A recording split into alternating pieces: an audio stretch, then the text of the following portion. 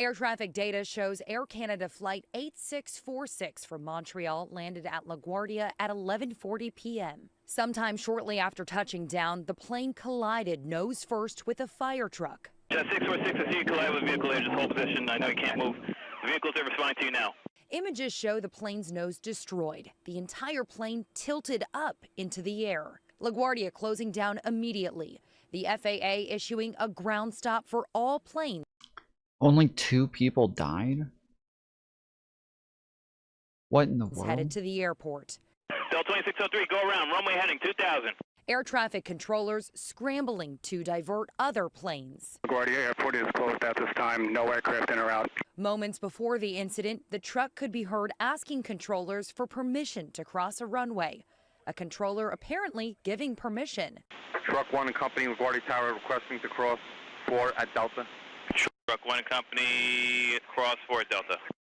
Truck 1 and Company crossing 4 at Delta. Just last year, the FAA allowed airlines to operate fewer flights into New York due to congestion and air traffic control concerns. Again, we've learned 2 people were killed. 13 others were hospitalized with injuries. The pilot and co-pilot are among the victims. It's unclear if last night's rain played a role in this crash. LaGuardia Airport remains closed. Sheesh, then. Here's the air traffic control tower speaking to that fire truck as the tragedy unfolded. Truck 1 and Company, LaGuardia Tower requesting to cross 4 at Delta. Truck 1 and Company, cross 4 at Delta. Truck 1 and Company, 4 at Delta. Frontier 4195, just stop there, please. Stop. Truck 1, stop. Stop, Truck 1, stop. Stop, Truck 1, stop. Jet 646, I see you collide with a vehicle there. Just hold position. I know you can't move. The vehicles are responding to you now. Pete Montine, you're at Reagan National Airport for us. You're our aviation correspondent. Walk us through what you're learning, and I know you're learning a lot, about how this investigation is unfolding. What is very clear, Wolf, from the early data is that this crash occurred at very high speed. This Air Canada flight operated by Jazz Air Aviation had just touched down on runway 4 there at LaGuardia. That's one of the main runways there, and was still decelerating when this collision occurred at around between 115 and 90 knots. So that's the unit used, the nautical unit used in aviation, meaning this crash occurred between 130 and 100 miles an hour. You have to think of this like the force you would see in a T-bone collision that you would see on the highway. 2 cars traveling at highways. So it was like a runway car that hit a plane? Speed, that's roughly about 100 miles an hour of collision force. This is roughly the same. Of course, it will be up to investigators to determine exactly where and when this collision occurred. Although I want you to look at the early data from Flight Radar 24 in which they plot out. You haven't seen the video? No, I didn't even know about this until I pulled up the Chuck Schumer interview and saw this at the beginning. Point by point, which point Air Canada Express Flight 8684 was going. It was a fire truck dispatched for a chemical spill. Oh, man. Down the runway and then approached taxiway Delta, which is the point you heard in that air traffic control audio where this truck, referred to as Truck 1 on the air traffic control audio, was told to cross across the runway. Then you heard the tower controller there in the control tower at LaGuardia frantically try to stop that truck. Then in that data, you see a bit of continuation of data there to taxiway Echo. That's about halfway down the runway. That seems to be where everything ultimately came to a stop because of the physics involved here. I want you to listen now to this very telling air traffic control audio that occurred about 18 minutes after the collision itself, in which a controller in the tower seems to say, "I messed up." Here. That wasn't good to watch. Yeah, I know. I was here. I tried to reach out to my stuff. We were dealing with an emergency earlier. I messed up. No, man, you did the best you could. Important to remember here that this fire truck was responding to another incident on the airport involving a United Airlines flight that had to abort its takeoff twice.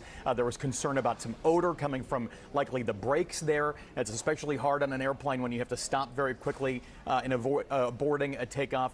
Some big questions here about the communications, where the actual breakdown occurred. We know, even from the investigation of the January 29, 2025 mid-air collision only a few paces from here at Reagan National Airport, that radio transmissions can be imperfect. Pilots can do what's called stepping on one another, where they're both transmitting at the same time, making transmissions and radio transmissions garbled and unintelligible. And so that can be something that is at play here. Also, of course, the fatigue of the air traffic controllers. This occurred very late at night, and we know air traffic controllers are really stretched to the limit. Many working 6-day weeks of 10-hour shifts, mandatory overtime because of a years-long nationwide shortage of air traffic controllers. Of course, something the NTSB will look into here, as it is just beginning its investigation and just gathering all of the evidence. The airport closed until at least 2 p.m., likely could be closed later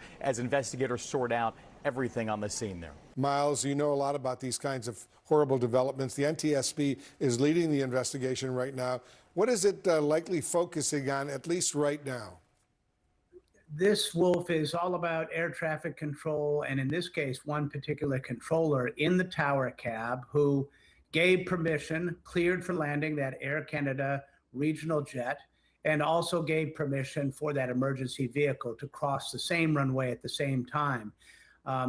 Listening to him on the radio and the recordings, as it becomes evident what is going to happen is very difficult, frankly, because it's the realization of it becomes quite evident, put it that way. He tries to stop the emergency vehicle, but it was obviously too late. So the context of this, though, Wolf, is that you've got, an air traffic control system that for a long time has been bursting at the seams. Air traffic control staffing is still quite deficient. There's mandatory overtime required for air traffic control personnel. I was going to say, I know back when this happened, when Trump first got into office, there was a lot of conversation about whether or not it was because of layoffs and because of understaffing. And I was wondering if that was still happening here. There'll be some fatigue issues that will be looked at by the National Transportation Safety Board. And one other thing, Wolf, this runway at LaGuardia, runway 4, has a runway status lighting system, which is a technology designed to stop and prevent what happened here. It's supposed to detect active use of the runway and turn on some red lights on those approaches to the runway, which would indicate to that truck that this was not a good idea to cross that runway. It will be interesting to see if that system was operating properly, and if it was, did the the emergency responders focused on their mission to deal with yet another emergency, maybe didn't see it. I thought it was interesting and fascinating, Miles, that 18 minutes after the crash, an air traffic controller appears to say, "I messed up," to a pilot who witnessed the crash. Listen to this. Oh, man. That wasn't good to watch. Yeah, I know I was here. I tried to reach out to my stuff, and we were dealing with an emergency earlier. I messed up. No, man, you did the best you could. All right, Miles, I want to point out that determining root causes of accidents can take maybe, based on my experience, and you have a lot more than I do, at least a year, maybe longer, and often involve multiple contributing factors. How will these communications factor into this investigation? Well, I mean, it's there on the tape, Wolf, and it is hard to listen to that controller now has to carry that with him. That was his mistake, but it was his mistake specifically and individually, but that's put in the context of a system that has set him up for failure. It's a system where they are overworked. LaGuardia Airport is one of the busiest pieces of concrete on the planet when it comes to getting airplanes in and out. The system is blinking red, has been blinking red. You go back to more than a year ago, the mid-air collision at Washington National Airport.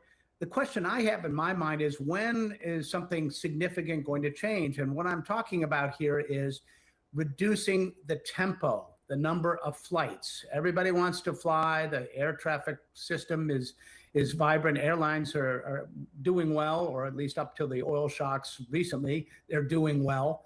The question is, should we be slowing down this tempo to recognize the fact that we have a system that is beyond its capacity? Well, for more on this, let's bring in the CNN's aviation analyst, Peter Gultz. It's good to have you, Peter. What more do we understand now about this deadly collision? I mean, based on your decades of experience in aviation, you know, what questions have we had answered at this sort of, you know, in this early stage, and what are we still waiting to hear? Well, this accident, Becky, is really eerily similar to the accident that occurred over a year ago at in Washington, D.C. Yeah, I'm sure neither one of them were black, because if they were, we would have heard Trump running around saying this was DEI already. You have very crowded airspace.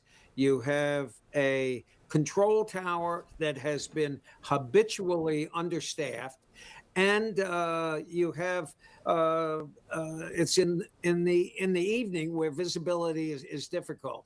Listening to the tower tapes preliminarily, it really is going to focus in on the instructions given by the air traffic controller and his response to the emergency vehicle. The vehicles all have transponders. The emergency vehicles travel the airport every single day, and they do it safely. This is a very rare occurrence. Something happened when the emergency vehicle requested and believed that they got approval to cross the runway. So take a listen to this audio recording of an air traffic controller in the tower shortly afterwards. That wasn't good to watch. Yeah, I know I was here. I tried to reach out to my stuff, and we were dealing with an emergency earlier. I messed up. No, man, you did the best you could. Yeah, I think there's Mandatory note determining the root causes of accidents can take a year or longer and involve multiple contributing factors, of course. Yeah, what do you make of what we just heard there? And then, you know, I guess what can be done about these incidents? Well, the NTSB is on the scene. You'll get a briefing from them later today. But I think that underscores that the language used to approve the crossing of the runway may not have been as precise as required. And, you know, the reality is this. Everybody take a second. We're just getting started here. Stream just started up, so take a moment, hit the thumbs up button. If you're watching on vertical, double tap the screen. If you're watching on the landscape, just hit the thumbs up button at the bottom of the screen. Appreciate you guys joining us today. We got a lot to get into. This is the world's busiest airspace. There are 5 large airports within 25 miles of LaGuardia. And you have a tower that has 11 positions, and you have 33 controllers assigned to it. There is a staffing level of 60 that has been requested. They're understaffed, they're overworked, and mistakes are made. I just want to get your sense of the new data that I know has been revealed in the past sort of few hours or so. The Air Canada plane was going at 104 miles an hour before it hit that fire truck. Is that normal speed at that point of its sort of journey? Yeah, absolutely. My guess is this aircraft has a touchdown speed of about 135 knots. It probably had touched down perhaps 300 yards up the runway. The pilots, their attention is solely on the runway ahead of them. They are not looking left or right. They are looking directly at the runway. So 104 knots seems about right. The question is the driver of the truck, the emergency truck, I believe, believes that he was given permission to cross the runway. And that's where the attention is going to be. Joining us now is David Susi, a CNN safety analyst and a former FAA safety inspector. David, thanks for joining us. I want to show you and our viewers images and the video shot by a passenger on the plane, Jack Cabot. The passenger took these images from the tarmac. As you can see, he and his fellow passengers had just made an emergency exit. These still images show the extensive damage from the impact. The plane's nose completely obliterated.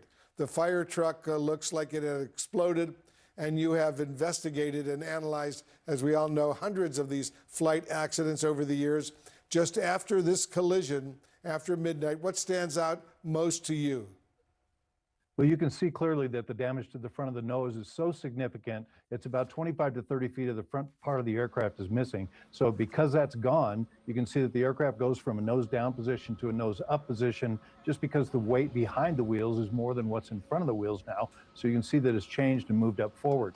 So one of the things that really strikes me is that because that aircraft hit directly in the middle of the fire truck was moved forward and the aircraft was damaged in the nose. This could have been much, much worse, Wolf. Had that truck been 40 feet further or 40 feet back, then that it would have struck against the wing, the fuel cells, the engines, and would have created a huge fire and would have had many, many fatalities. So as tragic as this is for the two that we've lost, there could have been much, much worse. And just out of pure luck, that airplane hit in the middle of that fire truck and reduced the number of fatalities significantly. Yeah, 2 fatalities, the pilot, the co-pilot, 41 passengers, other crew members were injured, some significantly. Will investigators seek out videos and images from other passengers and crew members in hopes of finding more information?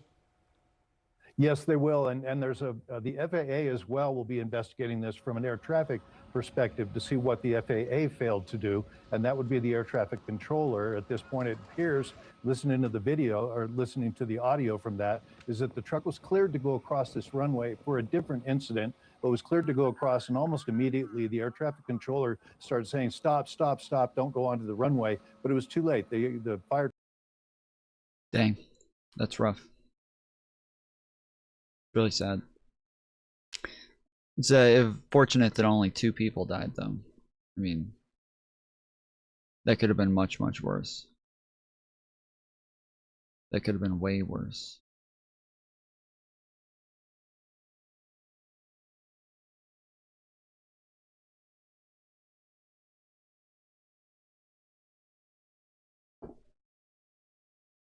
I really did not want to have to make this video. In fact, I actually did everything in my power to not have to make this video. But I guess here we are. If this is the first time you're seeing me, my name is Z. I'm a political operative from rural Nevada. And just over a year ago, I started the largest counter organization to Turning Point USA on the left national ground game. Before Charlie Kirk died, we started a college campus tour, which was against his American comeback tour called the Unfuck America Tour. You've probably seen us online and maybe even at your college campus.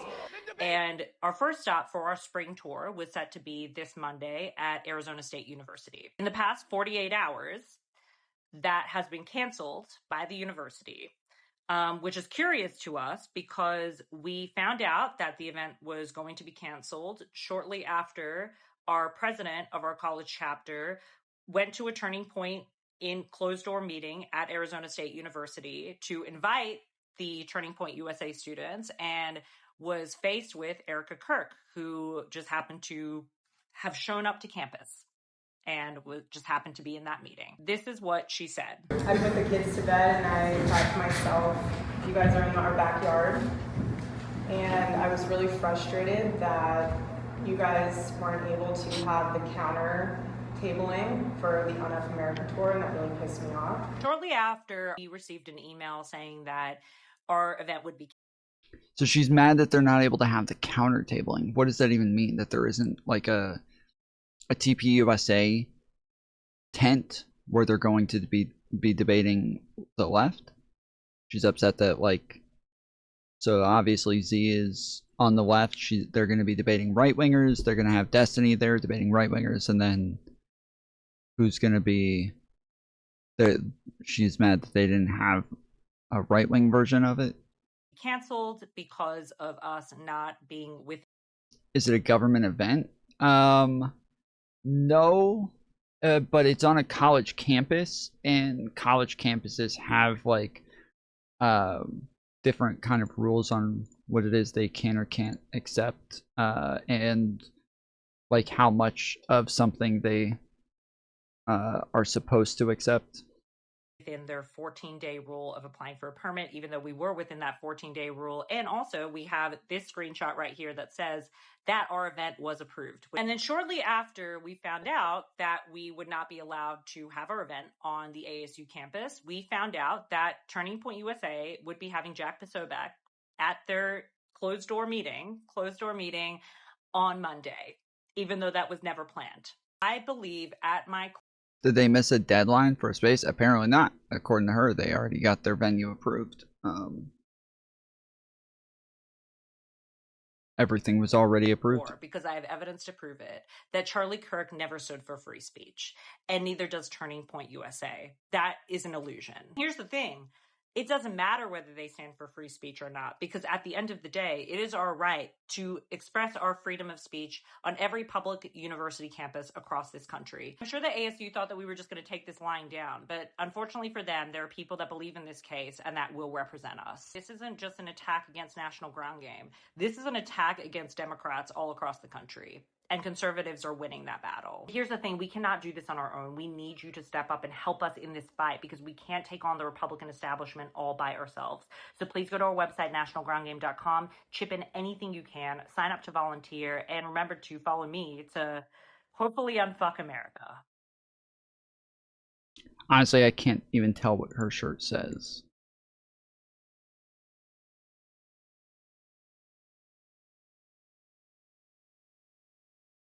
What the fuck does it say?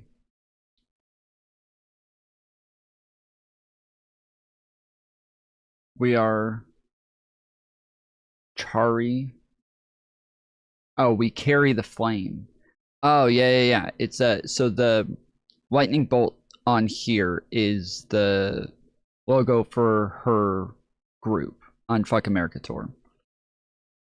And so this is them saying that they're the ones who actually carry the flame. It's not TPUSA or conservatives. Of us not being within their 14-day rule of applying for a permit, even though we were within that 14-day rule. And also we have this screenshot right here that says that our event was approved. And then shortly after we found out that we would not be allowed to have our event on the ASU campus, we found out that Turning Point USA would be having Jack Posobiec at their closed door meeting on Monday, even though that was never planned. I believe at my core, because I have evidence to prove it, that Charlie Kirk never stood for free speech, and neither does Turning Point USA. That is an illusion. Here's the thing. It doesn't matter whether they stand for free speech or not, because at the end of the day, it is our right to express our freedom of speech on every public university campus across this country. I'm sure the ASU thought that we were just going to take this lying down, but unfortunately for them, there are people that believe in this case and that will represent us. This isn't just an attack against National Ground Game. This is an attack against Democrats all across the country, and conservatives are winning that battle. Here's the thing, we cannot do this on our own. I'll message her real quick. I think they had an event tonight. Is their event still going? I'm not gonna message her if they're still doing it, but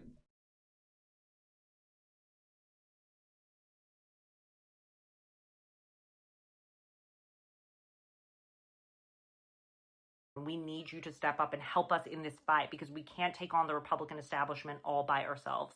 So please go to our website, nationalgroundgame.com, chip in anything you can, sign up to volunteer, and remember to follow me to hopefully unfuck America. they went and did it anyways. She said they won't stop. They'll keep bending the law to silence dissent, conditioning you to step by step until elections don't matter. This isn't just about one group. It's about every Democrat fighting to protect our constitutional rights. Fight back right now. Donate National Ground Game. So they got a permit for their event at this college campus.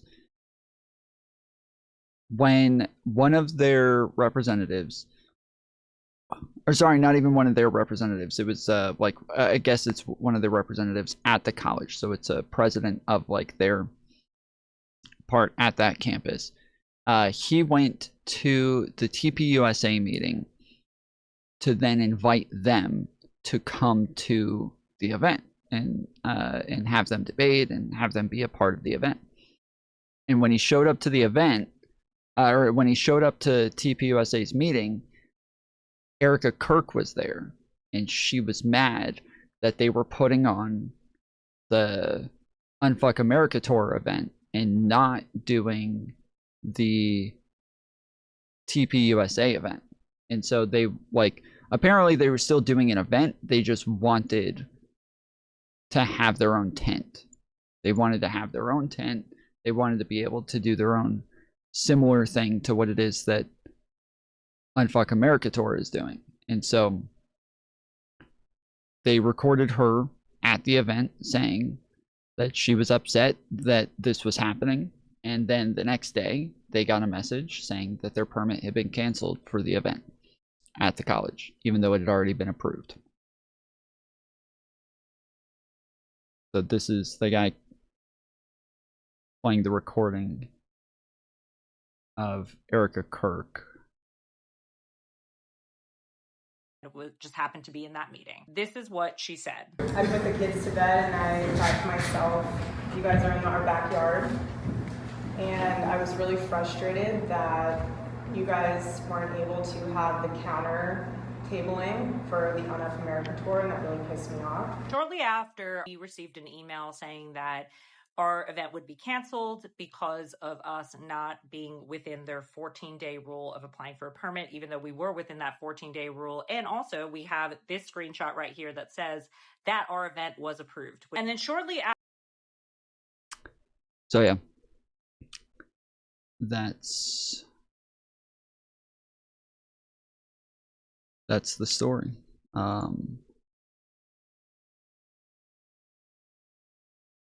I was really frustrated that you guys weren't able to have the counter tabling for the Unfuck America Tour, and that really pissed me off, especially because we have some really good people that could be on campus to counter program that. So Unfuck America posted, ASU approved our event with Destiny. Then Erica Kirk shows up and complains hours later it's canceled.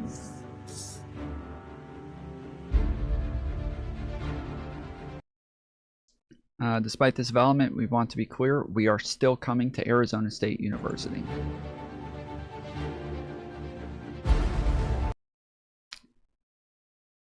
And let's see.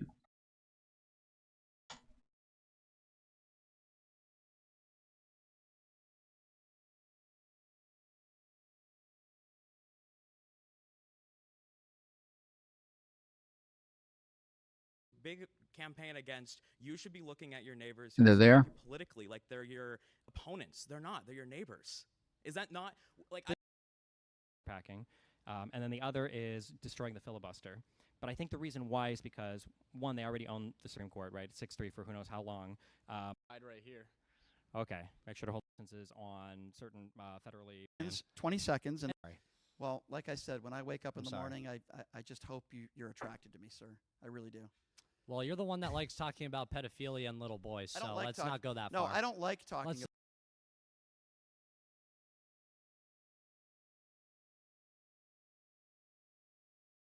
So let's see if there's any more updates on this.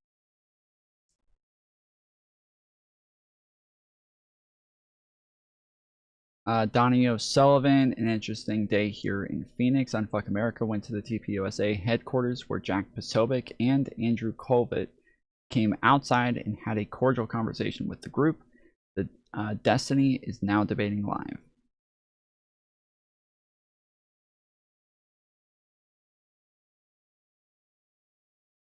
Interesting.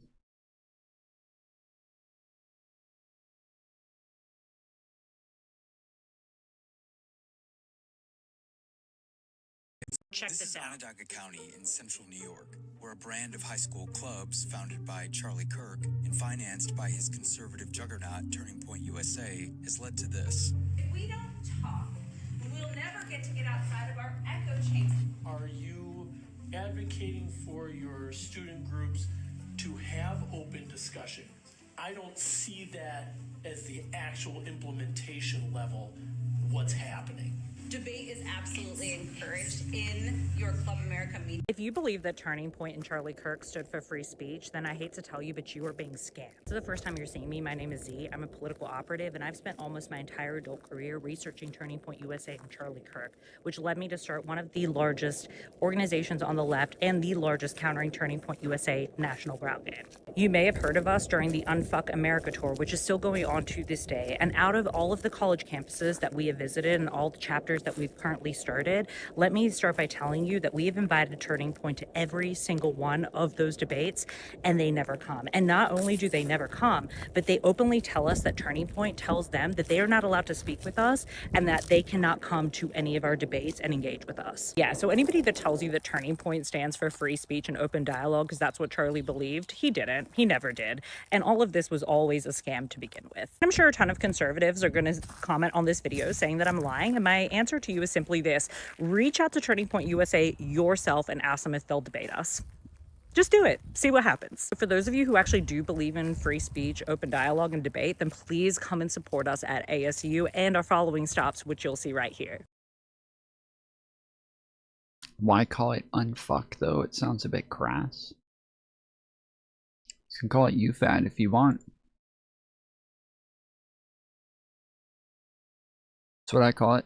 UFAT. Unfuck America Tour.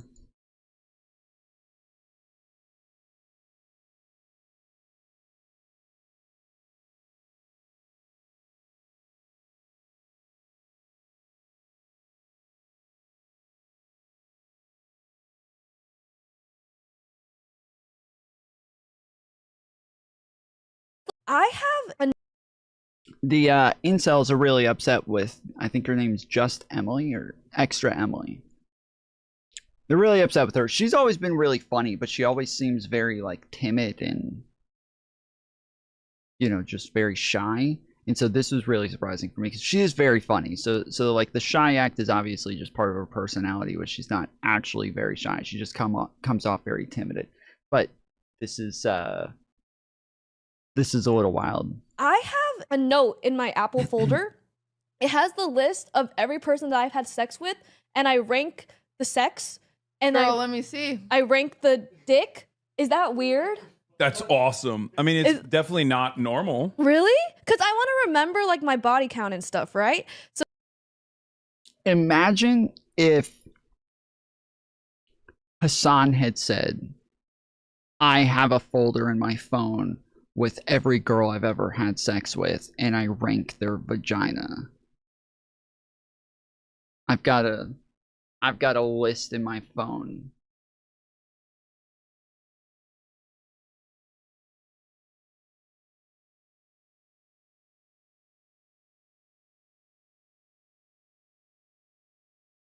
So then she's responsible. I have Can this I see list. it? Oh my Yes. God, that's awesome! I can't wait to see this. I have this list. You have been out there. Wait, really? Way to I go. had a hoe phase. I had a hoe Good phase for you. in college. Nice. Good for you. Yes, I'm I so wanted happy for to you. remember like their names, and then I have like the Some of sex these ranking. notes are so funny. Are they thorough? These Are most men just like really bad? They're all horrible. Really? Maybe I'm But picking you're the wrong talking about men. like Columbia undergrads, like of course. Yeah. Like, What makes them bad? I'm inexperienced. curious, uniquely. Like they don't. Okay, I don't think I've Columbia undergrad. ever finished with a guy. Do they make an effort to make you finish? so They funny. they try and I just give up. Okay, I'm so like just but stop. let me ask this then. That's first of all, I'm sorry to hear that. That sounds fucking awful. Question I have for you is This is so funny. She has a separate list of just dicks. but the same name pops up multiple times. Mhm. Yeah, so that was like my messy phase where I had like I liked a guy and then I would be like, oh, but we're not like official, so I was seeing other guys and then it's a Tinder guy, right? And Whatever like you're they don't comfortable have any care to like for me. They just want to. Oh, of course. They just want to finish. get done. Yeah. So what happens is Tom wants that Trigon wall scroll. What is trigon? Did you mean to say Trojan? And he's like, he has a condom on, and then he's like, can I take my condom off and come in you? And I'm like, and then buy you plan B after? And I'm like, okay. That's insane. No! That's not okay. That's why there's an sad. angry face next to his name. Yeah, apparently it's really bad for you. I've taken it it's not good twice for in you. my life. So Yeah. one thing I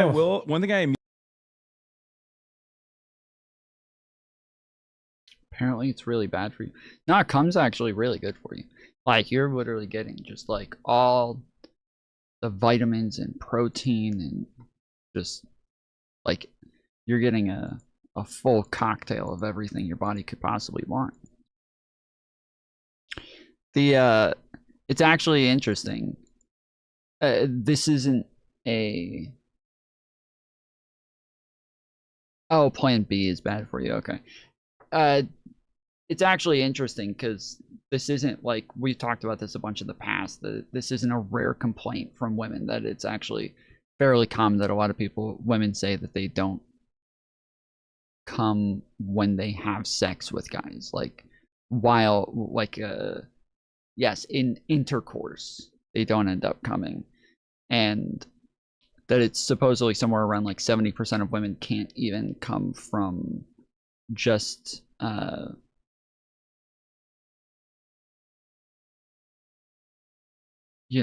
penis vaginal sex alone. They need some flicking of the bean as well.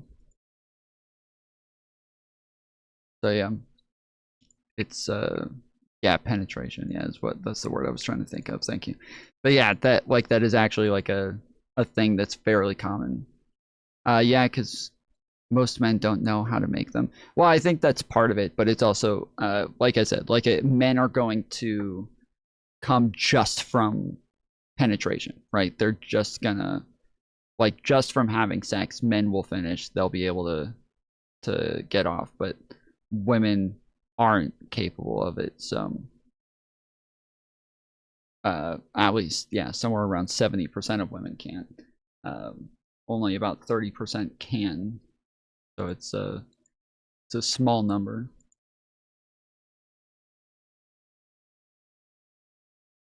But yeah, the incels are going off. Here's Brian Atlas. He says, Extra Emily reveals that she had a hoe phase and keeps a list of all the men she's been with on her phone. She also lets Tinder dates finish inside her raw while not on birth control. These admissions are a scarlet letter. In other videos, she admits to getting at least one STD. Is this going to be your future wife, the mother of your children? Many women, especially those that went to college, have stories like this.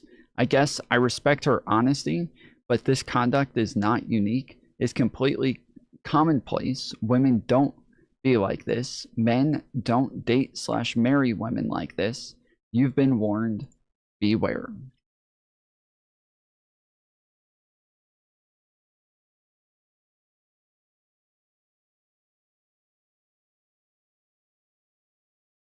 And then he had another tweet about her. How am I going to find someone to have kids with? How am I going to get married? How am I going to have like a future like that? It's really hard to think about, because I think in this day and age, it's really hard to find someone like that, you know? And then you just, and same with like monogamy. Like monogamy, you're married to them for your whole life. So you're married to them from like age 30 to age 100. Like that is a lot of time, you know? And apparently people say that you aren't supposed to be married to one person. I don't know who said that. I read that on Twitter, okay? Don't believe me. But it's like humans are meant to be monogamous. They're meant to have multiple partners in their lifetime, because it's like, how can you... There is no meant to. I mean, this is literally the opposite side of the coin from what it is that Brian's doing, where he's telling all men not to date a woman like this. It's kind of stupid, because the idea of like, there's a lot of people who want monogamy. There's a lot of people who would prefer monogamy, and that's what they're looking for. They're looking for just one person to have like intimacy with. that they're going to share just this with each other and nobody else, and that's fine. But when she acts like humans aren't meant to do that, well, we're not meant to do anything when it comes to sex. Like, there is no thing that we're meant to do. Like, we're not meant to be in monogamous relationships. We're not meant to be in non-monogamous relationships. We're just meant to do whatever the fuck. Like, there is no meant to. Obviously, cultural barriers play a big part in what it is that we prefer, but there is no meant to. So this is literally the opposite side of the coin of Brian, where Brian's acting like everybody should be with women who are the opposite of How her. can you commit to one person for 70 years? And then, yeah, she's the opposite side where she's like, why? We're not supposed to do that. As though there is some sort of purpose there. It's ridiculous. Okay, this is the last non-politics related video, but this is wild. Bring in the next person. Hello. See ya? Not quite. Okay.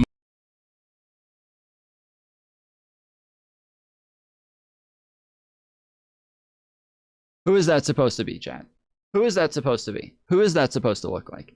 He did a contest where you were supposed to be a lookalike of some sort of celebrity. Who is that supposed to be?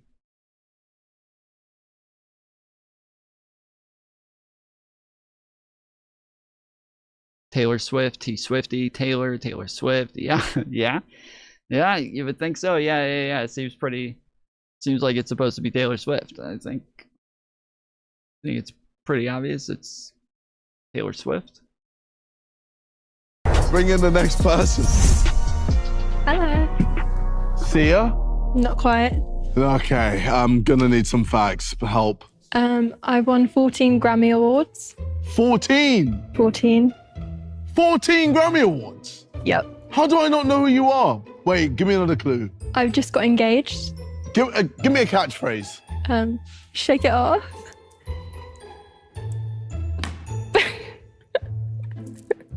Taylor Swift. Correct. Who told you you look like Taylor Swift?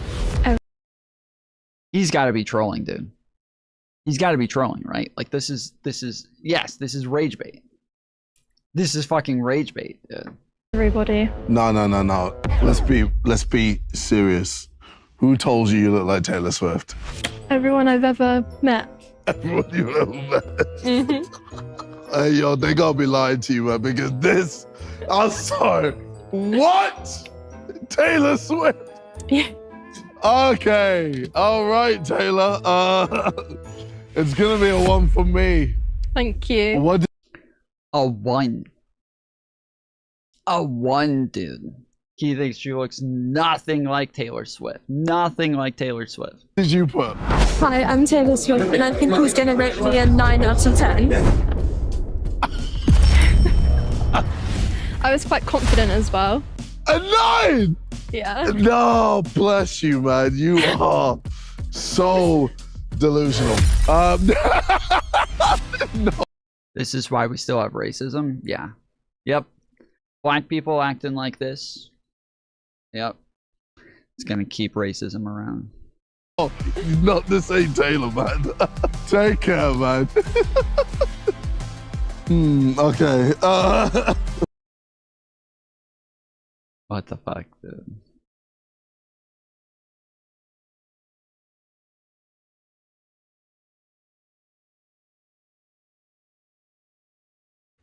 Tomorrow morning sometime, their time, we were expected to blow up their largest electric generating plants that cost over $10 billion to build. Wow. It's a very good one. There was no dearth of money. And one shot, it's gone. It collapses. Why would they want that? Who would? So they called. I They didn't did? call. They called. Wow. They want to make a deal. Wow. And we are very willing to make a deal. It's got to be a good deal. And it's got to be no more wars, no more nuclear weapons. They're not going to have nuclear weapons anymore. It's interesting because he said that he was going to obliterate Iran, if they didn't call in 24 hours, and here it is. They made the call. It's crazy. They are? Well, I'll be damned. The son of a bitch pulled it off. This is probably what MAGA means when they say Donald Trump is a master negotiator. This is great. He has Iran calling him, not Thank the God. other way around. That's amazing. This is great news. And I know what you guys are going to say. Iran already came out and denied this ever happened. And you wouldn't be lying. Iran quickly disputed Trump's claims about talks, with the foreign ministry issuing a statement to state-run newspaper Iran that read, "Remarks by the U.S. president are part of efforts to reduce energy prices and buy time to implement his military plans." While there have been initiatives by regional countries to de-escalate tensions, Iran's response has been clear. It did not start the war, and all such requests should be directed to Washington. And to that, all I have to say is, how dare you, Iran? Yeah. Are you suggesting that our president, our Like he's a liar? commander-in-chief, who just happens to be Donald J. Trump, are you claiming he's lying? No Are way. you claiming that not only is he lying, but he's doing this in order to manipulate a crashing market? He compares himself to Abraham Lincoln all the time for a reason. Because he's pretty much Honest Abe. You know? I mean, I'm appalled. I'm appalled. That man has never lied to the American people a day in his life. You cannot tell a lie. Okay, there was that time where he said he was the peacetime president and he wouldn't drag us into a war. Doesn't There count. was that time. There was also that time he told us he would lower gas prices and energy prices and the cost of living, and then claims affordability is now a hoax that Okay, I see what That was the fucking mainstream media twisting his words. right, but to make the accusation that he's just saying this and lying to manipulate a crashing market, Donald People take him too literally. Trump would never do that. Except there was that time when he was backing in and out of the tariffs and implementing the tariffs, so much so that people nicknamed him Taco. Listen, those are what we in the biz just call unfortunate coincidences, right? But this time is different. He's definitely telling the truth, you guys. You guys are acting that he was found guilty of 34 felonies for lying. Anyways, bye. Yeah, I don't know why anybody would act like Donald Trump. Is a felon or a habitual liar, or it's crazy. It's crazy. Dissecting everything Trump does or says. Why? Who knows? People treat him like he's like the fucking president of the United States or something, dude. It's obnoxious. It's Trump derangement syndrome. I was on a news blackout because I was on assignment. And I get back and I see that Trump's announced he's negotiating with the Iranians, and the Iranians said, "No, we're not." And the U.S. media believe the Iranians.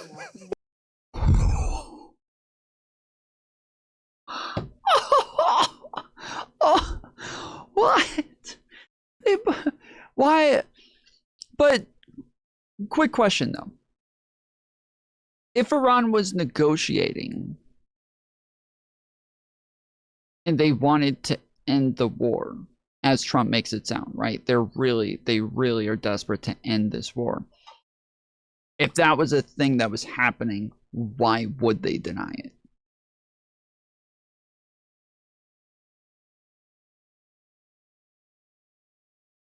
Right, Trump says that the people in Iran are getting ready to rise up against the government. They're all getting ready to take over, and like what, according to Trump's thought process, they would want to tell everybody hey guys, don't take us over. Do not do the revolution. We're negotiating, okay? We're going to fix this. So why wouldn't they announce that they're negotiating? Like,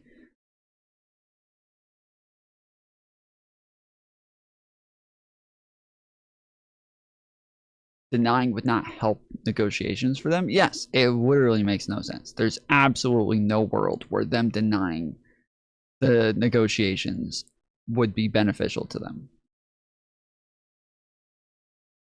And not only that, but this is like the third or fourth time Trump has claimed that he's negotiating with a country, and that country has come out and said, no, we're not. That's not happening. Twice with China alone. China alone came out twice and was like, what? We're not in negotiations. And no negotiations ever came out, or no deal ever came out while they're denying these things, right? So if it's so crazy, that anybody would believe what it is that Iran says about this, where I don't think Iran's an honest country. Iran's not a bunch of honest people. Obviously, they lie a lot as well. Probably not as much as Donald Trump. I don't think anybody could, but they lie a lot. And so it's not as if they're like this trustworthy country that I would listen to in general. But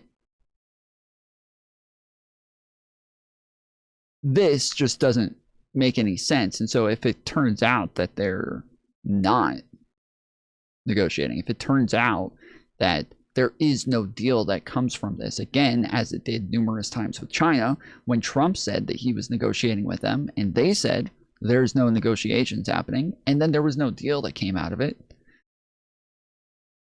You guys think Jesse Waters is gonna wipe that smirk off his face? You think he's gonna come back and be like, hey, you know what? That was really stupid of me to act like everybody else was idiots. That was really dumb. I was the idiot there. Do you think that's gonna happen? Comparing Islam ideology to an American president? Who compared Islam ideology to an American president? Who did that?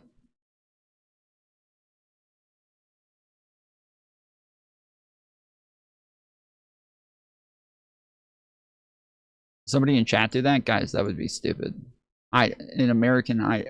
Islam ideology doesn't, you can't even compare that to a person.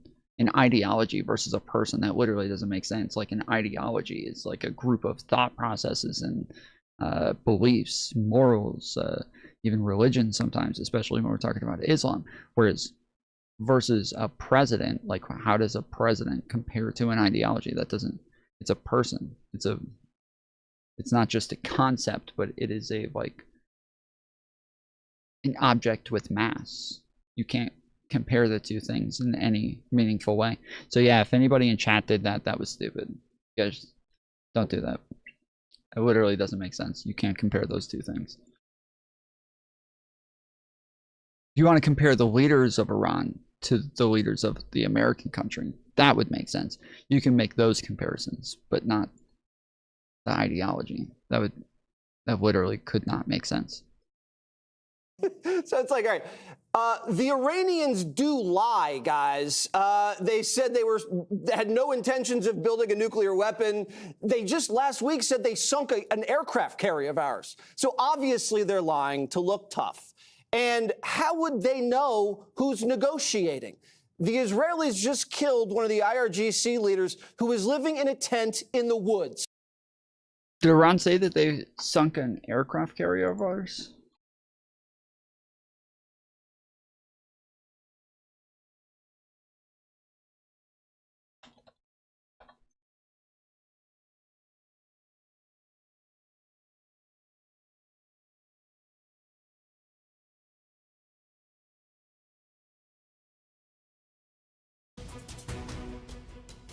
The Red Sea is on fire. Yemen's Houthi forces have unleashed a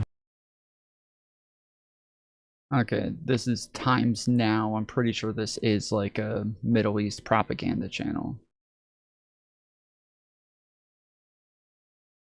Live direct hit 6 days ago. I think it's Times Now again. Yemen's Houthi forces have unleashed a brutal wave of missile and drone attacks targeting US warships and Israel, escalating the crisis into a full...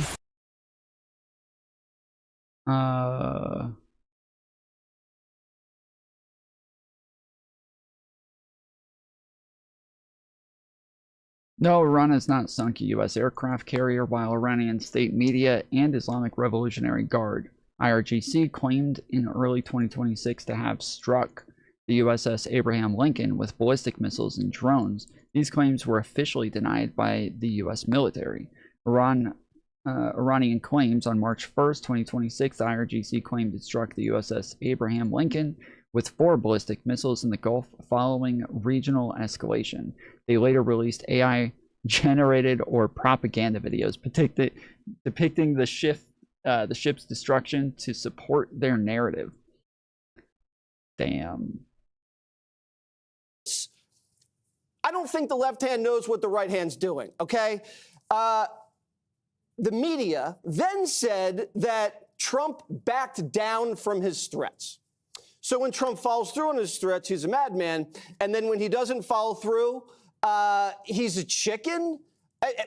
They have to cover this guy honestly. He creates a threat and then he gets the other person off balance so they come back to negotiate. This is what he's been doing for decades. And the Iranian foreign minister just announced that they have been talking to the United States through Turkey. And isn't this a good thing if you're a Democrat? Shouldn't you be rooting for negotiations? You want peace, you want to lower energy. Well, yes, I am rooting for negotiations. That is something that I do want. That doesn't mean that we believe Trump a prolific liar. Like, it doesn't mean we believe Iran in general either.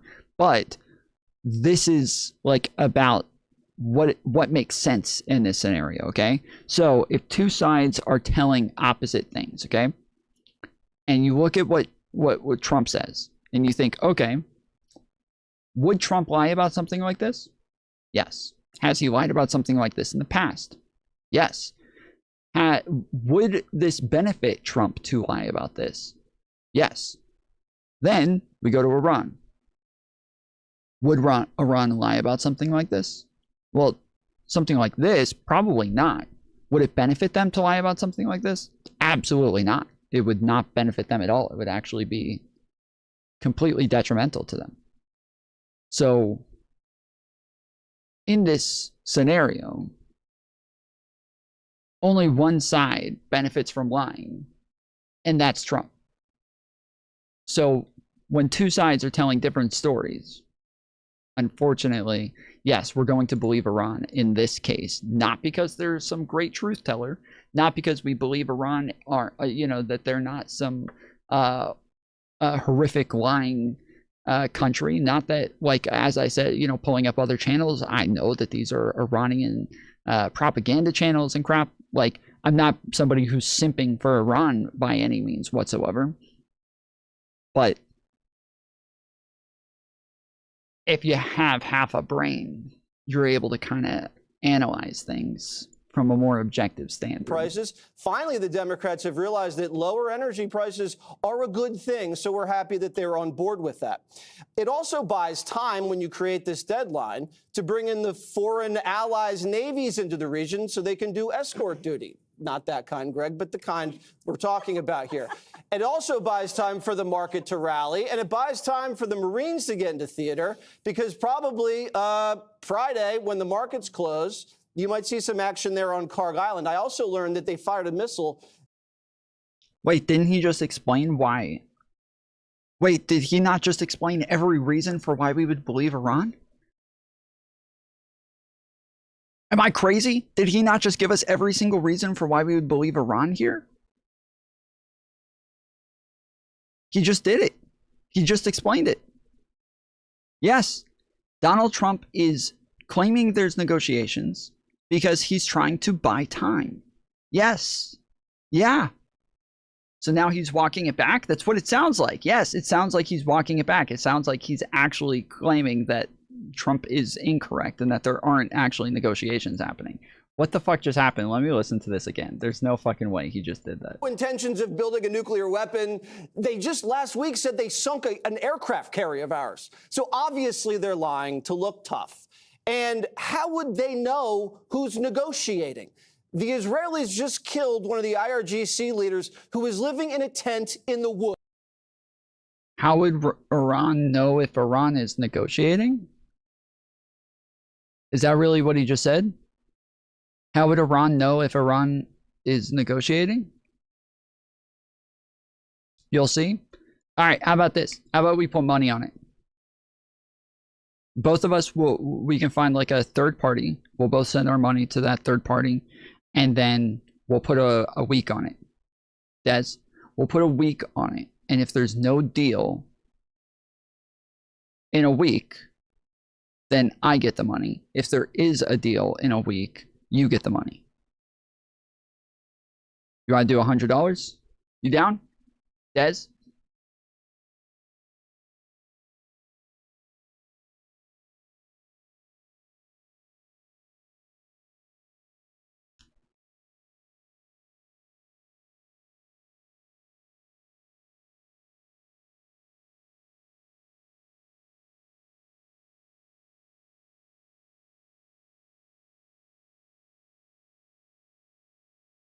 Des, you there, buddy?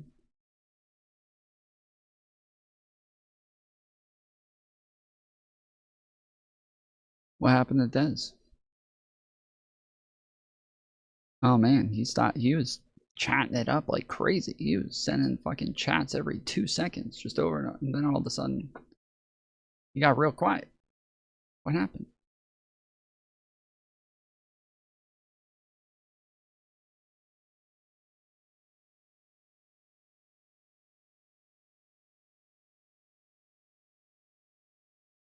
Like clockwork every time, dude. Every time. Sheesh. Woods.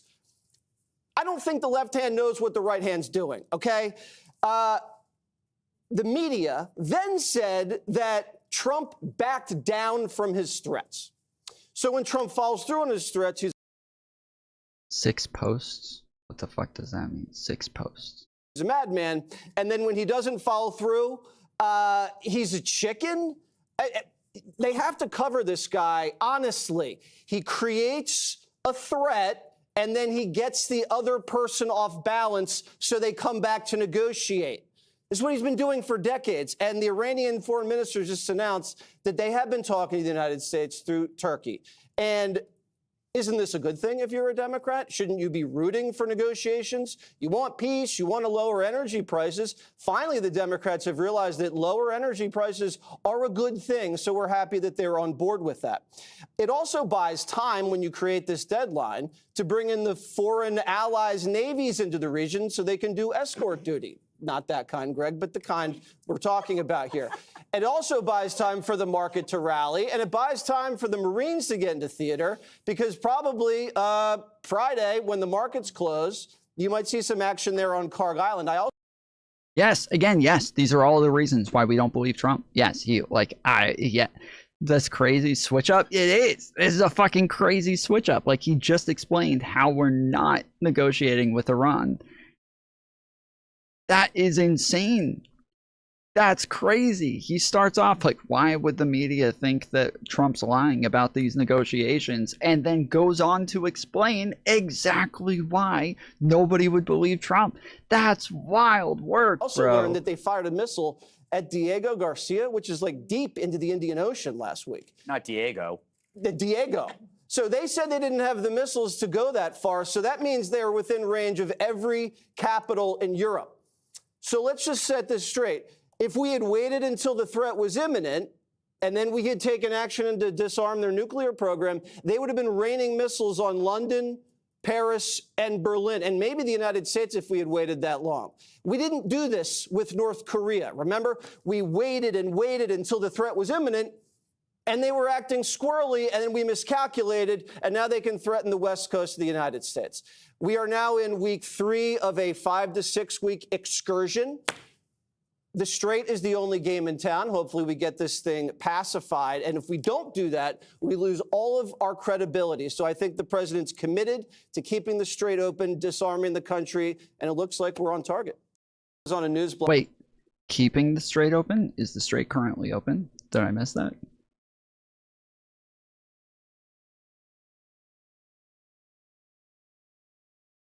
Did I miss that? The last time that we were on, we were listening to Exeth complain about the fact that the Strait wasn't open.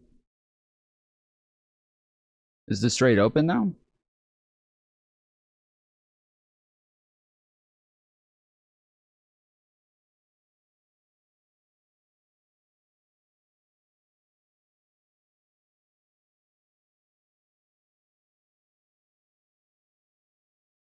Oh, that sounds like a them problem, not a our problem. Wait, who is them and our in this case? The Strait is open to non-USA and Israeli shipping. Yeah, that doesn't sound very open to me. That doesn't sound very open.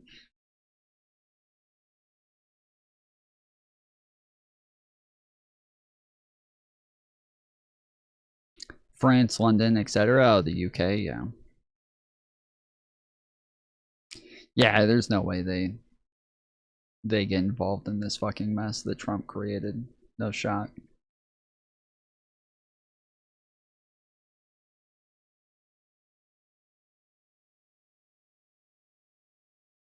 I mean, speaking of, look at this dumb fuck. Look at this dumb fuck here. Iran put out a footage of a F-35 being hit. No shot. Are you fucking kidding me, dude? Oh my God, American empire is so fucking over. It's not. Oh, the American empire's over, dude. Oh, Iran put it out. Oh man, they put it out. It happened, guys. Iran put it out. Because Iran. Not even funny. There's no way this is real, right? There's no fucking shot. Oh. Okay, so this is what an Iranian simp looks like. This is what an Iranian simp looks like. This is what it looks like when somebody actually believes the shit that comes out of Iran. Oh my God. Oh my God. Oh my God. Oh my God, it's real. Oh my God, it's real. Oh my God, it's real. Oh man, US F-35 damaged by suspected Iranian fire, makes emergency landing sources say. Oh my God.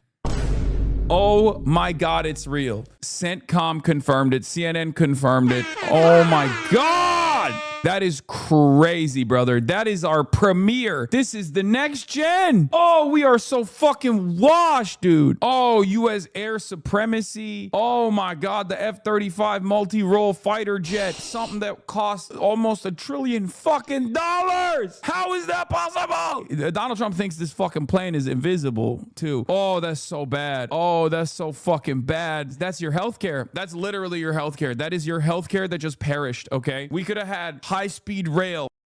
They just got damaged, like, and they had to land, and he's over here like, oh, American Empire, over. That's it. They're done. American Empire, done. A network of high-speed rail on this in this country instead of healthcare in this goddamn country, instead of fucking schools, instead of high-speed rail. I don't see why any jet is incapable of being shot at. I need you to understand something, okay? The F-35 multi-role fighter jet is supposed to be the last generation fighter jet that the United States currently has at its disposal. It is one of the most costly endeavors we have engaged in, totaling more than $1 trillion fucking dollars. If they are capable of being taken out by, relative, like, conventional loitering munitions or surface-to-air missiles, that directly contradicts the air superiority argument that the American government can utilize. A major blow to the confidence that we could have. This is not like some old tech that we're working. He's so fucking stupid, bro. He's actually fucking working with. brain It dead, is dude. unbelievably bad if the F-35 is actually taken out by Iranian anti-air missiles. It shows two things. Number one, Iran still has denial capabilities and they're very successfully utilizing it. Number two, the American air superiority is busted and dusted. Given that the U.S. now has effectively run out of standoff munitions, they finally ordered an F-35 sortie into Iranian space. This stealth aircraft was detected, targeted, and struck, and was lucky to make it back to base in one piece. Oh my fucking Lord. If this is a mass producible, repeatable incident, this literally renders the F. If it's a mass producible, repeatable incident, you're already celebrating that being the case. You're already celebrating Americans dying and all this, but if that's the case, happens once where the plane actually still makes it back to base and you're acting as though this is already mass producible. 35 like tanks, basically. If Ukraine and Russia showed that tanks were unreliable in drone combat, this is yet another instance where it's done. Dude, I can't believe it. I can't believe it. It's $1 trillion. $1 trillion. He's so fucking stupid. Oh my goodness.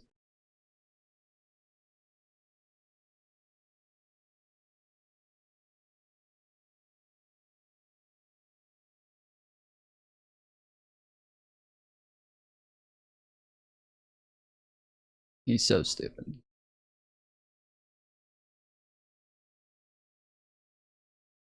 Says you're not telling the truth. Oh, wait. Hold on. Yeah, actually, this is it. Iran's foreign ministry says you're not telling the truth when it comes to productive conversations to end the war. Well, they're going to have to get themselves better public relations people. We have had very, very strong talks. We'll see where they lead. We have major points of agreement. I would say almost all points of agreement. But we've had very strong talks. Mr. Witkoff and Mr. Kushner had them. They went, I would say, perfectly. I would say that if they carry through with that, it'll end that problem, that conflict, and I think it'll end it very, very substantially. They want very much to make a deal. We'd like to make a deal too. We're going to get together today by probably phone because it's very hard to find a country. It's very hard for them to get out, I guess. But we'll at some point very, very soon meet. We're doing a 5-day period. We'll see how that goes. And if it goes well, we're going to end up with settling this, bombing our little hearts out.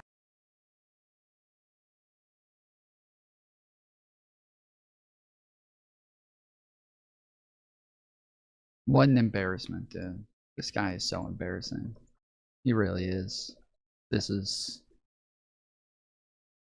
ridiculous. Why do we have to put up with this shit because a bunch of Americans are fucking retarded?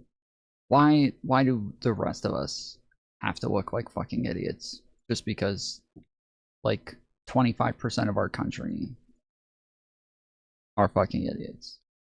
Why? Why is this the case?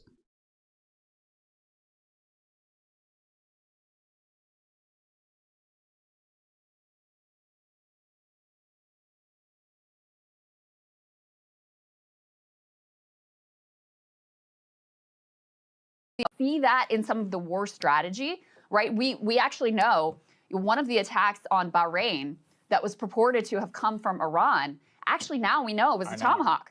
That was a U.S. missile that actually, did the damage there in Bahrain. We've had other indications that the Americans and the Israelis are actually responsible for some of the attacks that they are blaming on Iran. Why? Because they want to draw the entire region in. They want to make it so that those Arab Gulf states, that they also fully join the fight without hesitation. The Diego Garcia strike, if that is, if that was a false flag, which I think is possible, I'm not saying it is, I'm saying it's possible, what's the goal of that? To draw Europe in.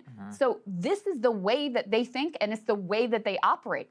And Bibi, in those comments, see that in some of the war strategy, right? We actually know One of the attacks on Bahrain that was purported to have come from Iran, actually now we know it was a Tomahawk.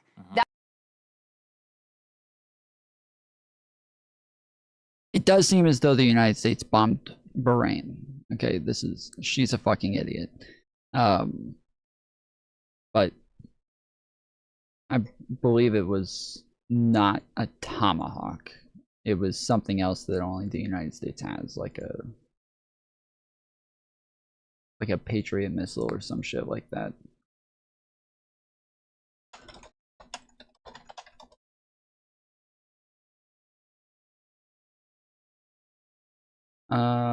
Experts say U.S. Patriot missile is likely behind the cause of a huge explosion in Bahrain, injuring dozens of civilians, including children, in neighborhood near an oil factory. Reuters reported, as published by the Economic Times, the incident occurred on March 9th, 10 days into the U.S. war with Iran.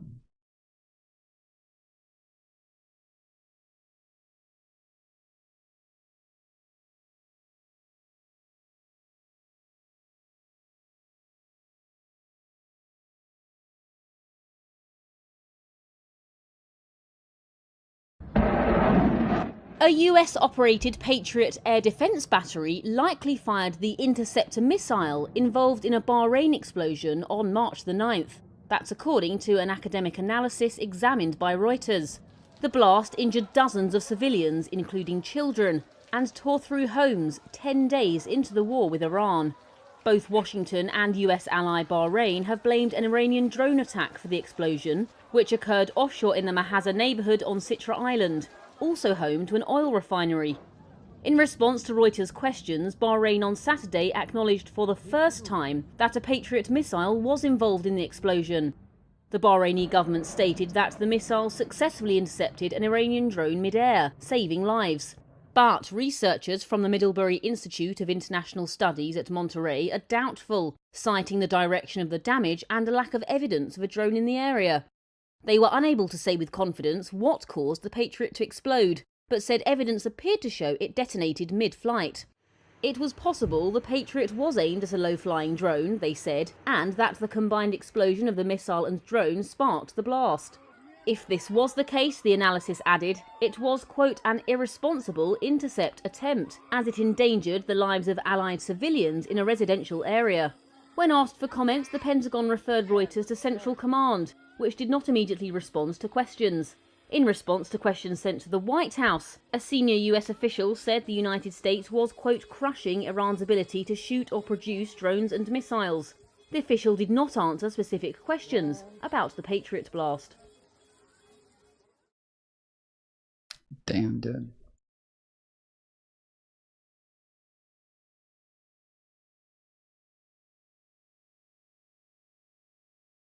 So it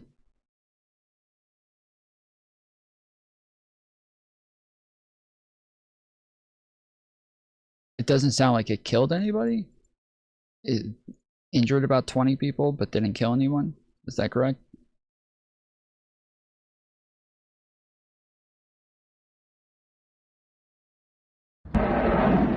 A US-operated Patriot air defense battery likely fired the interceptor missile involved in a Bahrain explosion on March the 9th. That's according to an academic analysis examined by Reuters. The blast injured dozens of civilians, including children, and tore through homes. Injured dozens. Okay. Yeah, so it injured about 20 people. Fog of war, yeah.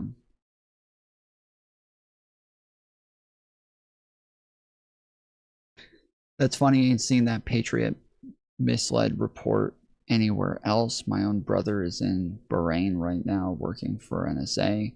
Talked to him and it's not even been mentioned over there. I mean, there seem to be a lot of stories on it. Reuters is the one who did the initial story, but there are a bunch of stories on this. A US-operated Patriot air defense battery in Bahrain was reportedly responsible for an explosion that caused injuries and residential damage in Manama. This took place on March 9th during an attempt to intercept an Iranian drone. Reuters has confirmed that the damage was caused by a like the problem is that initially we were told that it was an Iranian missile that did this. And then now the investigation is showing that it was actually a Patriot missile. And so now we know, okay, well, it couldn't have been Iran. It had to have been the United States. So now that we know it's the United States, the question is, but why was it there? We don't know why it was there. We don't know. Like, it could have been that they actually, as I said a minute ago, it could have been going after a drone and just ended up hitting a building instead.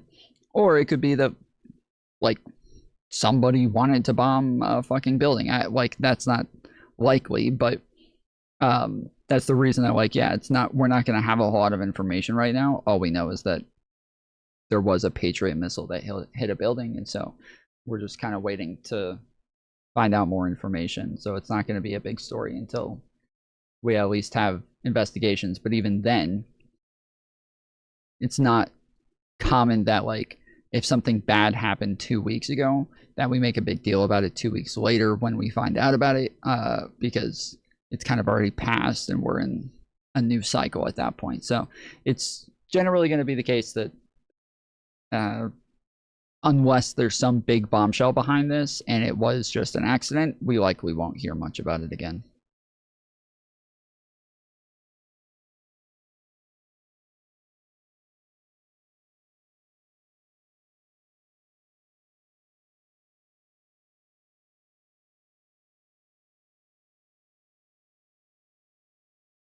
According to U.S. intelligence, principally or perhaps entirely ballistic missiles, which are the fastest by far and the most dangerous.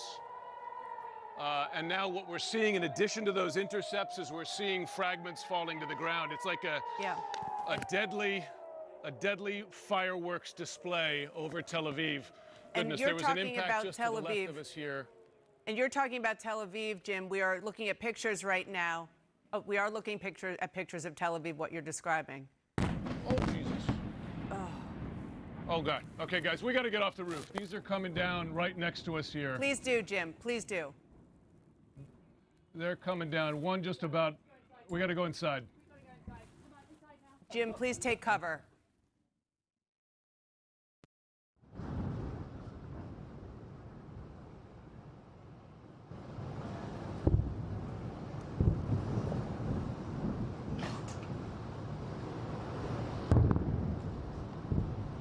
Fuck the cameraman.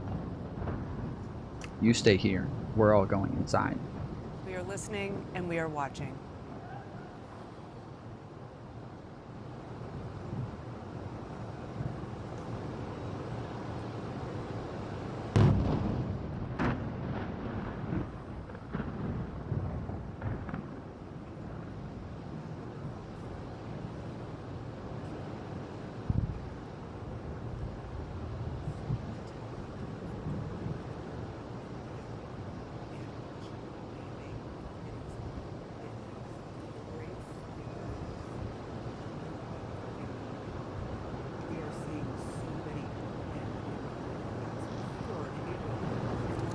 Sarah, I'm going to go to Jeremy Diamond in northern Israel. Jeremy? Dana, from our vantage point... This person posted this, Mark Slapinski, said, Israel is being completely destroyed as we speak. Maybe bombing Iran wasn't such a good idea.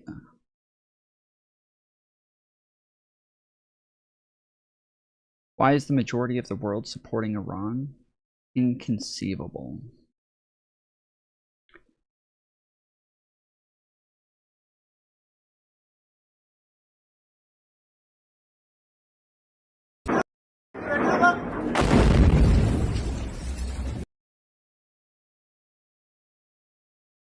America right now, because they know they are next.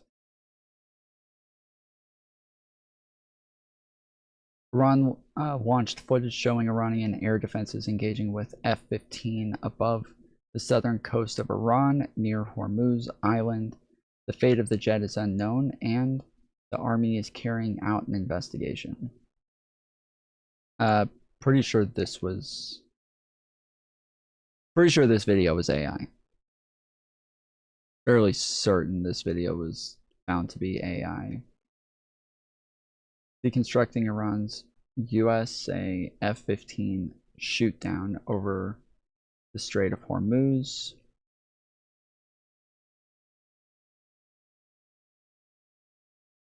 Okay, let us look at this new clip from Iranian state media claiming they bagged a US Air Force F-15 Strike Eagle over the Strait of Hormuz.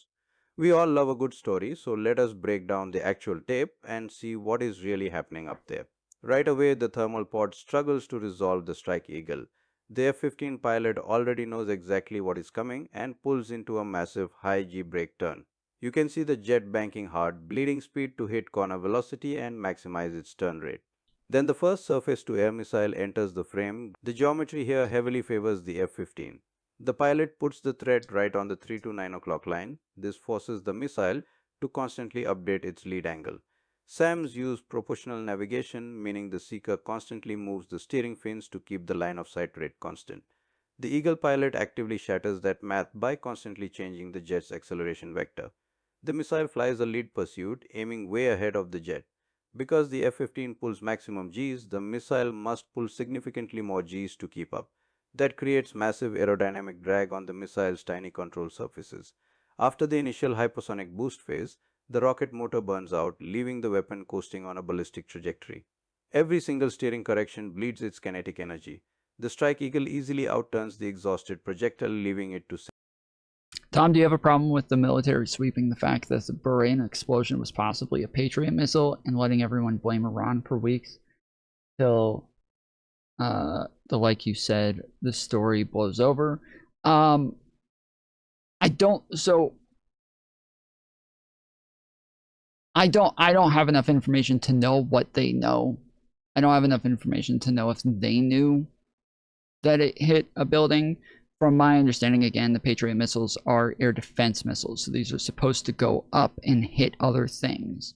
They're not supposed to go in the buildings. And so if let's say it actually did hit a drone, but it just didn't explode and it just blew through the drone, wrecked it, and that's as much as they know. But then after it goes through and hits a building and they're just unaware of this, I suppose that's a possibility. I would assume that there's like better maintenance on where your missiles go and that they're able to track them better, and but I don't know, and so I have no idea. But even when the Pentagon was reached out to for comment for this, they said that they were doing an investigation, so I have no idea. Sail into empty air.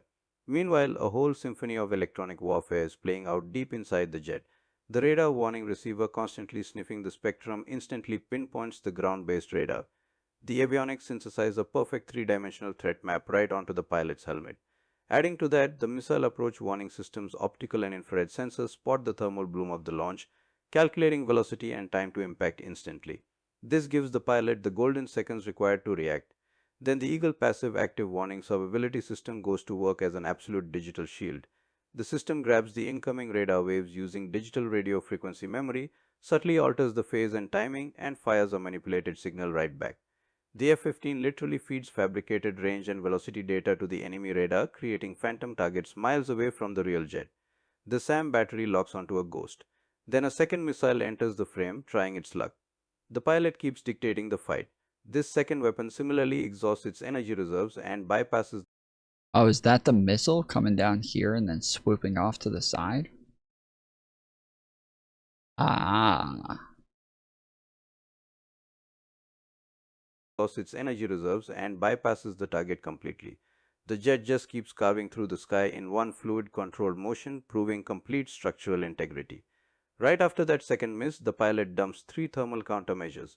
These flares burn with incredible intensity, way hotter than the engine exhaust. By dropping these and adjusting engine.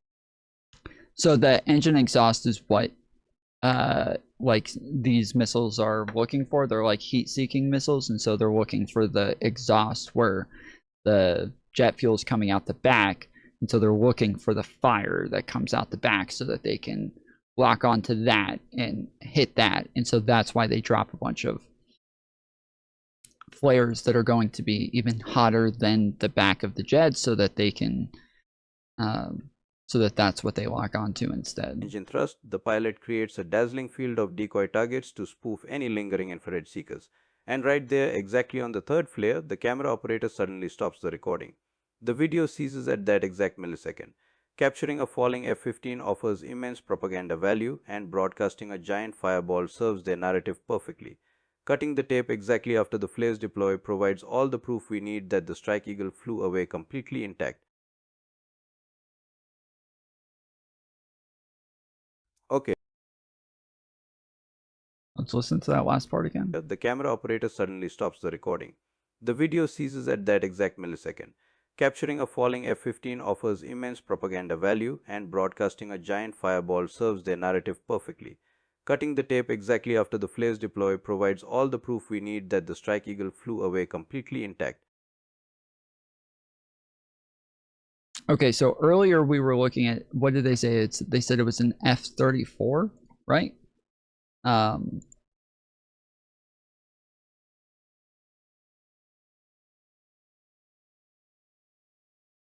Isn't that what they said it was? An F-35?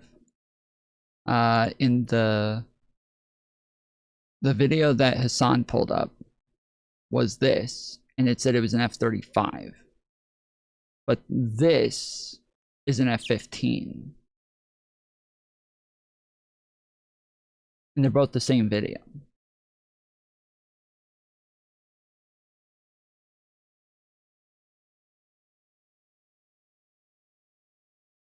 F-15, well, yeah, again, but the one that Hassan pulled up said that it was an F-35. I can pull it up again just to make sure that I'm correct here, but I could have sworn Hassan's video said that they took down an F-35.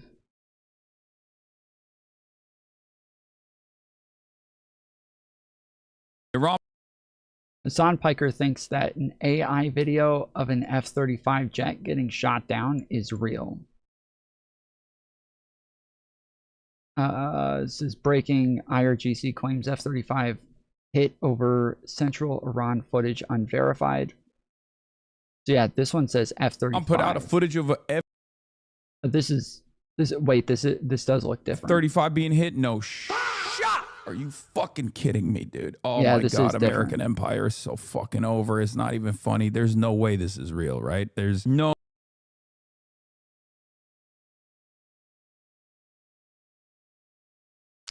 So from my understanding, this one isn't AI. This one is real. This one's AI.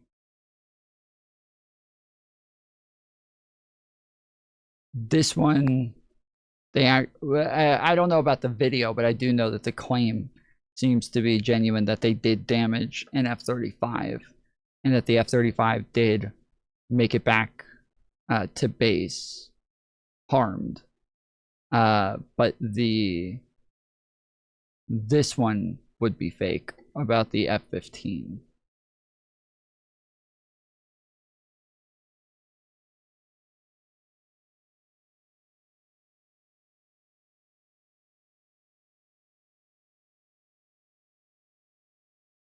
No fucking shot. Oh my God. Oh my God. Oh my God. Oh my God, it's real. Oh my God, it's real. Oh my God.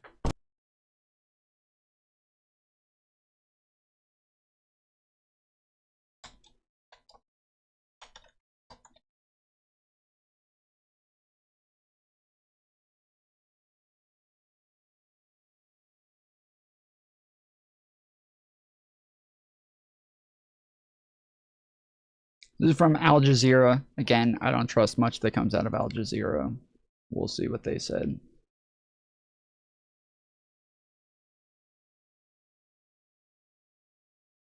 Looks like they took the video down. Oh, no. Maybe not. Is there audio on this? What the fuck? No audio? Okay.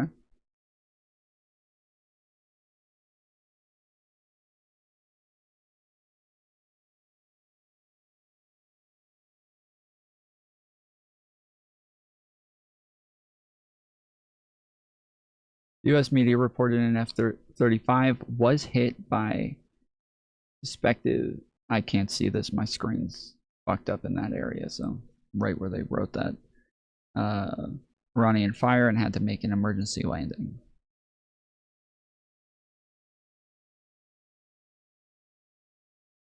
U.S. military said the pilot was in stable condition and the incident was being investigated.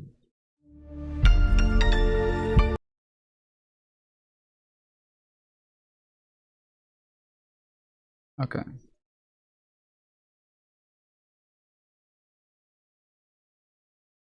U.S. F-35 damaged by suspected Iranian fire makes emergency landing, sources say. A U.S. F-35 fighter jet made an emergency landing at a U.S. airbase in the Middle East after it was struck by what is believed to be Iranian fire, according to two sources familiar with the matter. Captain Tim Hawkins, a spokesperson for the U.S. Central Command, said the fifth-generation stealth jet was flying a combat mission over Iran when it was forced to make an emergency landing. Hawkins said the aircraft landed safely and the incident is under investigation. The aircraft landed safely and the pilot is in stable condition, Hawkins added.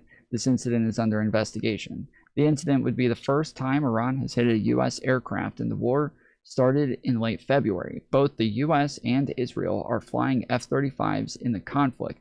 The aircraft cost upwards of $100 million. The U.S. has lost other...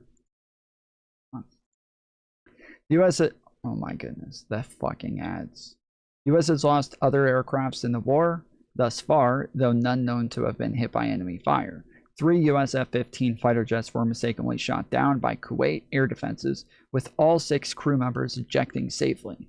And last week, a KC-135, I don't know how to say that, Stratotanker refueling aircraft crashed in western Iraq, though the cause is still unclear. The U.S. military said the incident was not due to hostile fire or friendly fire. All 6 crew members aboard the KC-135 were killed. Questions remain about the timeline of the conflict and what would come next. CNN previously reported that the Marine Expeditionary Unit was heading to the region. A U.S. official confirmed it is the 31st Marine Expeditionary Unit out of Okinawa. The Tripoli Amphibious Ready Group, the USS Tripoli, was seen approaching Singapore earlier this week. As the war has been nearing the end of its 3rd week, senior U.S. officials continue to claim widespread success in its campaign against Iran. Defense Secretary Pete Hegseth said Thursday morning that the U.S. is winning decisively and that Iran's air defenses have been flattened. Yeah, it's kind of annoying when they keep saying, like, they have no air defense left, they have no navy left, and then they keep we keep hearing reports of them still fighting us in the region. That it's fucking stupid, dude. Like, why lie? Why make yourselves look this fucking stupid?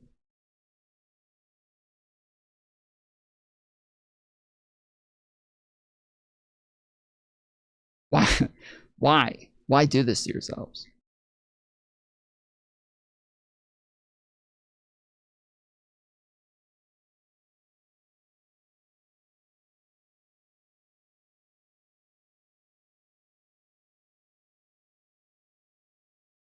The U.S. lifted sanctions on 140 million barrels of Iranian oil. The U.S. lifted sanctions on Iran. So just to be clear, the administration is now allowing Iran, the country that it is at war with, to sell its oil, make money, and almost certainly use that money in its war against the U.S. Why? Dan, I think you have to tell the rest of that story. That's a little bit misleading. Please. The measure is targeted towards oil that's already out there on ships, already out there in storage, and to the previous question, is very temporary to allow to basically defeat the Iranian strategy of driving energy prices so high, causing pain on consumers all the way, all over the world, And money so won't that go into their coffers? so that that much of that oil and that illicit oil is already out there. It's already out there in the system. So we're going to allow it to go in a temporary basis to some of our allies like India, Japan, and others, so that this strategy from Iran, the Iranian regime, doesn't work. And by the way, this is a president who put maximum pressure on the Iranian regime in his first term. It was lifted by Biden in this, Iran deal 2.0 attempt that Biden put in place. President Trump, as his second national security measure, put that maximum pressure back on. Their currency is tanking. Their foreign currency reserves are tanking. The thing the regime cares about the most is control and its money. And so no one can accuse President Trump of not putting maximum pressure on not only this regime, but on the Russian economy as well.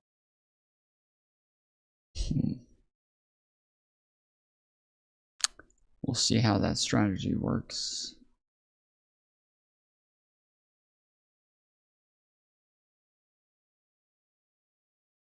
One massive part of the conversation that's been completely omitted from this, and that is when you do a show that attacks half of America every night and you don't have conservatives on, and by the way, you're not funny, but attacking half of America and your ratings suck, you might lose your show. There's a lot of reasons why the Colbert. But there's a lot of reasons why the Colbert ratings are not working out that have nothing to do with the political divide you're talking about. But it's constant. He's having on Democrats to trash Trump. He has constantly been trashing conservatives. He referred to Donald Trump as a Nazi lover in 2017. You said that does make half of the country happy. Right, you don't need to have, but you don't the country. But you don't need to have the whole country watching your show. You only need half the country. That's a great show. But the problem is he wasn't funny anymore. Why Who's the number one? By the way, why don't Shane Gillis listen. do ESPYs? Here's the corollary to what you're saying. Like the other side of it is that there are shows that I will not name that spend half their time attacking liberals or all their time attacking liberals. That's one thing. All their time attacking liberals, and it doesn't have any impact on their ratings whatsoever. So to raise he hates guys like us. So to Ray's point, I don't necessarily think that's really on the ratings front. I don't really.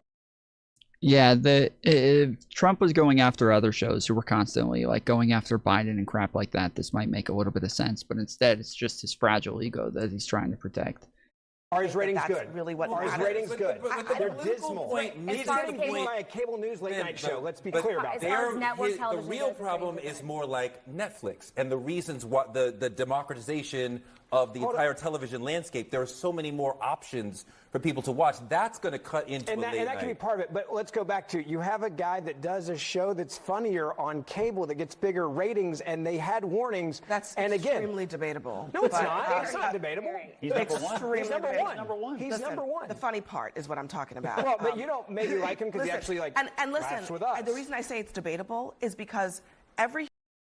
Who are they talking about? Who's the guy on cable who's funnier? Who are they talking about? I have no idea who they're even talking about. Every human being in the United States of America has a right to decide what they find is funny. And if half of America likes Colbert and half of America likes Gutfeld, that's fine in the United States of America. I'm okay with that. Like, that's okay. Gutfeld? Gutfeld is funny?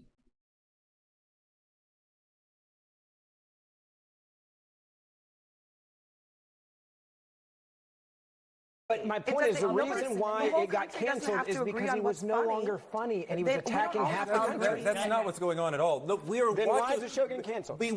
I just explained. We are witnessing the end of an American television institution. It doesn't make enough money. Another one is growing. Colbert will forever be known as the person who frittered away David Letterman's legacy, which is something. But may I bring everyone together? I think you're both right. I think your conversation about the television model is correct. I think your points about the conservative, anti-conservative bent is correct. But I would just submit this is not even the most important media story of the day. They're voting right now on the House floor to defund PBS and NPR. And to me, late night shows going away versus what the Republicans are finally doing after all these years, it might actually be a more important story than all the people who are in mourning over Stephen Colbert, which who cares? Listen,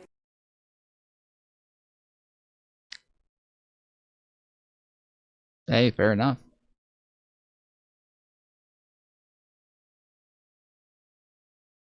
Speaking of predators and child molesters, you were one of the people who wanted the Epstein files released, Yes. which was good. Okay, then you have Hillary Clinton come in. I mean, this is like 3 gazillion pages of men behaving badly, and the witness you want is a woman. Hey, and she was issued a bipartisan subpoena, meaning the Democrats wanted her into, because Bill Clinton was all over those logs. So you would have been against that, bringing Hillary in? No, I voted for the subpoena as well. But what did she have to do with it? She never met the guy. And again, for something that's all about men behaving badly, the first person you had, you don't think that's a bad look? I think the question for her was specifically because he was a big donor to the Clinton Foundation. But I want to point out something that a lot of people aren't talking about. I actually read the names, and other women have as well confirmed this, specifically other members that saw the unredacted files. Some of the most egregious emails that you saw talking about girls ages 10 and 11, talking about mocking a little girl who was praying, those came from women. The only co-conspirator currently sitting in jail is Ghislaine Maxwell. There were other women that were co-conspirators and given plea deals to testify, and they were let off. And that was a gross, I think, breach of justice. Yeah, they were actual co-conspirators. And then they were given plea deals for testifying, and they were let off. And so what I'm saying, and what I do think that... I mean, this is what I said the entire time. Like, if there are like a bunch of people who are powerful within the government or even elites, almost all of them were probably given plea deals early on, and that's why we're not going to know their names. That's why their names are going to continue to be blacked out. That's why they're going to continue to be protected. It's because they likely did give plea deal, give a bunch of information that led to the arrest of Jeffrey Epstein, and that therefore they were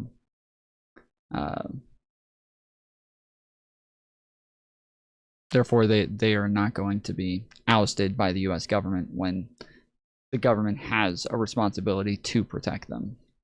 The Department of Justice should do, because this happened and started under Bush 1.0, and that was wrong. And then it continued. They had the files. Then we had files and allegedly evidence destruction under the former deputy director. Then the actual facility in New York that housed some of the files was actually cyber attacked. So there's a lot going into this, and we can get into the whole Jeffrey Epstein ties, because I actually talked to Bill Clinton and Hillary Clinton specifically about that, presenting them with the actual document that showed that he had a complete other alias, like separate conversation.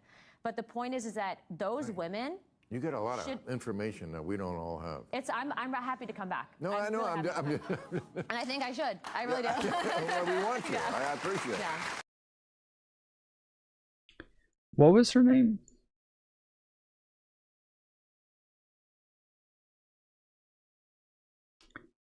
Anna Paulina Luna?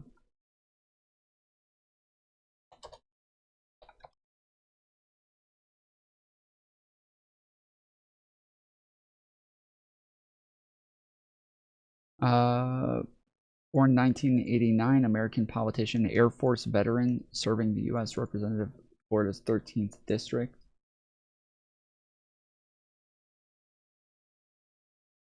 She's a member of the Republican Party, okay. She's the first Mexican-American woman elected to Congress from Florida.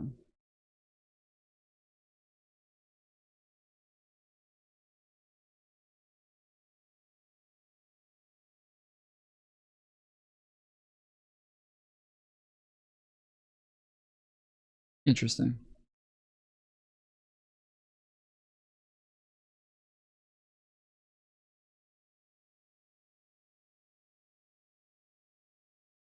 I basically landed in Cuba and spent every moment that I had. I didn't participate in a lot of the stuff and any of the stuff really that the Progressive International was doing, which is why it's also like additionally funny. While they're on the one hand, they're lying about like the events that took place. On the other hand, they keep saying I was, a principal participant of these events that took place. I wasn't. I was actually hanging out. I didn't do anything with Progressive International, even though I love those guys and they did fantastic work out there.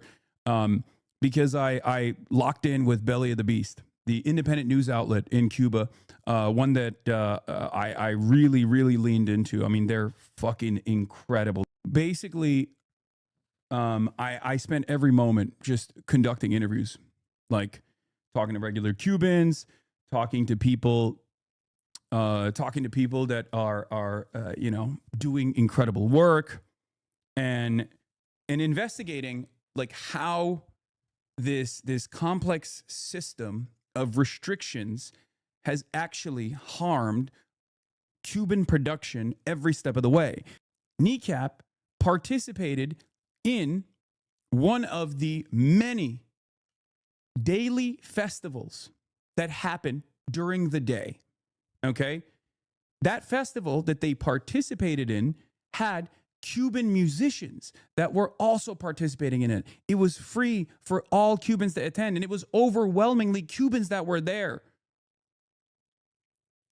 It blows my fucking mind that these people can be so cynical and so gross that they think that like regular everyday Cubans don't want to experience fucking joy. It blows my mind. You just don't even want to think. Like, you literally can see it. You can see it in real time. You can see Cubans dancing, singing, having a good time. And you're like, oh, they must be brainwashed. Someone was claiming that they were being bribed with treats. And then I come back and I see people on the sidelines trying to do their very best to continue justifying the asphyxiation that we have implemented on this island. The people died because you morons threw a giant party and sucked up all the electricity. These are fucking Cubans, man. These are everyday Cubans having a great time on a free concert that was thrown together. And it wasn't just Kneecap. It was like, you know, Cuban artists that were also. So, okay, this is fucking wild. So the whole country is like, has no internet. They have no electricity. They are like totally destitute right now. And they used all the electricity that they have for very few facilities. It's all just like emergency stuff right now. One of the things that they did was a concert. The other thing that they did was they had a hotel that was like the only place with electricity that they put tons of influencers in. They flew tons of influencers into the country and gave them internet and electricity for the entire time that they were there. And then for one night sent electricity to the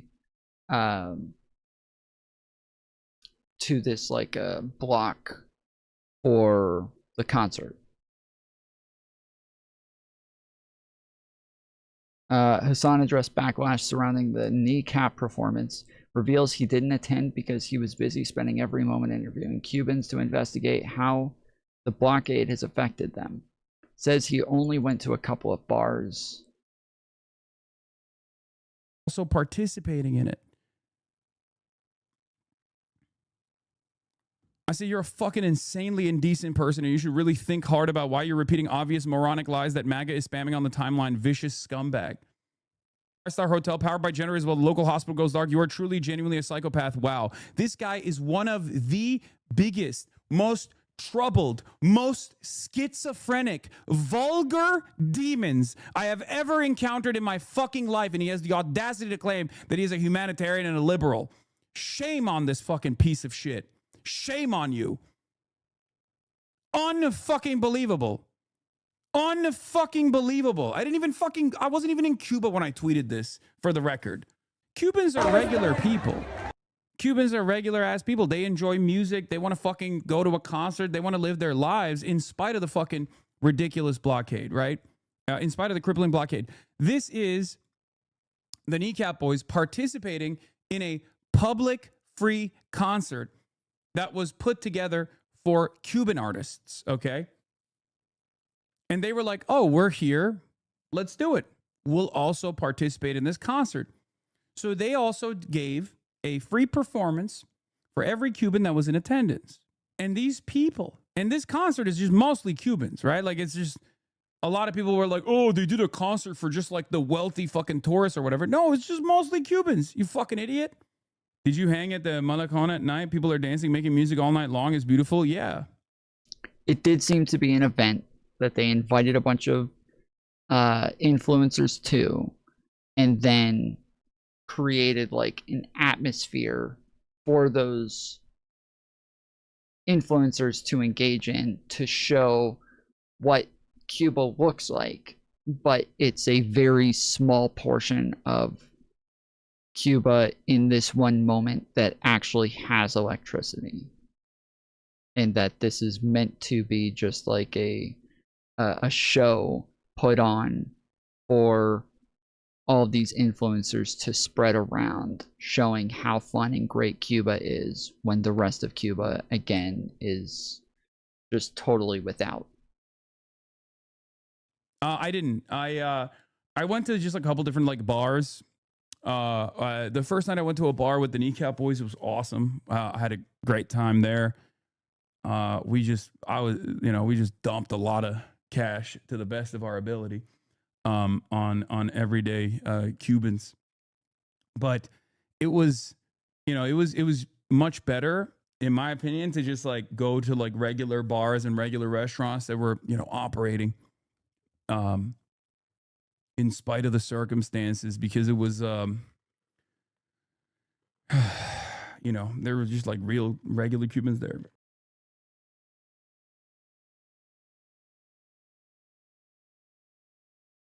The remaining places that had power outside that hotel went out right after their concert. So this is from Kneecap. Even in Havana, with the power cutting out shortly after our gig, the message of solidarity to Palestine remains the same.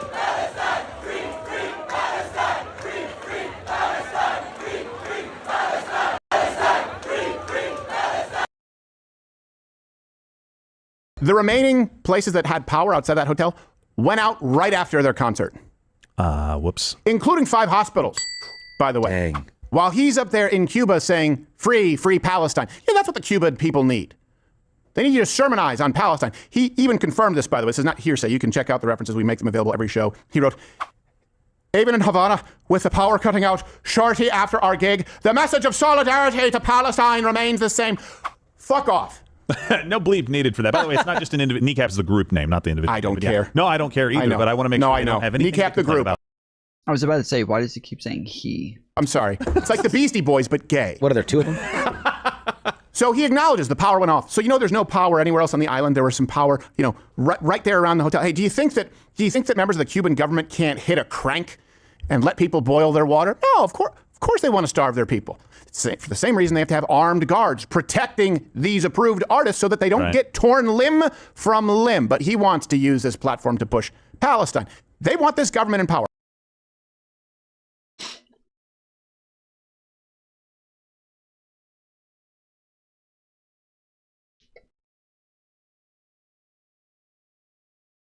I want to go to Cuba. Would you be down? I fucking love Cuba. Oh yeah, you'd be down? Yeah, I filmed a documentary there once. The Cuban government actually hit my contact from the embassy and told him that if the only thing stopping us from coming to Cuba was the consistent internet access, we can make it happen. Yeah, Cuba is. Oh my God, bro! How is this guy? If internet is the only thing keeping you from coming, if internet access is the only thing keeping you from coming, we can make it happen. Government actually hit my contact from the embassy and told him that if the only thing stopping us from coming to Cuba was the consistent internet access, we can make it happen. Yeah, Cuba is. Oh my God, bro! How is this guy? Dude, somebody clean up my U.S. politics. This motherfucker is getting help from the. We got $25 goal. We got less than an hour left, less than 50 minutes left on the clock. If you guys want to donate to the channel, use the tips link in the description or on the main channel or pinned at the top of chat to contribute to the goal. We're at 0 out of 25 right now, and my screen will look like this in about 50 minutes.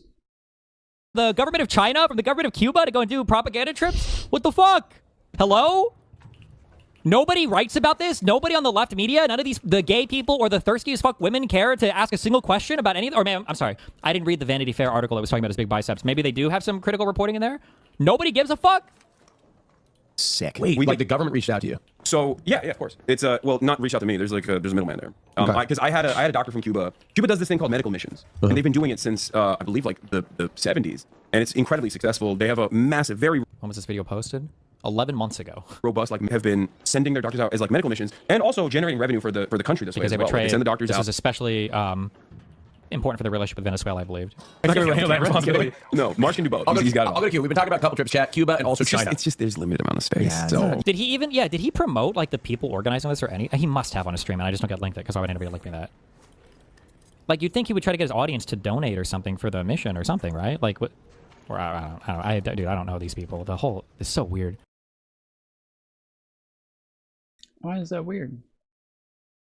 Send a bunch of millionaires to go have a party, give them all of the resources that the entire country has, for them to stay in a nice hotel, and then they all leave and go back to fucking the Cubans. Okay, so this is the Times Press. Oh man, we got the Did Times you notice Press here, Caroline's guys. hints? Trump almost couldn't stand it. During yesterday's meeting between Trump and Starmer, Caroline kept looking at Trump and making some intriguing gestures. When Trump looked at her, she smiled and hooked her calf. Then she glanced at her chest, adjusted her Oh shit! sitting position, puffed out her chest towards Trump, and swayed her upper body slightly. Trump was clearly captivated. He looked at her as he spoke, smiling uncontrollably at her, while the others remained serious. Initially, Trump hadn't noticed her. She was constantly trying to get his attention, and it was clear she had succeeded. She touched her ear as if it were some kind of code word between them, and Trump, upon Oh, yeah. seeing this, laughed maliciously. Notably, when Trump began to speak, Starmer was shocked by his bad breath. He nearly vomited, and then he shifted his sitting position to move as far away from Trump Yeah, you can tell. as possible. The man on the right frowned throughout, looking agonized. He lowered his head, holding his breath until his face flushed red, and the man next to him never dared to look directly at Trump. Only Caroline remained attentive to Trump, clearly fascinated by his scent. Did you understand the secret code between them? Oh, I understood it. Oh, I understood it. Yeah.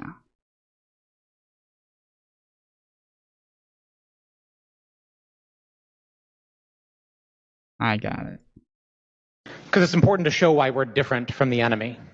Because we're not the enemy, right? We're different from our adversary. Would you agree with that?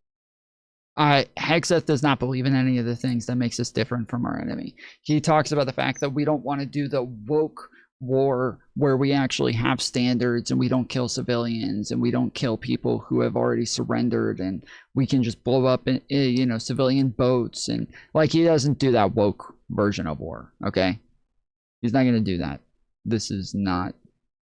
That's not what he does. Okay, he's not engaging in the woke stuff. All right. With that? We have different morals and different values. We are not the enemy, sir. We have different morals. Oh, we're not the enemy. We are not. They are them. I am me. You are you. And we have different values than the enemy. We have a code, a uniform code of military justice. The answer to creeds that is and yes. formations that You're not trying to compare us to Al-Qaeda and ISIS, are you? We're different. I know the code of the United States military and army that I signed. There's a code. They don't have that code. We do have the code. You're aware of the code. I'm aware of the code. The code exists. You're doing the code. I'm doing the code. They're not doing the code. Caroline Levitt's definitely doing the code. She is pulling on her ear. You can't tell me whether we're different? Right hand. You're not willing to say we're different? Of course we're different. Okay, thank you. It's absurd. It's absurd. Of course we're different. We're white. That's why I'm trying to reconcile the fact that we learned many of the same lessons as platoon leaders. About cohesion, making sure that people were included, that we didn't ask people's political affiliation, that we interacted respectfully with civilian populations, that what a leader says matters, that the Yeah, Bixby, you owe me $5. We're under 45 minutes. We got, not Bixby, shut the fuck up. We're under 45 minutes. We still got $25 to go on the goal. tone you set matters, that we are not the enemy, that we are different from them, we lead differently, we have different morals. How can I reconcile that experience and those lessons learned from Lieutenant Hegseth to now? Oh wait, they actually do owe me $5? Wait, why? What happened?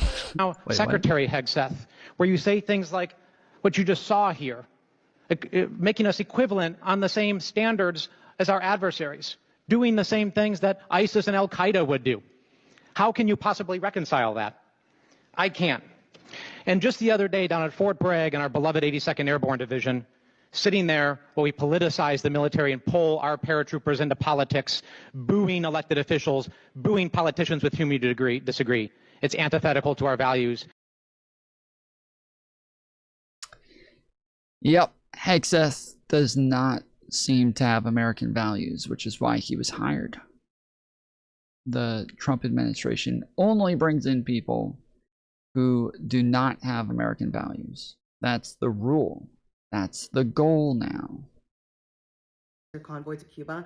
As a Cuban, I can tell you that the organizers of the American Influencer Convoy to Cuba either don't know what they're supporting or they just don't care. And I'm gonna give you 3 reasons why. Number 1, this is being sold as humanitarian aid, but if it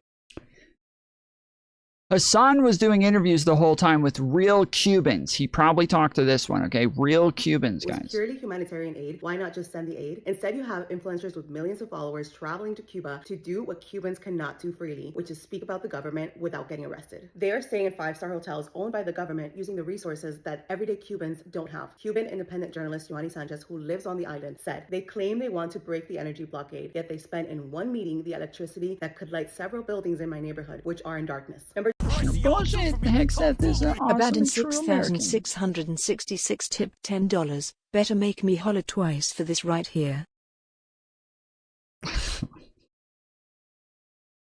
Will make you holla twice. Thank you, Abaddon, for the $10 dono. We got $10 in. We got $15 to go, guys. $15 to go. $5.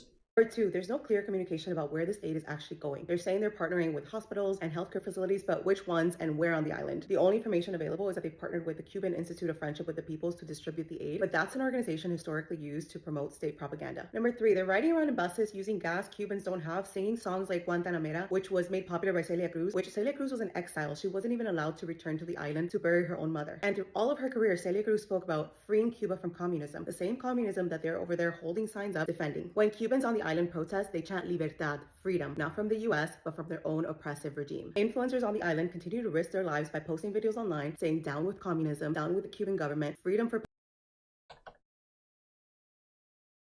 They're riding around in buses using gas Cubans don't have, singing songs like Guantanamera, which was made popular by Celia Cruz, which Celia Cruz was in exile. She wasn't even allowed to return to the island. Why didn't they play that?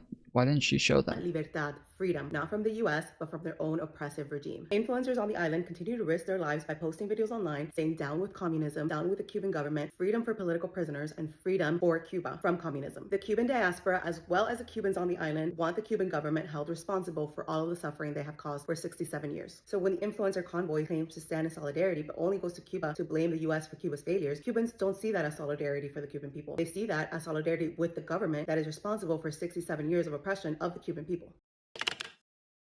It doesn't seem to be true. It does seem as though there's a large, like, I hate it when people do this when they talk about a country in just like such with such a lack of nuance. Like there's obviously a large portion of Cubans who are happy with the conditions that they're currently in. Not the conditions, but they're happy with communism. They're happy with the government. They're happy with those things. They want them to do better. Obviously, they have improvements, but that's not to say that they want to get rid of communism. That doesn't seem to be a large portion of them. On top of that, I was about to say, a lot of the influencers that were there were fucking communists. People like Hassan were there. Hassan's not there chanting like, down with communism. So I don't know. I don't know what that muffin bitch talking about. or get your news from the liberal mainstream media, you may have gotten the impression that the president's supporters are abandoning him in droves over Operation Epic Fury, his war to prevent your grandchildren from having to face off against a nuclear-armed Iran. Our hapless president has been dragged into this war against his will by the nefarious Bibi Netanyahu, according to people like Tucker Carlson, Marjorie Taylor Greene, Megyn Kelly, and now Joe Kent, a counterterrorism official who resigned this week amid an FBI investigation into his penchant for leaking government secrets to Carlson. Trump has betrayed everything he once stood for, they say, and all the young people know it. In light of their opposition to Trump, the mainstream media has been only too happy to amplify these characters. The younger generations, I'm Gen X, millennials and Gen Z are very much against this war. And so when you talk to people on the ground, that's how it comes across. It's very generational, and the younger generations are completely against it. It's 100% a betrayal to what MAGA was supposed to be. Alas, none of that is true. The narrative that MAGA is split over Iran, beloved by the liberal media and the anti-Israel far left and right, is complete fiction. Far from a betrayal, poll after poll after poll. What the fuck? Where did she get that from? Where did that come from? Where the hell did that come from? That that Iran is beloved? What? A betrayal to what MAGA was supposed to be. Alas, none of that is true. The narrative that MAGA is split over Iran, beloved by the liberal media and the anti-Israel far left and right. What? Where did she get this from? Where did she get this from? That everybody loves Iran? This is so stupid. Like, this is literally the dumb shit that randoms in my chat come in saying. They're just the dumb MAGA people coming. You guys love Iran. Oh, tomfoolery, simping for Iran. Like, this is literally the dumb shit that they fucking come in with. This is somebody on a big network, News Nation, saying this fucking dumb shit. What the fuck, dude? Is complete fiction. Far from a betrayal, poll after poll after poll has found massive, overwhelming support for the president's strikes on Iran. MAGA approval. MAGA approval. Okay, so this is again, like, people who consider themselves MAGA are like people who support Trump, right? The idea that, like, you're gonna call yourself MAGA and not support Trump, that's fucking insane. Donald Trump just said the other day, he is MAGA. He is MAGA, okay? To say, especially if you call them GOP MAGA, which I think is what it literally said. I think it actually said GOP MAGA, not just MAGA approval, but GOP MAGA. That's a very, very, like, biased poll. You're saying, like, hey, not Republicans. We're not asking Republicans what they think. We're not asking people who voted for Trump what they think. We're asking MAGA. What does MAGA think? It's like, and it's, again, I think it's GOP MAGA, because even the people who are pushing back are people who don't like the GOP already. That's one of the reasons that they would vote for Trump, is because they don't like the GOP. So people like Megyn Kelly, people like Candace Owens, people like a lot of these folks, they don't like the GOP. Nick Fuentes, you know, all those folks. They don't like the GOP. And then they vote for Trump because they think that he's going to be different from the GOP. And then when he is acting the same as the GOP and going to war with Iran unnecessarily, then they're like, oh yeah, well, like, I don't like Trump either then. And so this is asking, hey, if you support Trump, I want to know, do you support Trump? I want to ask anybody who supports Trump. I got a question for you. Raise your hand if you support Trump. Okay, everybody raising your hand. Keep your hand up if you support Trump.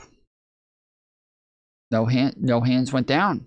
No hands went down. So 100% of you support. Wow. That's crazy. That's crazy. Okay, wow. Interesting. Among Republican voters, upwards of 85%. An NBC poll of voters who backed Trump in 2024 found 90% support for the war in Iran and a 100% approval rating for the president. A new poll Okay. Hold on.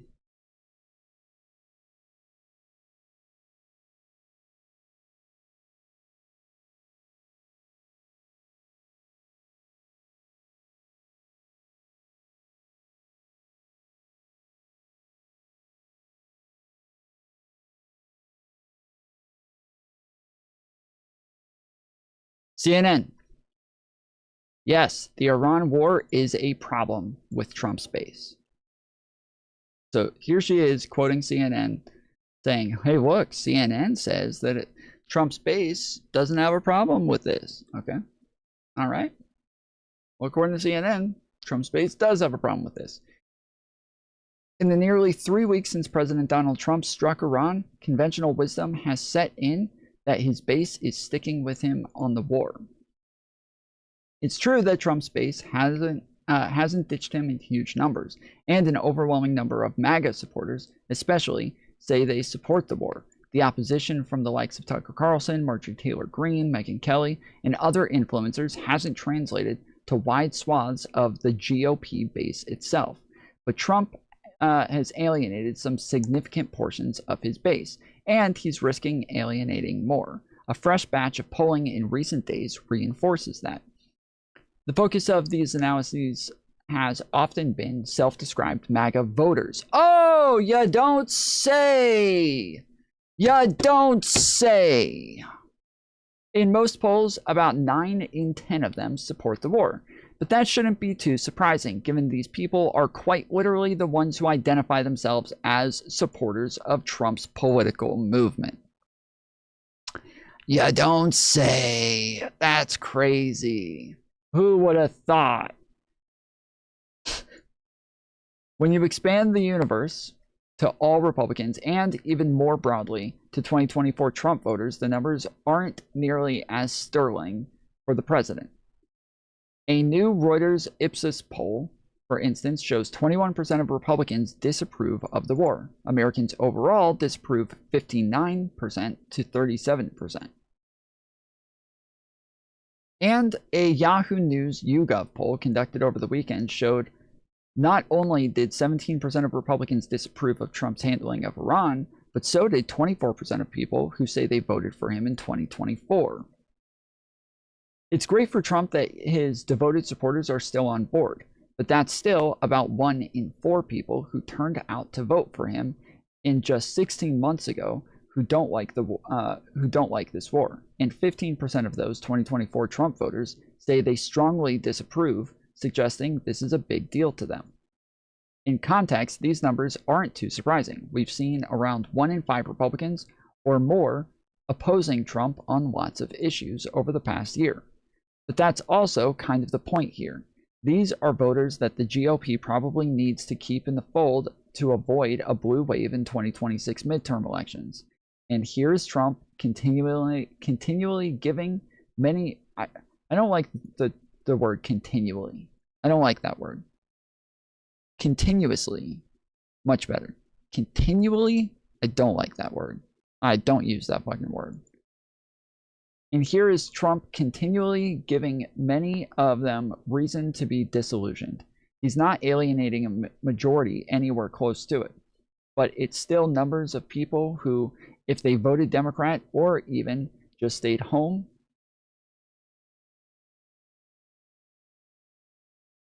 could put a huge dent in the number of seats Republicans win. What the fuck is this ad? Sediment filters for water?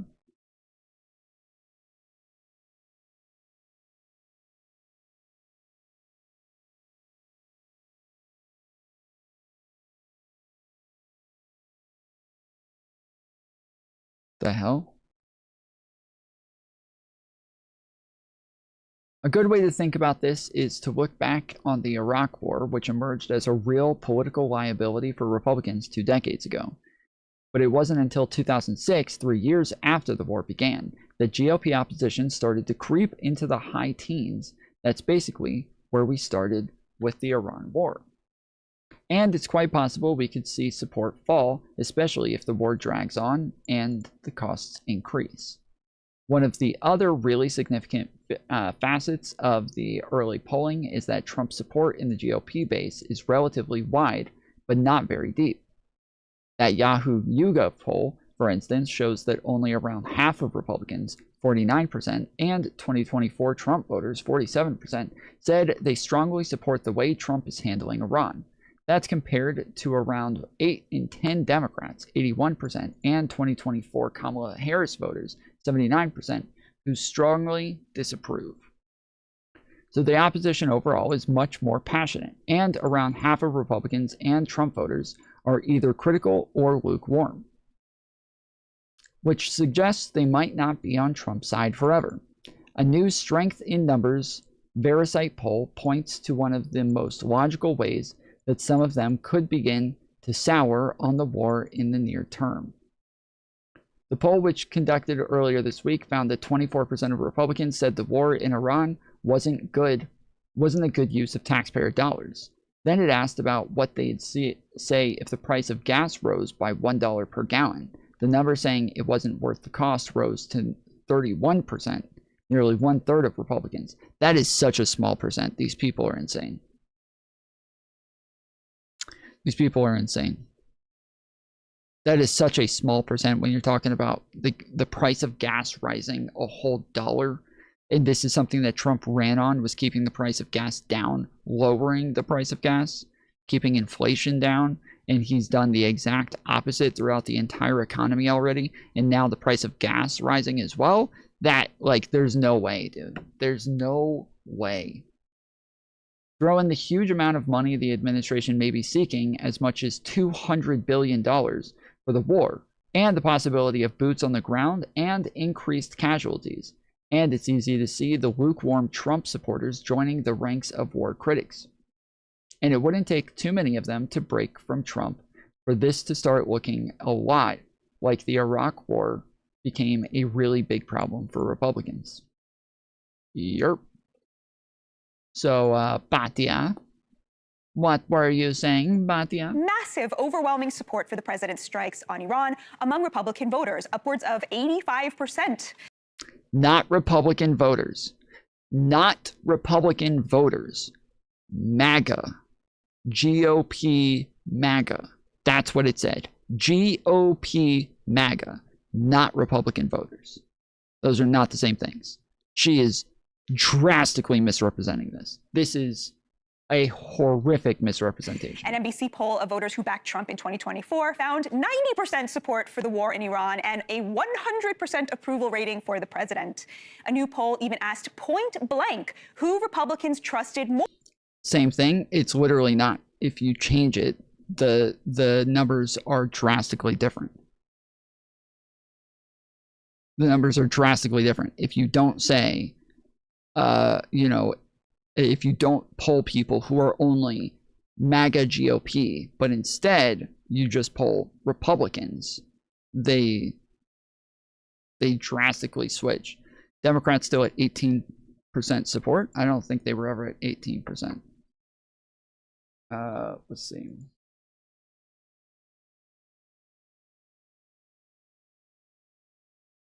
As of late 2025, Democrats in Congress faced historically low approval ratings, with the Quinnipiac University poll finding only 18% approval compared to 73% approval. Overall, the Democratic Party has struggled with poor public image, with favorable ratings dipping to 34% to 37% in late 2025 polling.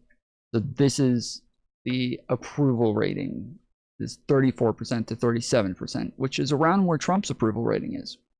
So, and around where Republican approval rating is. So yeah, it's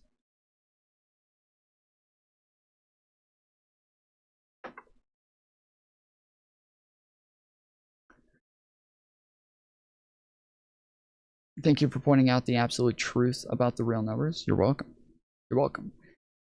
Yeah, this is House Democrats are at 18%. Democrats overall, 34 to 37%.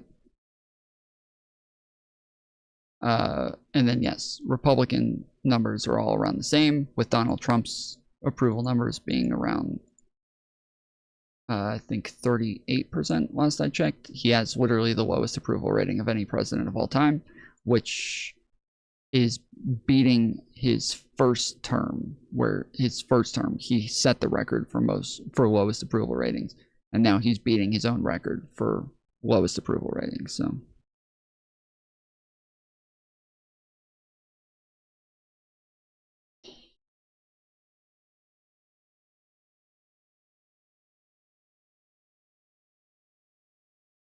yeah, drastically different things. Trump is at 43%, is he? Let's see.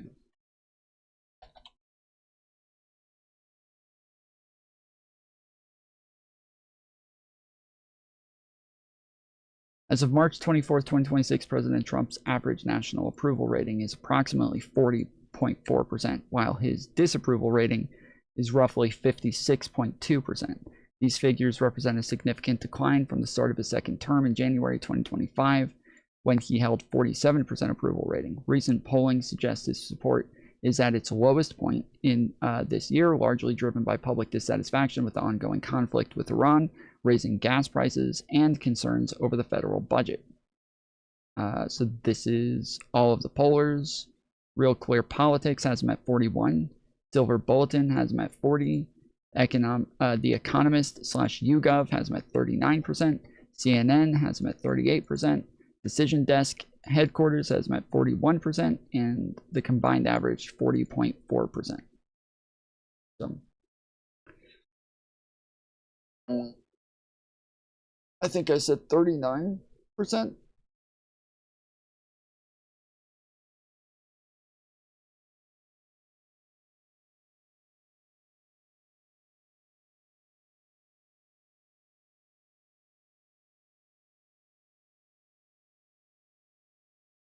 So yeah, this means nothing. This is the dumbest fucking poll. You're asking, hey, if you support Trump, do you support Trump? That's it. That's all this is asking. An NBC poll of voters who backed Trump in 2024 found 90% support for the war in Iran and a 100% approval rating. A liberal Democrat using Google as a reference is like an ugly kid asking his mom if he's good looking. Okay, so who should I look up? What should I look at? Just to be clear, I'm not referencing Google. I don't know if you know how sourcing works, but I'm not sourcing Google. I'm sourcing Real Clear Politics, Silver Bulletin, The Economist, YouGov, CNN, Decision Desk. I'm sourcing them. So if you don't know how sources work, using like Googling something doesn't mean you're sourcing Google, but through Google. Okay, so who should I look up? Who should I get my source from? Who's going to have the real numbers? Tell me. I'll look them up.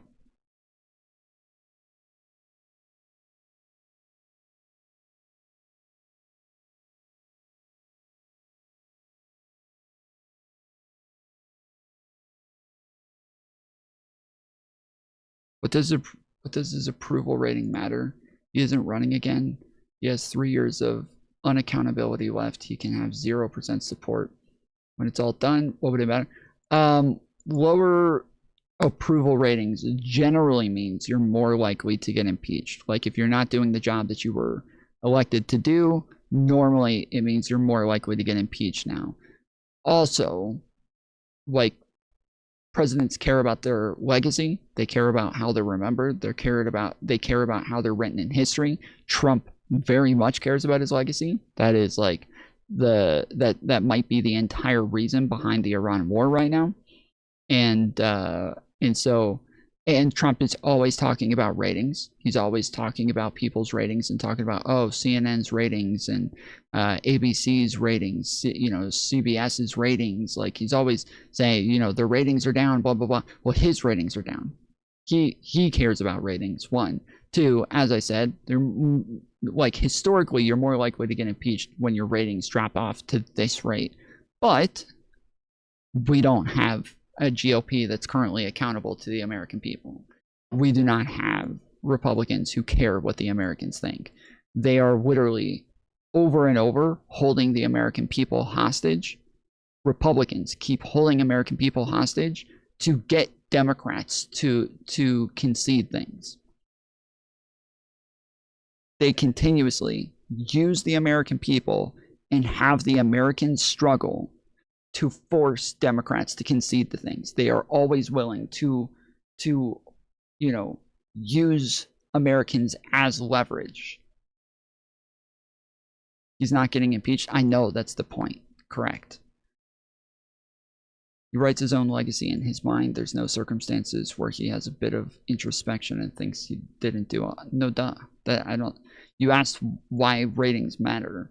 I explained why ratings matter. Then two, I didn't bring up ratings. The guy in chat brought up that Democrats' ratings are so low. He thought they were 18%. He thought Democrat approval ratings were at 18%. So I showed him that they're not, and that Trump's approval ratings, and I didn't go over the GOP approval ratings, but they're all around the same percentage right now. So for the president. A new poll even asked point blank who Republicans trust. We got 18 minutes left on the clock. We got $15 to go. $15 to go on the goal. If you guys want to donate, use the tips link in the description, or go to the front page and you can use stream elements. I don't see any of your information. I don't get any of it. They just send me the money.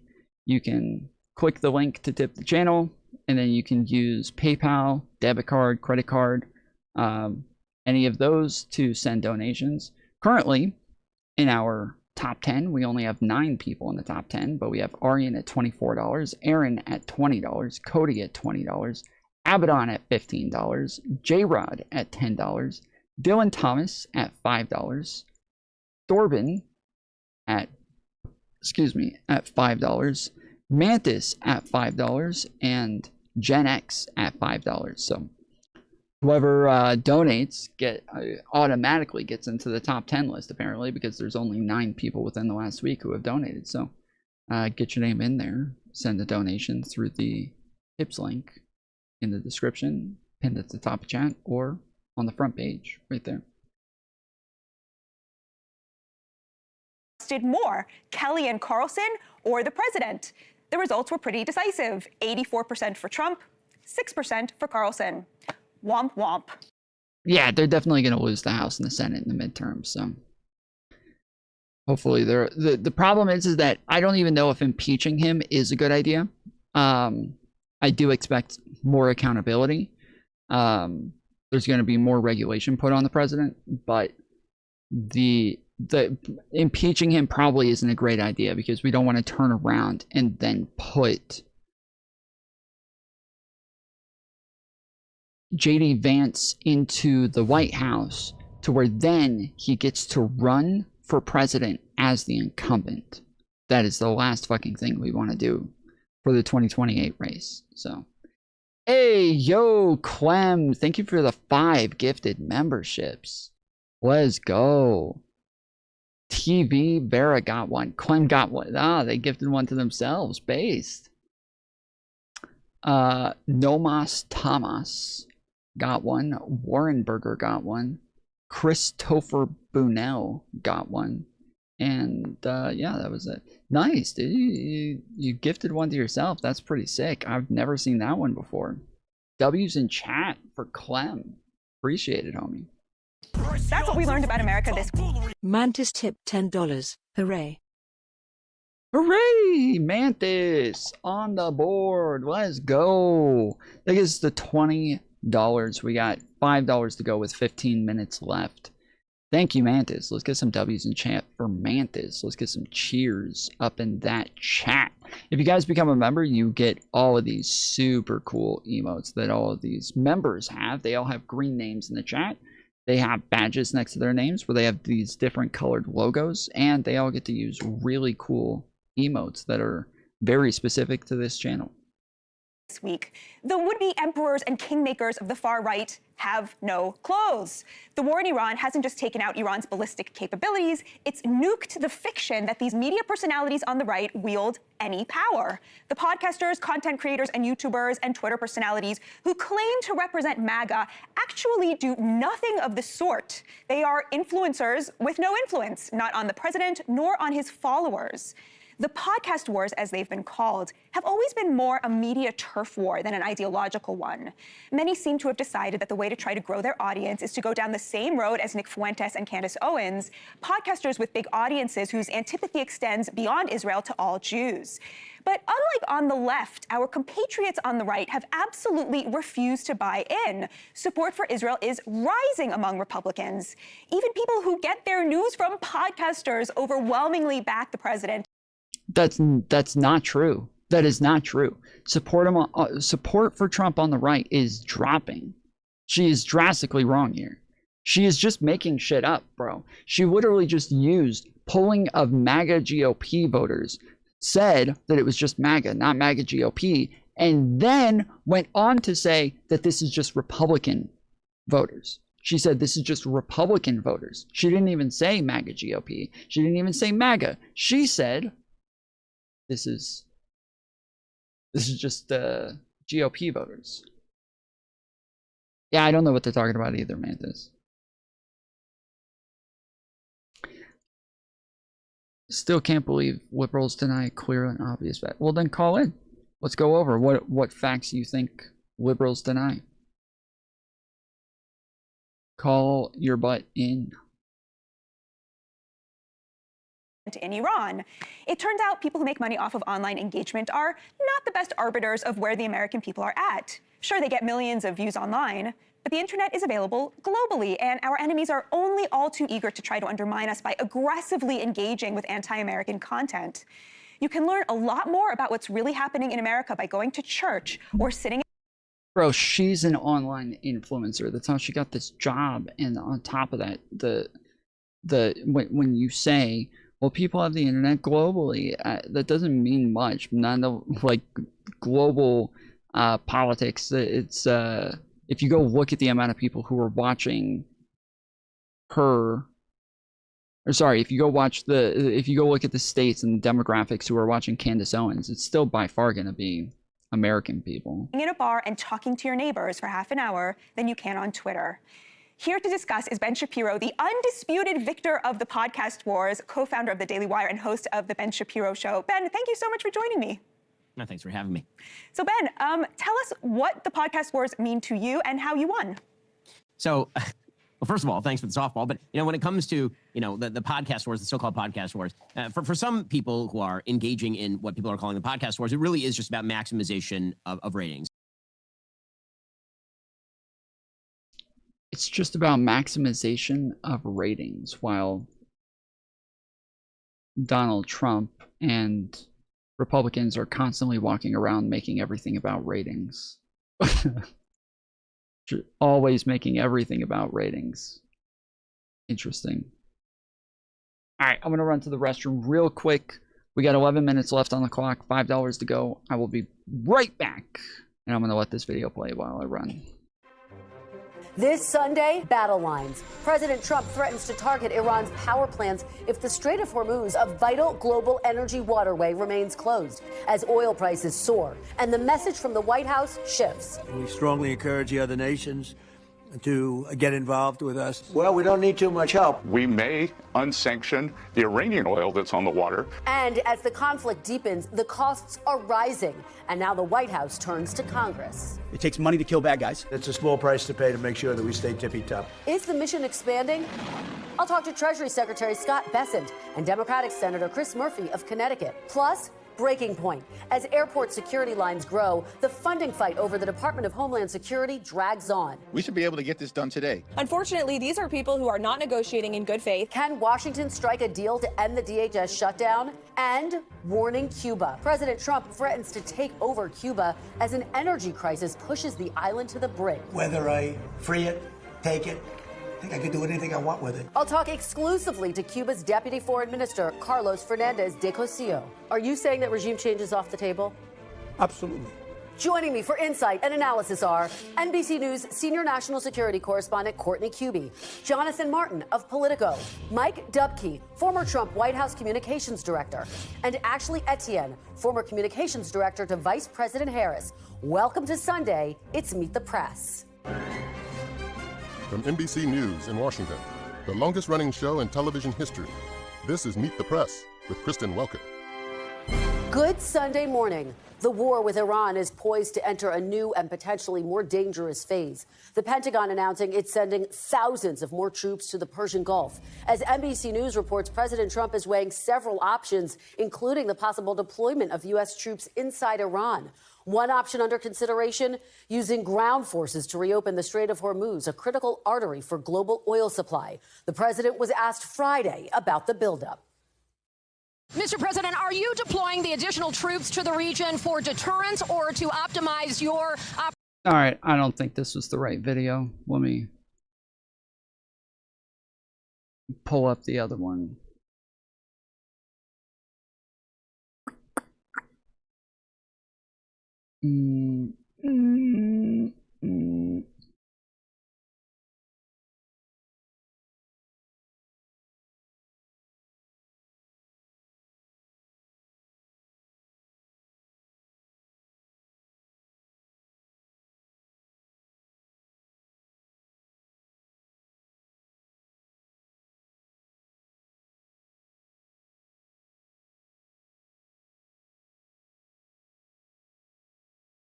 Is it?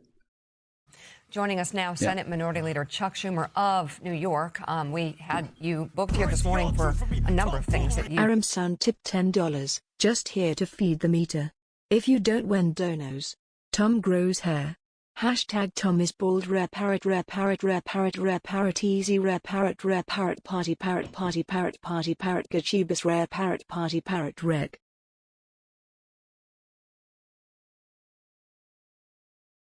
Thank you, Aaron.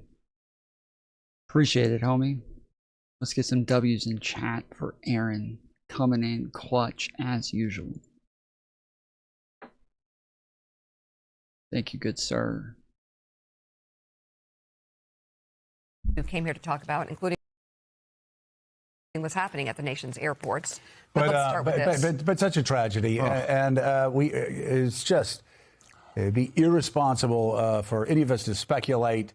We do go back 13, 14 months to what happened at DCA. And the Chuck's like, wait. I can't speculate? Fuck, I was getting ready to... Shit. Well, you gotta think of something else to say now.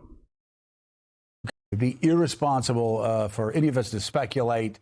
We do go back 13, 14 months to what happened at DCA, and LaGuardia, like DCA, has so much traffic coming in out of a very confined small area. I'm just curious, generally, as they investigate, I'm curious about the number of air traffic controllers that we have right now. Are we still severely understaffed like we were 12, 13 months ago? Let me just say my heart goes out to those who were killed. 2 pilots right in front. Okay, so that's who died, was the 2 pilots. Because when they said 2 people died, I thought, wonder if it was the 2 pilots. Why did they keep saying 2 people and not the 2 pilots in all of those videos? We've watched like 4 videos on this, and each and every one of them said 2 people. Maybe they hadn't told their families yet or something, but that's so strange. All the passengers' prayers. Horrible, horrible. And to hear the video, the audio, and then watch the video, it's just like a punch in the stomach. It leaves you gasping almost for breath.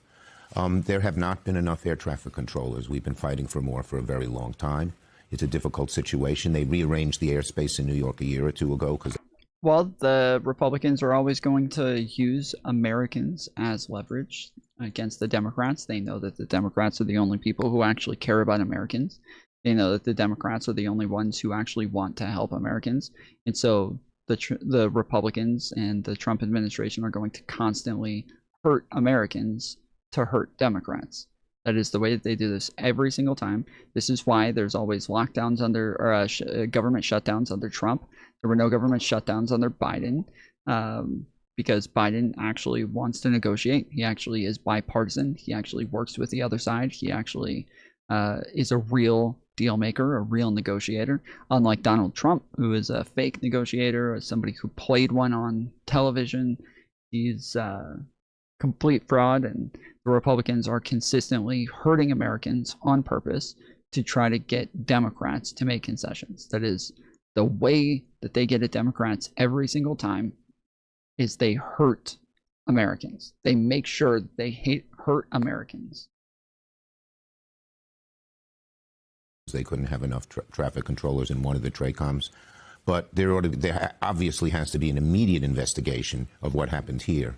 But there should be far greater scrutiny and attention to the shortage of air traffic controllers. And that's been the case for how long? Long time. Long time, right? Yeah. I mean, people that are looking at this morning, they may blame it on what's happening with the TSA shutdown. It has nothing to do with that at all. And we'll talk about that in a minute. But this has been. It's the worst take. It is backed up by facts, baby. It is backed up by facts. There is one side that is fighting for these people to get paid. There is another side that is leveraging those people not getting paid. It is not just my take. This is just a fact. It was one of the things that really concerned me during COVID. Yep. We had a lot of pilots quitting or being bought, right. Taking the buyouts. We had flight attendants and other people. But people like you and others said, okay, that's bad. What really concerns us is how many air traffic controllers we're losing. I've been pushing this for a long time. Yeah. Let's talk about, let's move on to what's happening with the TSA. I flew this weekend twice into DCA on Saturday. Then I flew into LaGuardia yesterday.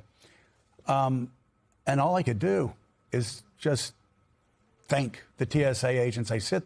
DEI causes plane crashes. Again, if you guys, if you ever get like a father figure who's willing to teach you to not be a cowardly, ballless bitch, you can call into the show and actually defend your stances. Again, I had a father figure growing up. He made sure that I wasn't going to make claims that I wasn't willing to defend. But I understand not everybody is as privileged as somebody like me to actually have a father figure growing up and to actually be a real man growing up. But the point is that if you by chance happen to be one of those people and you disagree with me and you want to have a conversation, you can call in, and then you wouldn't be a ballless bitch. You wouldn't be a coward anymore. But instead, a lot of people, they'll sit in the chat and they'll keep chatting for like hours at a time. And then when I challenge them and I'm like, well, just call in, they're like, oh, I'm not going to waste my time. But they'll still sit there talking and chatting the whole time as though it was a waste of time. But they got time. They obviously have the time. They're in chat forever. So it's obvious they have the fucking time. There, and I'm looking at them, understanding the economic suffering that they're going through, and yet so many of the majority of them still showing up. It's such a tragedy, and this is, unfortunately, this is the White House's answer. No, this is not what Americans want. Senator, I want to make this very simple for Americans that are watching right now. I want to make this very simple because I have seen some Republican senators try to cloud the issue. You and the Democrats have tried on. Yeah, the liberals are mad that a real strong male role models in the house. Meanwhile, he's got a bunch of fucking people who can't even show their faces and be proud of the job that they do, and they wear masks everywhere they go. That's the people who have one of the lowest death rates of any job. They're sitting around just like they have to wear masks because they're too scared of everything and everybody. And Trump defends that. He thinks that's a good thing. He thinks that's admirable to do. Sure, those are the real men, guys. 10 separate occasions. That is correct. To get paychecks immediately to TSA employees, to our Coast Guard, and to FEMA. Right. And 10 times, Republicans have voted no. They have voted to let our TSA agents keep. Yeah, Clem, none of these people know the difference between affirmative action and DEI. They have no idea that there is a difference. They don't know what DEI is. They've never looked into DEI. They have never researched it. They have no idea what DEI is. They all think it's affirmative action. They think it has to do with like hiring more black people or some shit like that. They have literally no idea what affirmative action is. They're mandated to wear masks. By who? By what? What mandate? Is affirmative action bad, Tom? Yeah. Like the kind of practices where they are hiring or giving like college admissions based on race, sure.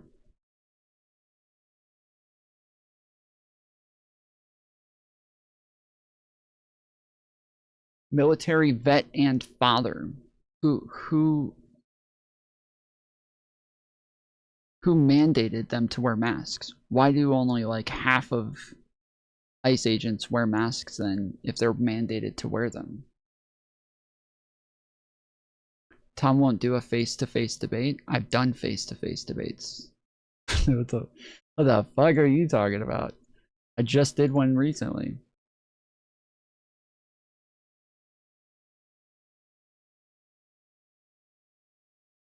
I think there's a lot of us who voted. I would say that the ICE agents are being rammed with vehicles over and over and over. All of this in an attempt to change the lawful executive orders of Donald Trump to deport people that have infiltrated our country illegally. You say it's a lawful execution of the law, but the deportations haven't been, which is why the left has lost trust in the Trump administration. When they start shipping off a bunch of people to CCOT and find out that a bunch of them actually had visas or green cards and they weren't supposed to have been deported, like Kilmar Abrego Garcia, there's a bunch of people who were shipped off and deported that were not supposed to be. And when the Trump administration was made aware of this, they said that they weren't going to bring those people back. Did they? The fact that he did was after like 2 to 3 months of protests happening day after day. So what? So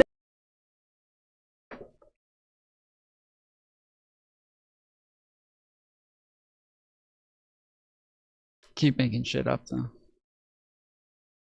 It'll make you feel better if you just keep deluding yourself into your own fantasies. Working with no pay. Please explain to me who in the Republican Party thinks that not paying our TSA agents and killing that bill on the Senate floor time and time again, who thinks this is the best approach instead of paying the men and women who are trained to keep us safe? Well, number one is Donald Trump, and number two is the spineless Republicans, even when they know he's wrong, who are afraid to buck him. They know he's wrong. And he's using these TSA agents who are dedicated people. We all know that. We see it. And it's not an easy job as everybody's rushing through. But he doesn't give a damn. He's using them and the passengers who wait online for hours and hours and hours as hostages to try and get something that no Americans want, which is, he says, I won't do it unless you stop asking to reform what's needed in ICE. And all we want in ICE, and we're demanding it, not just asking. Hold on, I got to stop you here. Okay. So you're telling me that Republicans are killing paychecks, going to our TSA to keep Americans safe on the ground and in the air. Do you think criminal trespass laws should be upheld or ignored? I think they should be upheld. I don't think Trump should have given all of those people pardons for criminal trespass in the Capitol. I definitely think that they should be upheld. Because Republicans don't want basic ICE reforms that the overwhelming majority of Americans want, because the overwhelming majority of Americans are so offended by these mass deportation attempts that even the White House is saying, stop using those words. Yeah, exactly. You hit the nail on the head. That's why they're doing it. There's no other reason. And we're not asking for the sun, the moon, and the stars. Just pay them. We're going to see the video of the in-person debate, Tom. It's on my channel. The full debate. Go to videos.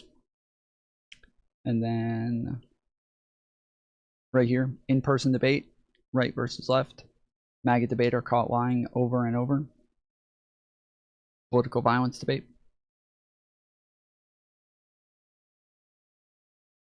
We are asking, we say, pay these guys, and we can negotiate whatever you want on. We're not going to give in on fundamental things that every police department does. Identity. No, police don't wear masks. They don't wear them in Johnson's district in conservative Louisiana.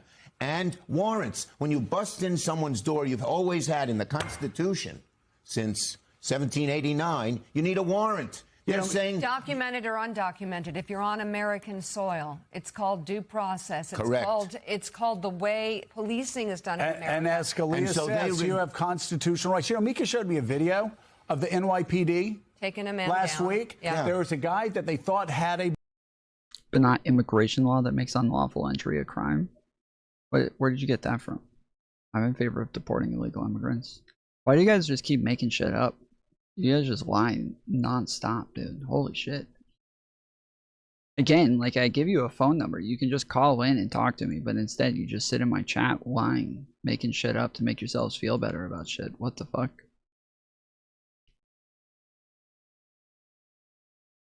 Okay, then we need to send all those, all who came into this country uninvited back home.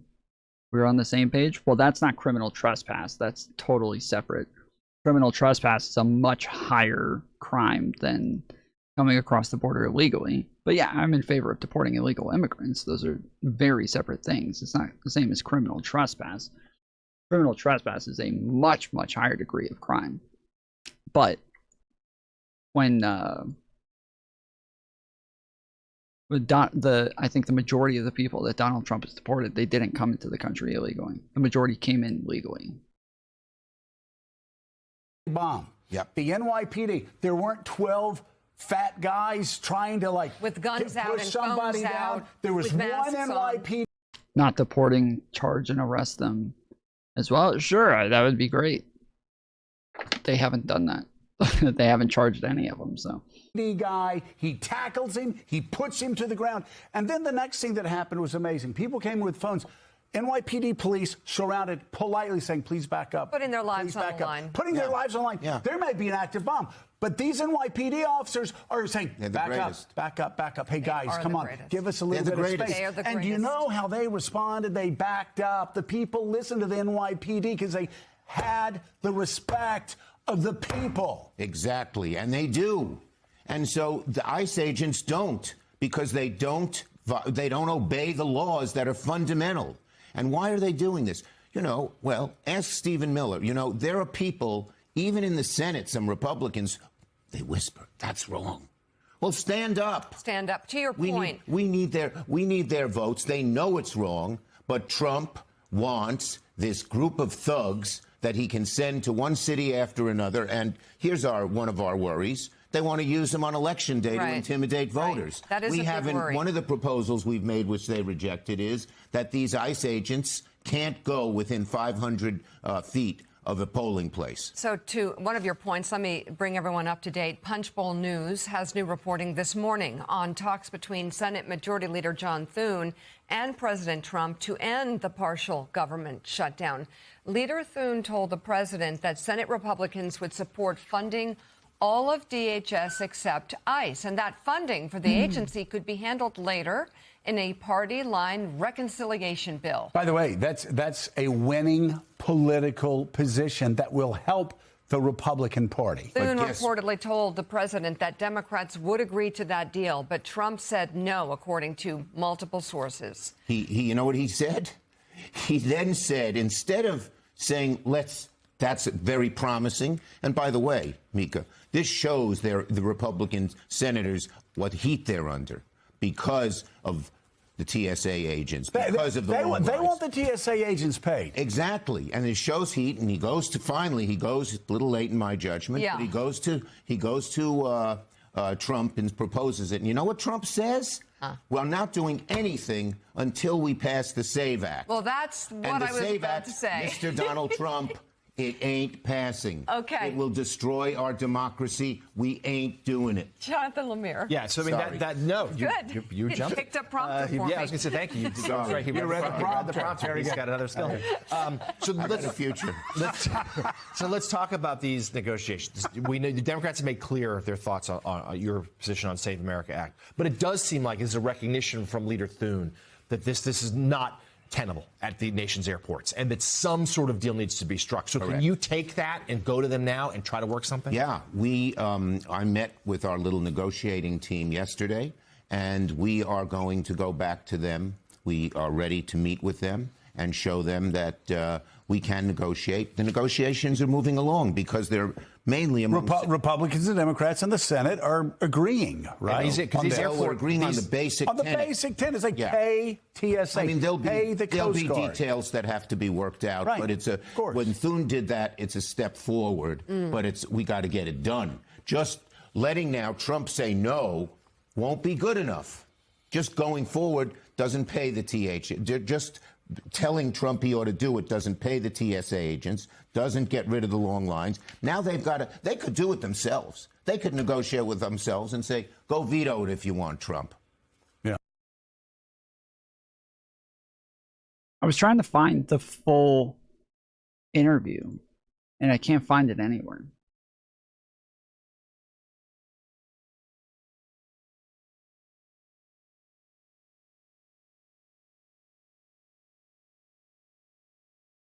Crap. I thought that was the full interview, but that was only 16 minutes.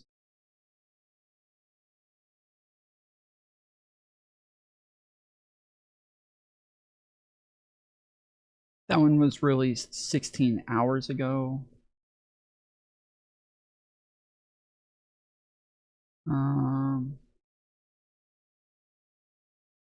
Because these lines are only going to get longer here as the Easter holiday approaches and spring break. This is a point where you're seeing 3, 4, 5 hours at a time in some of our nation's airports. I want to talk about SAVE, and Mike, I know you have And I just want to say questions. This guy, this Trump, he is tying himself in a triple knot all at once.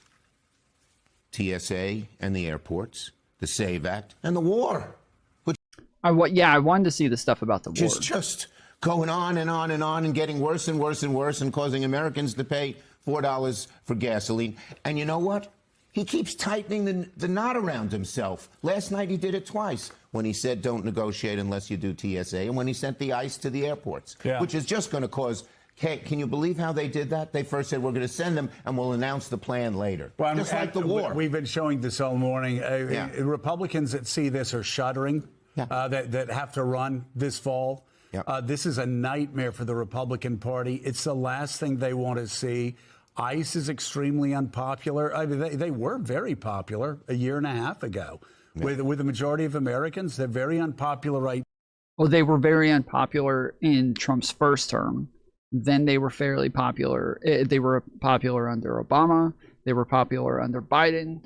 But under Trump, they're very unpopular because he uses them as like his own internal force within the United States to go after Americans. Now, this is a losing situation. They understand it. The other thing is the SAVE Act, Mike. Let me go to Mike, and Mike will ask you a question. It's all right. Yeah. It's all right. And the senator's written about the SAVE Act. We need to share the potatoes with everybody. But on the SAVE Act, you even have John Fetterman, the Democratic senator from Pennsylvania, who has voted with Republicans an awful lot, saying, hey, guys, saying to his Republicans friends, hey, guys, everybody wants voter ID. We get it. 75, 80% of people want voter ID. But if you have a voter ID plan that disallows driver's licenses from 45 states because they're trying to make the re-registering before this fall so oppressive that millions and millions and millions of Americans will be wiped from voters' rolls. Even John Fetterman saying, that ain't going to work. You want a driver's license. I don't know why we would give more jobs to ICE and more responsibility to them. It makes absolutely no sense. So far this year, I think there have been 8 deaths in ICE custody. Last year, there were 32 deaths in ICE custody, which was by far the record for most deaths within ICE custody ever. And there have only ever been two ICE officers who have ever died on the job. There's no way that, like, especially, you know, again, we have them like covering their bases and being super careful. They're also scared of somebody finding out who they are and knowing what's going on. But they're out here like shooting people and killing people and setting records in death rates for people in their custody.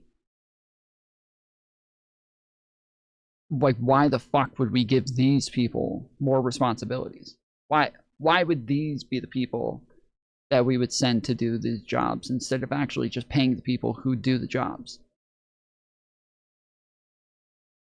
Under the Trump administration, we already know that the airports are understaffed because of them, because of the Trump administration. And now we're just continuing to make everything worse. License, cool, or a government issued thing, cool, but this. Well, the Trump administration is continuing to make everything worse. I mean, as they said, Thune apparently had a proposal to end the shutdown, and Trump denied it. This is far too oppressive. This is not about voter ID, Mike. Let me ask you a question. Could you find your birth certificate? No, I couldn't. Could you find your It's birth ridiculous, certificate today? and it's required. This is, you know.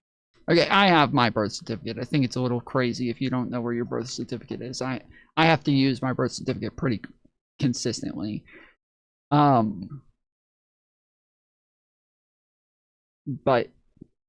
I do know that there are a large percentage of Americans who don't have their birth certificates, one. Two, there's even a larger percentage of Americans where, for the Save America Act, they're requiring your birth certificate to match your passport and ID. Well, half of Americans don't have a passport. So while it's about 20% of Americans who don't have their birth certificates, then we have another 50% who don't have their passports. And then your birth certificate, even if you do have it, is supposed to match your ID, which, if you got married after you were born, I would assume you weren't married, you know, the day you were born. So if you got married after you were born, all of the women who got married and changed their names, their name does not match their birth certificate. And so the Trump administration is literally like disincentivizing marriage with this sort of stuff, disincentivizing, or at least if you get married, it's disincentivizing women to take the name of their husband, because this is making it to where women are just less likely to be able to vote. That's why you get a marriage certificate. I don't think the marriage certificate is included in this. Can you show a marriage certificate in the Save America Act?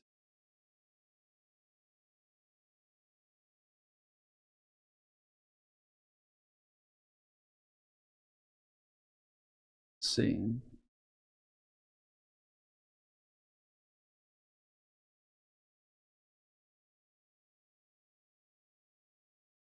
We'll see if we can find a source here.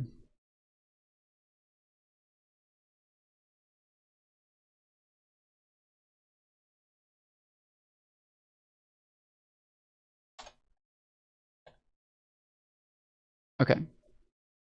If an eligible voter doesn't have a passport and their name doesn't match their birth certificate or naturalization papers, the process for deciding voter eligibility is left to the state. What that would actually look like is unclear. States can make their own rules about what kind of additional documentation is required to prove the voter's identity, but there are no standards for what that would be. A state could decide a marriage certificate showing the eligible voter's name change in concert with their birth certificate wasn't enough to prove citizenship. For example, that kind of ambiguity makes room for policies that could make proving citizenship almost impossible for many. Election officials are allowed to offer voters who bring DPOC that doesn't match their name the chance to sign an affidavit attesting they are the same person, but they don't have to, and many states will not. So this is the problem with this entire thing, is that, one, it's already a ridiculous standard to say that somebody has to have a passport or things like that. But then you say, if you don't have it, then that's okay. You just sign an affidavit saying that you're the right person. Well, this is literally lower standards than what it is that like California and like California is the state that a lot of these people bring up, is the state that allows so many illegal immigrants to vote, and that they have such horrible standards because they don't have voter ID. But in this case, they actually have much higher standards than this. I don't have a problem with the voter ID. I don't have a problem with you making it to where people have to have IDs at the polling station. That's not a problem to me. But if this is how you make the process to get that, if you make it impossible for people, or make it to where less people are capable of voting who are American citizens who have the right to vote, then you're just wholly un-American. Like, this is a ridiculous bill that absolutely should not be passed. Whatever a state decides has to go through legal channels, which can take a long time and leave many eligible voters behind. If there's an election before Ohio passes a new law to address this, countless Ohioans could be denied their constitutional right to vote. So this is also, like, even putting these types of restrictions on states from the federal level, where states are the ones who are supposed to decide, like, how their voting process is done. I don't know why we would accept the federal government taking on more rights away from the states over and over and over. This is something that Trump continuously does, is like federalizes every little thing that he can and takes away what it is that states are supposed to be doing and makes it the federal government's job now. This is absolutely insane. Like, how many things are we going to allow him to take away from the states? How many things before people finally say something about this? Especially Republicans, who have been the ones who have whined and cried about states' rights for so long, for like in the most ambiguous and nothingness issues that they've always pretended as though they cared about states' rights. What the fuck? Why every single time states' rights come up do you guys have nothing to say about it? Every single fucking time. Tom, have you talked to Ryan Mullally? No, I think we're going to invite him onto a panel this week, though. I'm working on a panel for this Friday. Trump said it. He said this is... Like, him and I have had DMs back and forth, but we haven't had, like, an official conversation. This is the way I win. He knows he's getting killed on to costs, bag an election. It's to bag, it's to cheat and steal the election in a different way than he did in 2021. I'd like to ask you a larger question. But can I say, on this SAVE Act? Sure. You can't even use military ID. And here's what happens. Just a minute. I wrote an op-ed. It's in the New York Times. Can I show it? It's a good one, Senator. It's a good one. Of course you can show it. I hope people will read it. This is your table, I haven't seen it here. How does it look? Do you want me to find it for you? Yeah. Yes, that's I didn't run it today. What? No, well, it's on the. They don't run it in the paper till tomorrow. But I think, it's on the website. I'll pull it up. So in any case, here's what they do. They demand that every state send DHS. This has nothing to do with voting. Homeland Security. They send them their voter rolls. They have an algorithm set up by Musk and Doge that says who's knocked off the rolls. Okay? Over 20 million people will be knocked off the rolls. And these are 99.9% American citizens. Because, they say it's to prevent illegal immigrants. There you go. They say it's to prevent illegal immigrants from voting, how they put it. Right. Untrue. You know what? How many? The Heritage Foundation, this right-wing place, found, I think, only 62 in the last 10 years with 200 million people. By the way, what's so ridiculous about this is the Wall Street Journal not only wrote an editorial this past week saying, this is a solution for a problem that does not exist. Yeah. I remember reading a Wall Street Journal editorial a decade ago, a very conservative outlet, mind you, saying the same thing. Republicans are trying to create a solution for a problem that does not exist. The Wall Street Journal editorial page Republican also warns this may disproportionately hurt Republicans in the new political age that we're living in. Senator Katty Kay has a question for you. She, of course, does know where her original birth certificate is because they keep it in a locked safe at Hotel de Cap. I know. Where she has the easiest access to it. Caddy. Look, I mean, I still don't even have an American passport, so I actually would not be allowed to vote, contrary to what Donald Trump seems to think would happen. But no, I would not be allowed to vote. Senator, you've been talking about the things that the president is doing that are tying himself up in knots, where he's been his own worst enemy, sending ICE to airports, the TSA lines, the war in Iran. And yet, when you look at, and this is something I keep getting asked whenever I'm traveling in Europe, when you look at the Democrats' approval ratings, they're pretty much the same as the president's. How do you account for that? You're the Democrats' majority leader. People are upset in general, but I think the people are understanding, as you've seen in almost every by-election that we've had over the last year, that Democrats are fighting for people on costs, the high cost of health care, the high cost of daycare, the high cost of electricity, the high cost of meat when you go to the grocery store. We're doing that. And so we are fighting them, and people get that, and that's why they're preferring us. The bottom line is, I just have to get back to finish what happens here. So this Musk algorithm kicks you off the rolls. They don't tell you till you show up at the polling place half the time. So Barnacle shows up, and they say, Mr. Barnacle, you're no longer on the list. Why? They say, I don't know. Go call the Board of Elections. You can't vote. Yeah. It's incredible. It's a bag job. Oh, it is a bad job. All you right. put it So well. let's I'm sorry, but I had to show how bad. This is not voter registration when you show up. No. This is voter purge. 20 million, 25 million. I don't agree. The Wall Street Journal. I don't often agree with them. It's going to hurt poor people. It's going to hurt Democrats. It's going to hurt people who have to. They make you register in person. Only 5% of people do. Working people with 2 jobs are going to have. Well, and the Wall Street Journal's point was that in the new era that we live in, you have a lot of MAGA voters who are who may not have an advanced degree, who by stats look like a lot of Democratic voters used to look. And so guess what? It doesn't matter if it's Democrat or Republican. It doesn't. People shouldn't be kicked off the rolls for no reason and not told about it. Get people voting. Let me ask you quickly on Iran. You brought it up before. What's the best way out of this? First of all, is it a good thing that we're degrading Iran's military infrastructure? Well, the bottom line, here's what really burns me about Iran. Any first-term plebe in West Point studying Iran, they would have said the first thing you better do is secure the Strait of Hormuz if you're going to go to war with Iran.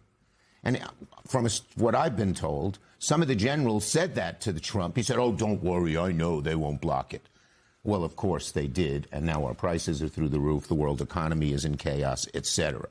And so we're now so deep, and Iran sees that they have real leverage here, that it's harder and harder. All right, so Senator, here's how we ought to get out. No, hold on a second. Okay. You got to answer my question first. Yeah. Is it a good thing that Iran, and I think you would agree with me, epicenter of terrorism in the world since 1979, is it good that their military infrastructure is being degraded to the degree that it is? Yes or no? You can't, because it's a premature question. What is going to happen in the next several months? No, I can ask that question. Well, you can't separate. No. I can't. So you have a military side of it. I can show you my chart, but I think I threw it away. You have the military side, you have the political side. I'm simply asking on the military side, is it good, regardless of whether we agree with going in or not, is it good that Iran's military infrastructure has been seriously degraded? And again, I have to tell you, Joe, first, you can't. What's going to happen 3 months from now? Is it worth it? What's going to happen? Will the world economy collapse? Will something happen even worse? Will the whole energy infrastructure of the world go up in smoke? So you have to, when they do it without planning, when they do it without understanding where they're going, Senator, where they're going, but I don't think it's fair. It's a trick question. No, it's not. Because It is. if you do not strategize the consequences of the action, the military action, if you obliterate and do all these things, but you don't actually play it out in your minds and have strategy for the consequences, then it may not be good. Let me answer the question for everybody in America. The answer, yes. It's good that the terrorist regime, their military has been, and capabilities have been degraded radically. The question, Mike, though, is political. It's the political question. No. What is the political impact? What's the impact in the straits? What's the impact in the region? Joe, in all due respect, if you ask the American people, if you have the choice of degrading the military structure in Iran, but having gasoline be $6 a gallon, and our economy falling into a deep recession where millions lose their job, what do you think Americans Senator, you're not would say? listening to me. That's the political side. No, it's not political. Okay. It's a consequence, just like Mika said. All right, why don't we talk about the Yankees, because you're not following me here. I am with all following due you. respect. I just don't agree with you. No, what you don't understand me. There's a big difference. I would say that most Americans would say it's a good thing that it's degraded. This is Schumer's totally correct here. Schumer's totally correct here. The outcome by itself doesn't mean shit. It doesn't mean anything. Outcomes are not like good or bad alone when it comes to the way that a government engages. They are never just good or bad. It's how you do it that matters. That's always what matters. It is how you fucking do it that matters. If we say Donald Trump arrested a bunch of pedophiles, isn't that good? Well, they had already been arrested in the past for their crimes. There's no crimes that they're being charged with right now. It's like, yes, but he got pedophiles off the street. Isn't that good? It's like, but that, what? You can't just arrest people without a crime, without a charge. This is double jeopardy. No, that's bad. That's not good. You can't, like, even if we don't like pedophiles, even if we don't want them to be on the streets, this is not beneficial. So that it's about how you do it. It's always about how you do it. It's about how you get it done. Schumer is 100% correct here. This guy is being a fucking idiot. He's being fucking stupid right now. This is so stupid. Absolutely moronic. You can't just say, but the outcome is good. You're talking about politics. No, we're talking about processes. How you do something is what matters. That is the thing that matters. They agree that we should have gone to war, Mike. I think most Americans, you look at the polls, they don't want this war. Okay. They don't want this war. But there is, it's something that I think the Democrats should be, I think it's something, with all due respect, Democrats should be clear about. Iran has tried to kill Americans since 1979. Okay. Two things, hold on. Two things can be true at once. It can be good that Iran's killing machine has been degraded. At the same time, the consequences may outweigh the good that come from that. Okay, it's okay look, to say that. I don't disagree with you. I don't disagree. You know, the fact that the leader Khamenei is gone, no one regrets that. The fact that Iran has less ability to create military trouble is no one. Why do Democrats hate on Schumer? Who fucking knows, dude? Who knows? Like, Schumer is one of the last vestiges of a true American, and I think we should all be praising him nonstop. Disputes that. But you have to look, I don't think it's political, to be very honest with you. It's the consequences, the military.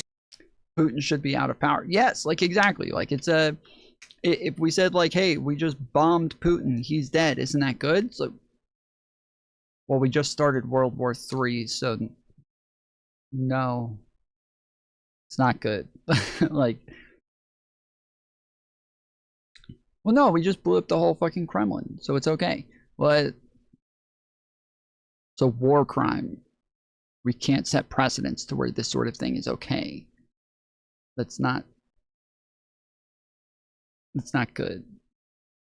You're right. I didn't know 19 states allow non-citizens to get driver's licenses. Did you know that? Yeah, of course. No wonder they won't accept. There are different classifications of licenses, first off. Secondly, getting a license has nothing to do with voting. Like, you have different class licenses.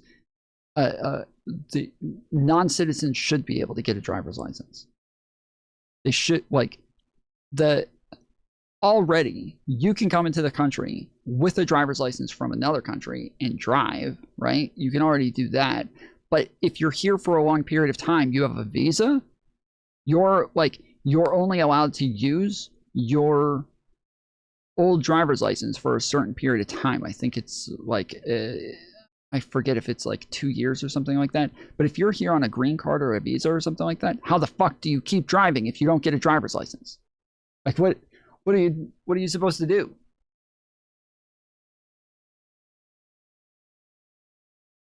I'm getting ready to move to another country. When I get there, they are going to allow me to drive for a certain number of years based on my US driver's license. But eventually I have to get a license through them, and I won't be a citizen, so. Terry, the geopolitical, Well, the that's what I'm economic saying. consequences. I'm saying the geopolitical. You got to let me finish. You just said what I was saying. The geopolitical consequences. Right. It's not just the economic consequences. Right. Again, let me ask the question again. If you ask the American people, and you had the package together, because we don't know how bad it's going to get, but we know it's pretty bad now. I think most of them would have said, no, we shouldn't have gone to war. And by the way, most of them have said that. Yeah, we shouldn't have gone to war. Right. And I'll tell you this, if they would have done it right. It's kind of dumb to say Iran has been trying to kill Americans for 40 years. It's just untrue. No, that's not untrue. No, that is not untrue. Sean Lawrence Kearns. That is definitely not untrue. Donald Trump killed Soleimani in, I think it was 2019. He bombed Soleimani in an Iraq airport.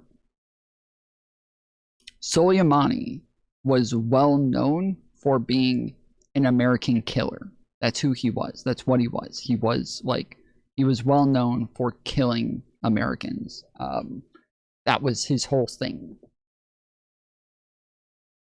Host, what is your name? It's the channel name. Tom. My name's Tom.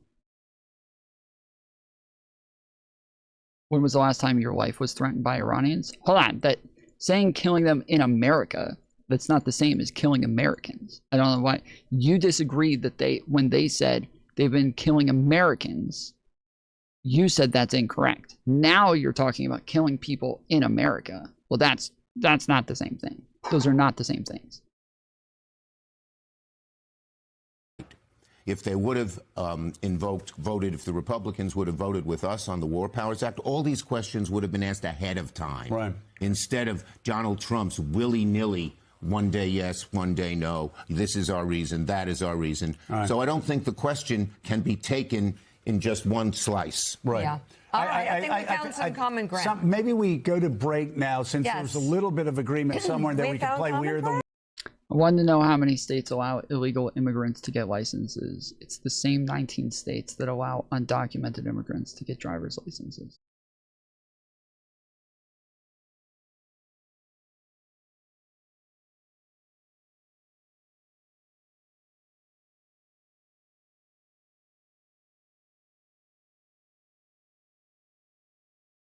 Okay, hold on.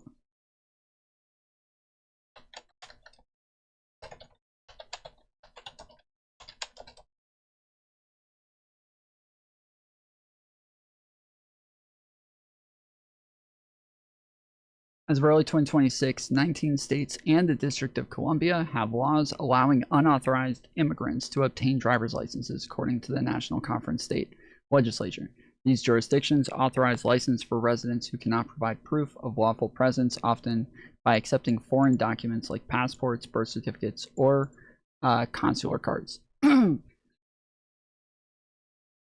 Yeah, there's a bunch of states, when you say they allow undocumented immigrants, they just don't check for immigration status.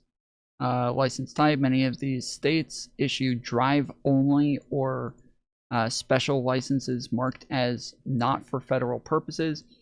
Instead of a social security number or proof of legal status, applicants typically use a foreign birth certificate, foreign passport, or a consular card, along with proof of state residency. These state-level laws comply with the 2005 Real IDs Act standards for states, state-issued documents by creating a distinction between regular federal compliant licenses and those issued to unauthorized residents. Now,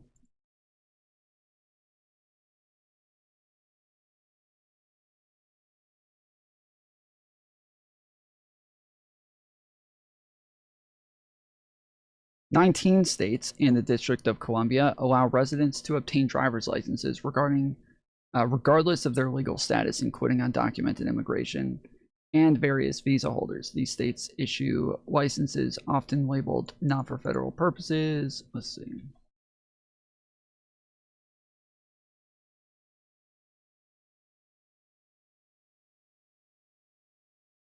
Green card holders, lawful permanent residents, are eligible to obtain driver's licenses in all 50 U.S. states and the District of Columbia. As legal residents, they are authorized to apply for both standard licenses and Real ID compliant licenses, provided they meet state specific requirements such as proof of residency. So, all 50 states allow people who are not citizens to get a license. All 50 states. There's, as that said, 19 states and the District of Columbia who allow undocumented immigrants to get a license.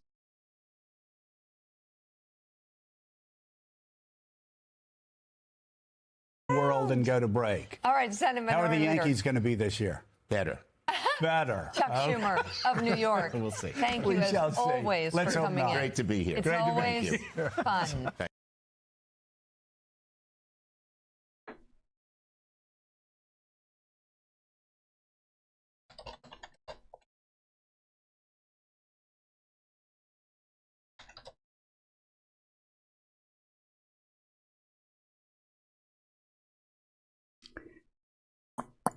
Based on reports covering the period up to March 2026, Iran and its proxies have been responsible for the deaths of over 1,000 American personnel over the past 2 decades, with a significant number of these casualties occurring via proxy attacks in Iraq and Syria, according to reports.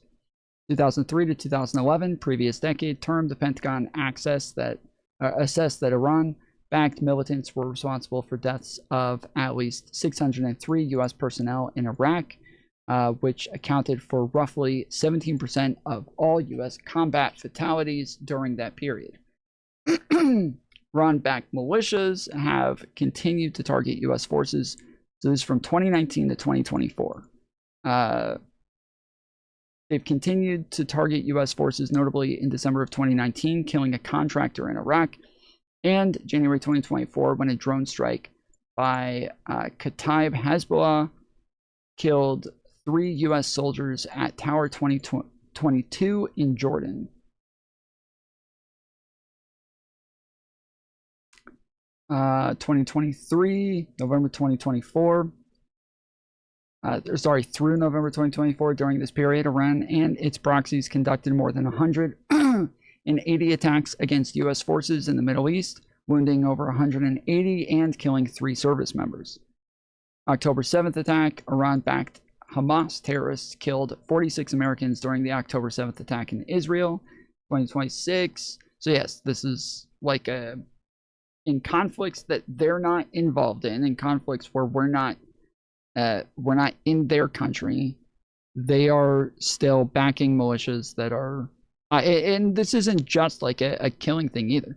Like Iran is just like an enemy of the U.S. Like their countries, they are part of a group of countries that are constantly engaging in like cyber attacks on the United States, like attempts on hacking like the Pentagon, and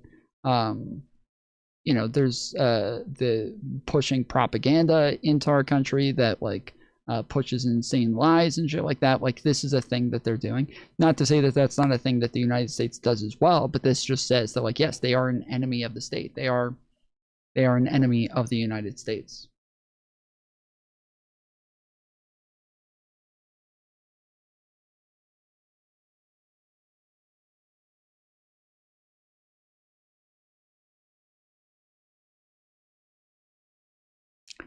They were declared part of the axis of evil before the Iraq War, if I remember correctly. I think that was like in the speech talking about the Iraq War from Bush. I think that was all like one thing, if I remember correctly.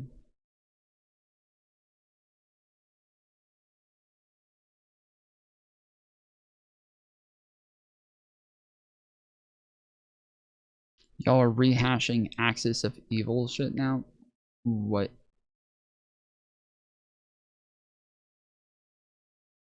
I'm assuming you're a leftist.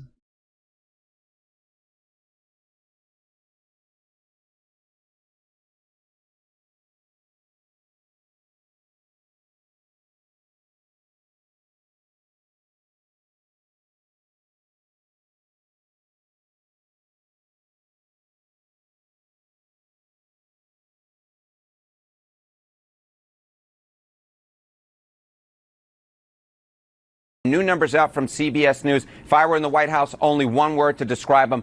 Yikes. Trump will or is making you financially worse off or better off. You go back to just before Trump was. You can't be serious. Bro, you're literally, you haven't like disputed anything that I've said. You're just doing like, oh, what? Wow. What? No way. Wow. Are you kidding me? You can't be serious. Whoa. This is crazy, bro. Like you have, what of what I said do you disagree with and why? Like, try to like use a brain for a little bit instead of just being mad that I don't repeat the fucking propaganda that you get pushed in your echo chamber. Like try engaging with something that I'm saying. Was reelected to a second term. Their plurality said better off. Because you're just regurgitating propaganda.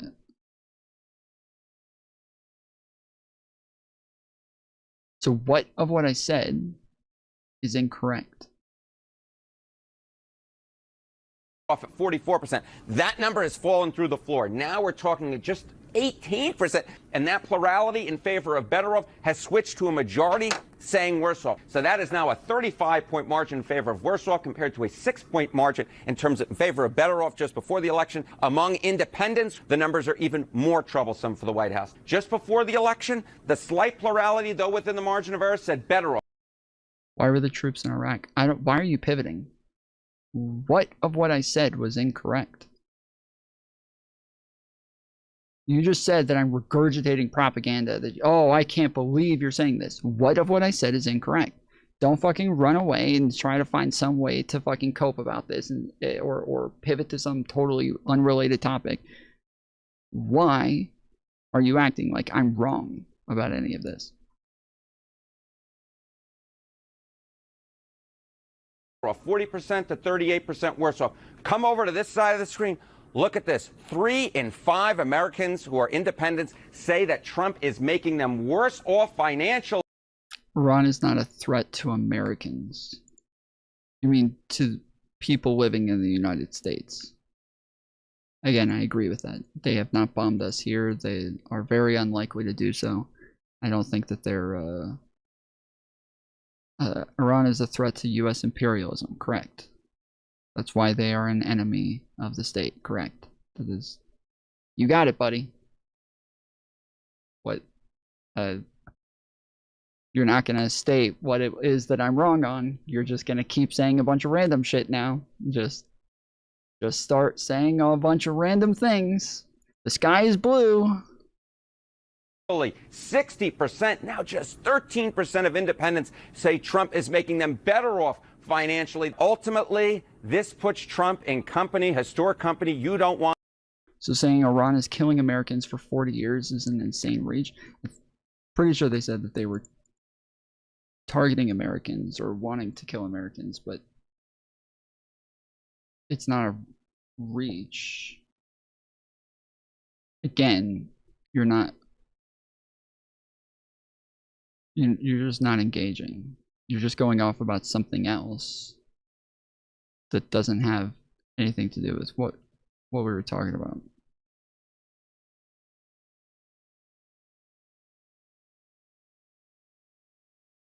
Want to be. He's the leader of the pack, or last in the pack when it comes to 21st century presidents. Economic net.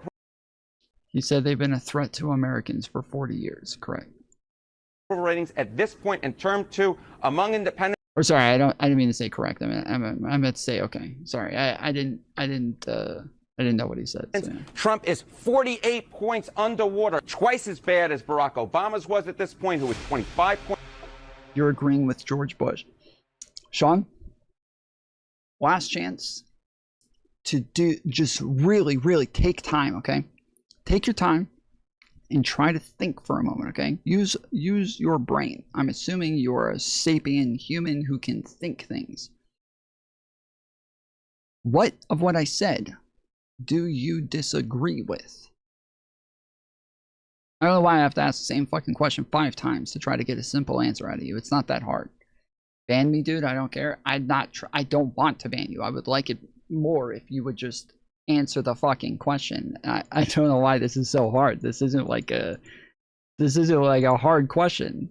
If it's so crazy that I'm saying this, if it's so insane, what part of it is incorrect? What part do you disagree with?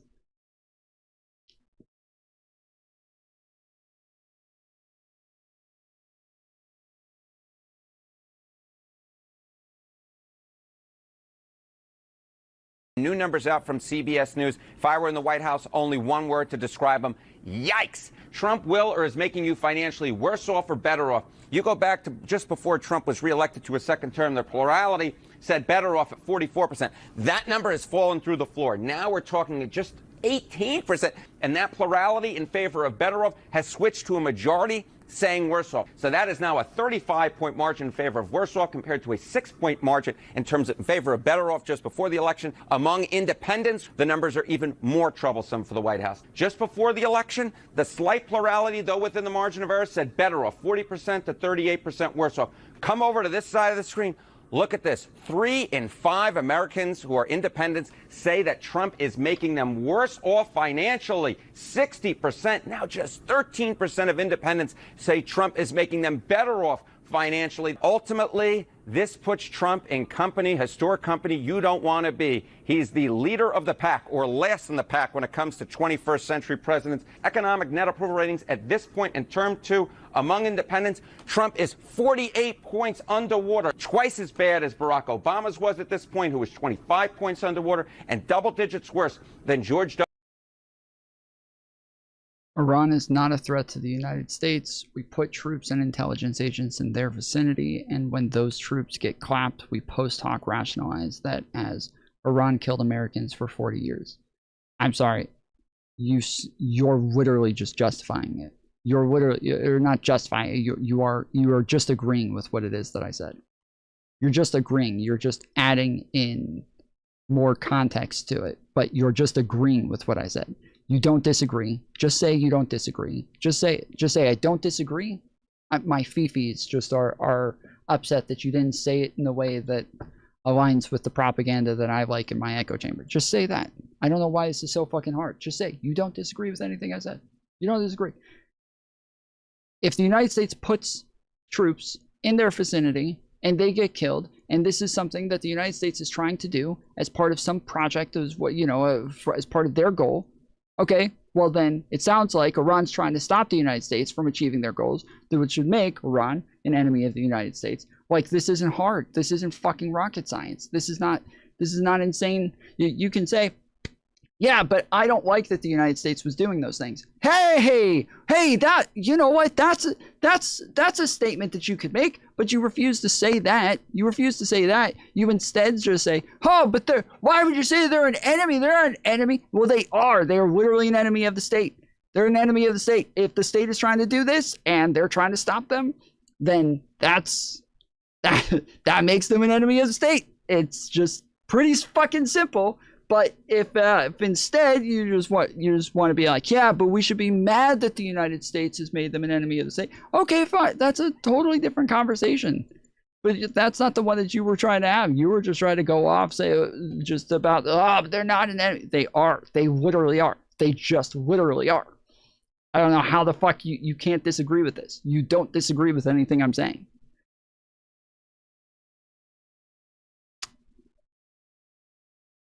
F.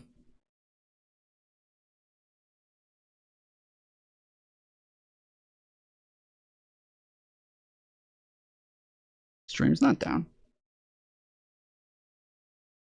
Weird.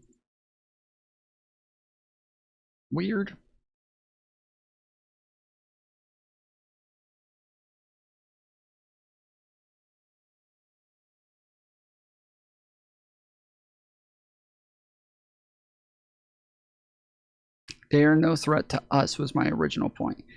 Okay. That was your original point.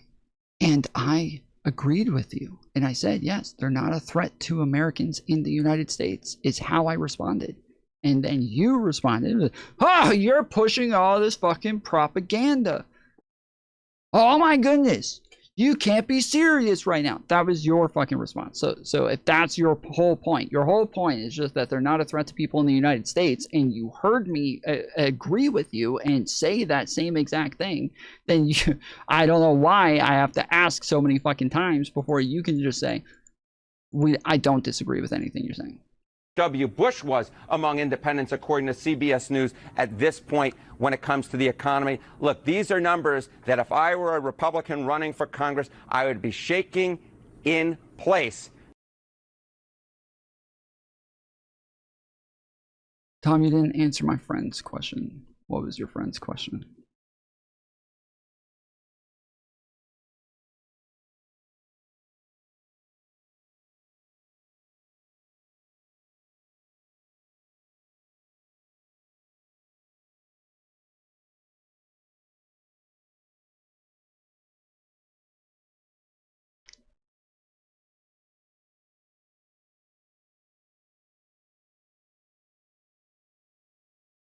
What's your take on the Ukrainian war?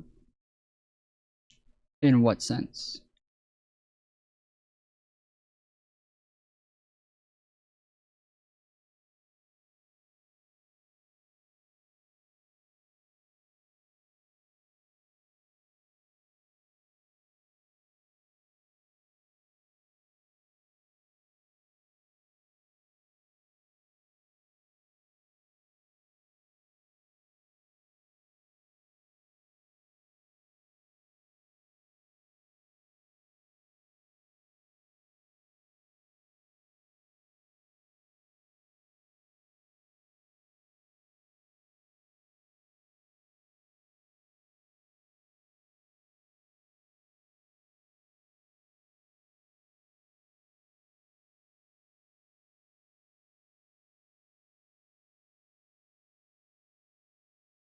I think this guy is a weird liberal who is also a war hawk.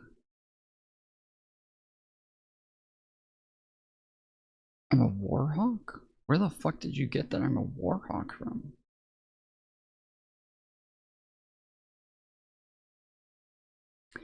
You have friends, right? How many of your friends could run a global trafficking ring without you knowing it? Yeah, if they were my best friends, I'd probably none of them, honestly. I don't think any of my best friends, especially if I was best friends with those people for 15 years. I don't think I could. 15 years? Let's say, just as a hypothetical, let's say I was best friends with like Jeffrey Epstein. And during the 15 years that I was best friends with Jeffrey Epstein, that like later everybody finds out that all of the crimes that Jeffrey Epstein committed was in those 15 years. And then there's a bunch of victims of Epstein that say that they saw me around, that I was hitting on underage girls, that I was constantly being inappropriate with them. There's maybe tons of other accusations and affidavits and court cases claiming that I raped 13-year-old girls and things like that. It'd be really hard to believe that I just didn't know anything about this at all. That would be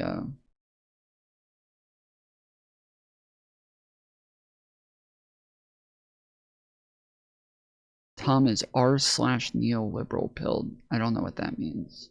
What is r/neoliberal pilled? You're cheering on Chuck Schumer and never once mentioning the idea that we could not attack Iran. What do you mean that we could not attack Iran?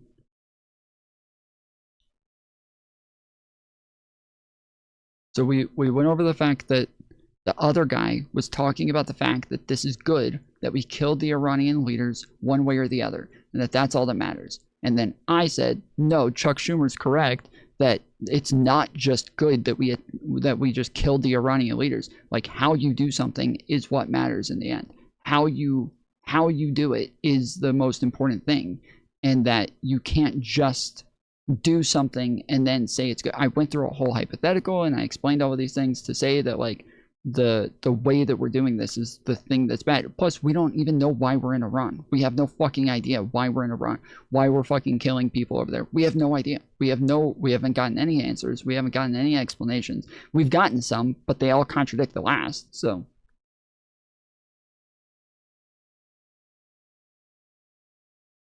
I mean, not attack Iran in the sense that we don't do it at all. What do you mean that we don't do it at all? We did do it. What the fuck? I have no idea what you're talking about. I'm sorry. I can't keep trying to decipher the fucking code that you guys are putting out there. But we begin with developments on the war in Iran, which seem to be changing by the minute. Early this morning, President Trump posting a message to Truth Social claiming, quote, did the person asking about Ukraine ever make sense of their question? Jacob Chill never responded and said, what what's your take in Iran? Take on what part? In what sense? Nothing. Just give me a take. Just give a take. Because you don't know why they are there, that doesn't mean they don't. They don't what, bro? You gotta fucking speak in full sentences. I literally have no idea what the fuck you're talking about. Tom is an expert in patience. These buffoons. It's insane, bro. I don't know why this is shit so hard, man. Just fucking like, I don't know. Mimic me. Just mimic me and just sound human and act human. Like I don't know what the fuck is the problem. Productive talks are underway with Iran and saying, therefore, he is postponing his own self-imposed deadline to strike Iranian power plants and energy infrastructure. The president 2 days ago gave the Yes, he had a 48-hour deadline saying, I will obliterate them if they aren't. But now here we are 48 hours later. And now Trump is saying that they're in talks, and Iran is saying, no, we're not. No, we're not. We're not fucking talking to you. We're not negotiating with you guys right now. What are you talking about? It makes absolutely no sense. And we went over this earlier. Like, there is no benefit to Iran to lie about this. There's zero benefit to Iran to lie about this. There's every benefit to Donald Trump to lie about this. So it just makes sense that Iran is the one telling the truth here. Not that Iran is some, like, you know, bastion of truth or, you know, a country that we would generally believe. But this is the problem with Trump being in charge right now and his administration, is that normally we would trust our country, right? But now we have the United States that we can't trust, Israel we can't trust, Iran we can't trust. Who the fuck are we supposed to listen to in any of this shit? It doesn't make sense. We just have a bunch of lying motherfuckers out there just pushing whatever propaganda they think will benefit them in the moment, and then contradicting it days later, or having another person part of their administration contradicting it days later. This is so fucked up. Like, we should at least be able to trust our own government in this shit, and we can't. Our government is just as untrustworthy as any other. The 48-hour deadline, saying if Iran did not open the Strait of Hormuz, he would, quote, obliterate various Iranian power plants, starting with the biggest one first. That deadline would be 7:44 p.m. this evening. In response, Iran then promising to, quote, irreversibly. I'm trying to juxtapose your war takes. You're talking about Iran as if you need to know. You're a need-to-know basis. Okay, I'm done. I'm sorry. If you guys can't even speak fucking English, I'm not going to be able to engage. Destroy essential infrastructure across the Middle East, even suggesting they may hit desalination plants throughout the region, which would be... I think Raslin, I think the president is the one who apologized for attacking the neighboring countries and said they weren't going to do it anymore. But I don't think the president is the one who's in charge of the military.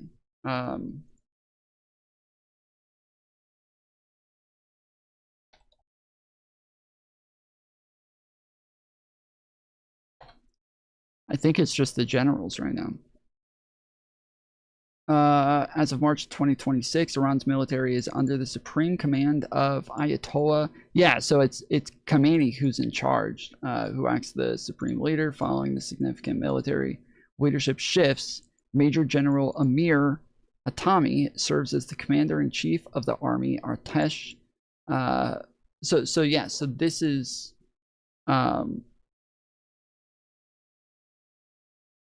this is all, like, I don't think the president, he's the one who apologized and said that they weren't going to bomb them anymore, and he doesn't have any say on that.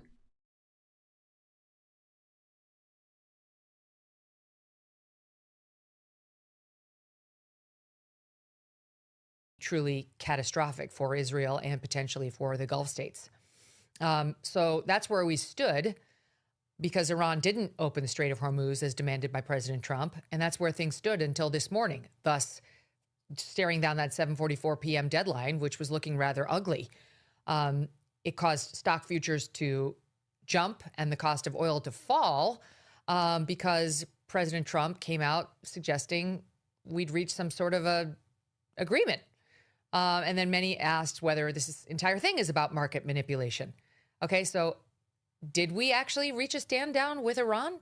Did we speak with them? How? Through whom? They're denying it. Iran's foreign minister came out and denied any talks were underway at all. And the New York Times reporting that the Israeli military, no sooner than Trump had issued that Truth Social, began conducting a new wave of strikes today. And that's extremely important. So Trump says you got 48 hours to allow traffic in the Strait of Hormuz.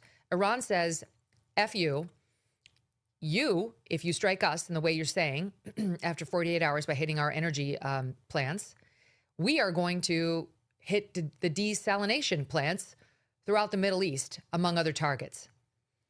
And there it stood in détente until this morning when Trump issued his great news. We've been speaking with the Iranians. We've made major progress, and I'm going to hold off on my threat. Then the Iranians come out and deny that we've been having any such talks and say this is Trump caving because they know he doesn't want, what they threatened. And that this is a sort of taco situation. Trump always chickens out. That's what his critics are saying. It's what the Iranians are saying. But either way, no sooner does Trump say, okay, we're going to stop our... She's actually cooking here, dude. I'm not going to lie. She's actually cooking here. I'm not going to lie. She's actually got it on this one. Uh-oh. Our threat, and we won't be bombing any of your energy plants or et cetera.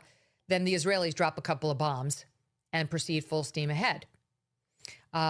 Any talk of this war winding down, which comes as welcome news to most of us, probably sends shivers down the spine of Senator Lindsey Graham, who is still out there as the main spokesperson for the administration for some reason. It's amazing that Trump, who is generally a communications genius, has seen fit to let this guy be the face of this war.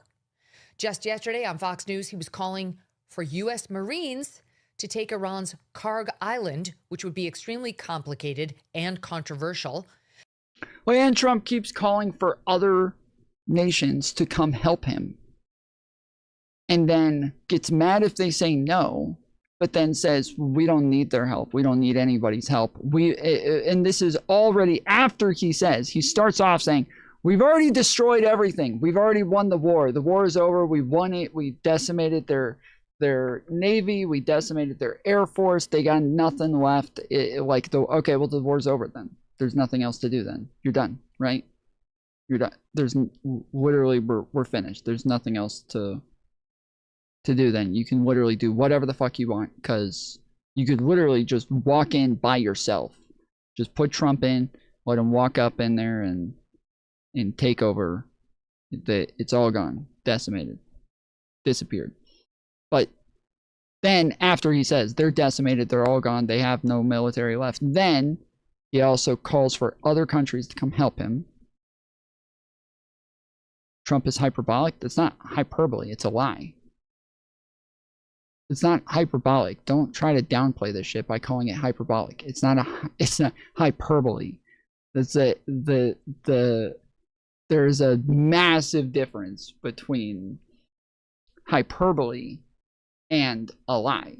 And yes, and the president should not be hyperbolic. I'm sorry. But like the fact that you guys decided to vote in somebody who doesn't know how to communicate the truth to the people who need the truth from their leaders, that doesn't mean that I'm going to stop criticizing him for it. That's fucking stupid. Sorry.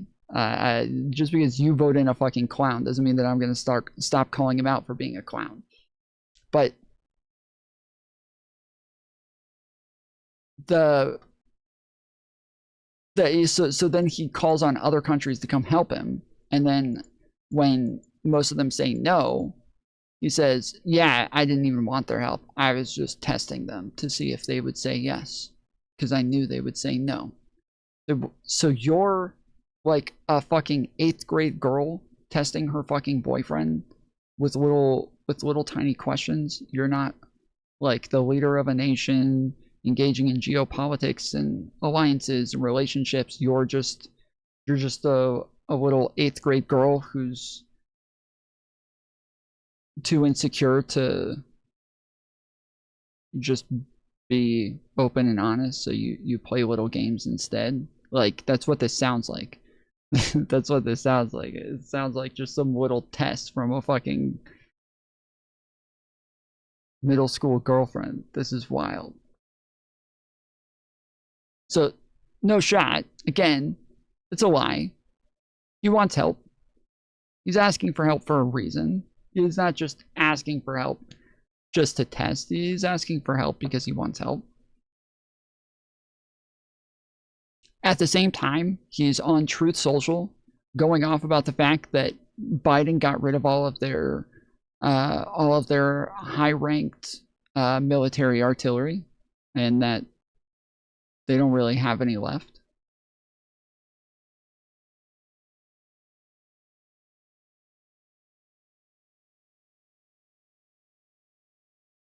And then he says that they're going to completely decimate them after he's supposedly already decimated them. Now this is a real one where he's really going to decimate them. And then magically comes out and says, oh, guys, thankfully, we said they have 48 hours, but thankfully, we're in talks now. Thankfully, we're negotiating. And then the other says, no, we're not. We're not negotiating. What the fuck are you talking about? That's not happening. And as long as he continues to push this like 0% enrichment idea, there's no way they will negotiate. There's no point where they will negotiate. So until he gets off this stupid 0% enrichment idea, there isn't like a negotiation to even be had. Comparing the operation to Iwo Jima during World War II. Here's what I tell President Trump. Keep it up for a few more weeks. Take Carg Island, where all of the resources they have to produce oil. Control that island. Let this regime die on a vine. Is this going to, though, take Carg Island? Is it going to involve U.S. troops on the ground? Let me just read you something from The Atlantic. Does an assessment on that. They say U.S. troops may well take Carg Island. We believe in their ability to do so, but only to endure ballistic missile strikes, drone attacks, petrochemical smoke, all without a reliable means of obtaining logistical support. The result could be a grinding war of attrition. They talk about how far away they would be from resupply. I'm sort of tired of all this armchair quarterbacking. This has been an amazing military operation. God bless the fallen. But it's a difference when we talk about troops on the ground. I trust the Marines, not that guy. I trust DOD. We got 2 Marine expeditionary units sailing to this island. We did Iwo Jima. We can do this. The Marines, my money is always on the Marines. Unbelievable.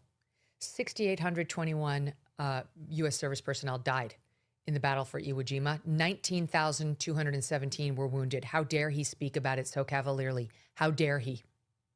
He doesn't have any kids. He's not sending a young son or daughter into battle. F this guy. Congresswoman Anna Paulina Luna posting on X that Senator Graham is acting as if our troops are, quote, expendable cattle. That's exactly right. How dare he? And now we learn over the weekend that Rupert Murdoch was one of the main people to be goading Trump into this war. Rupert Murdoch, who is 95 years old. He'll be dead soon. And he, too, is acting as if our troops are, quote, expendable cattle. He won't have to live with the consequences of what he's doing. And good for Anna Paulina Luna. Also, it says that a couple of calls came through at like 1:20 a.m.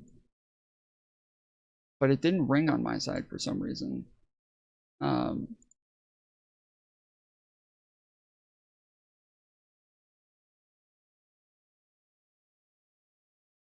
I'll text them back and let them know. But if you're still in chat,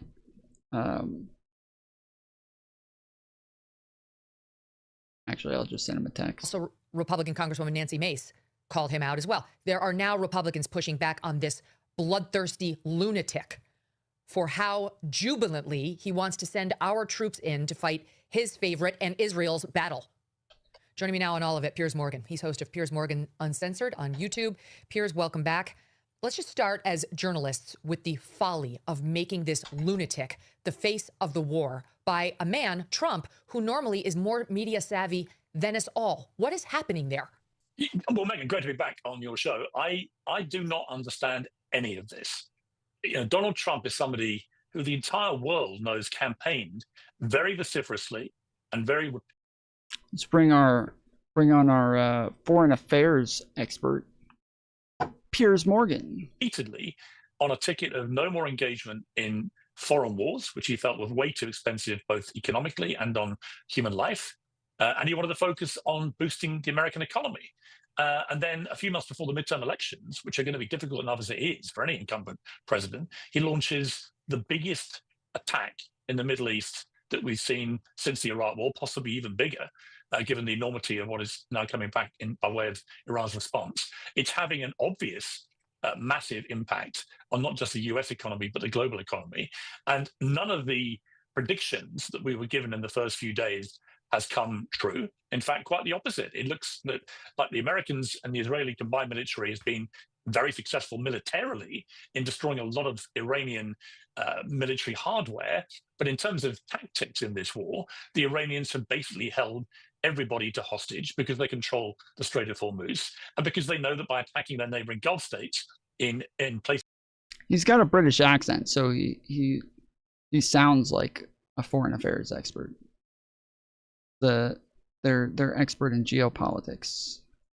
That will really hurt them, to do with their energy plants, to do with tourism areas and so on, that they can have a stranglehold over any military. And that's exactly what's happened. And the constant mixed messaging from Donald Trump and the administration and the very incendiary gung-ho rhetoric from people like Lindsey Graham, the combined effect of all this, when we can all see with our own eyes how this war is playing out, and it's quite clear the Iranians have not got the abject surrender memo, and I'm not even sure that they have got the memo we're being told about this morning, which is that they're all ready to do a deal. They're showing no sign of any of this, and so Pierce is foreign. I mean, I think technically he's a U.S. citizen at this point, but I stand here, sit here, scratching my head in incredulity about what of any of this makes any sense at all if you're the president of the United States.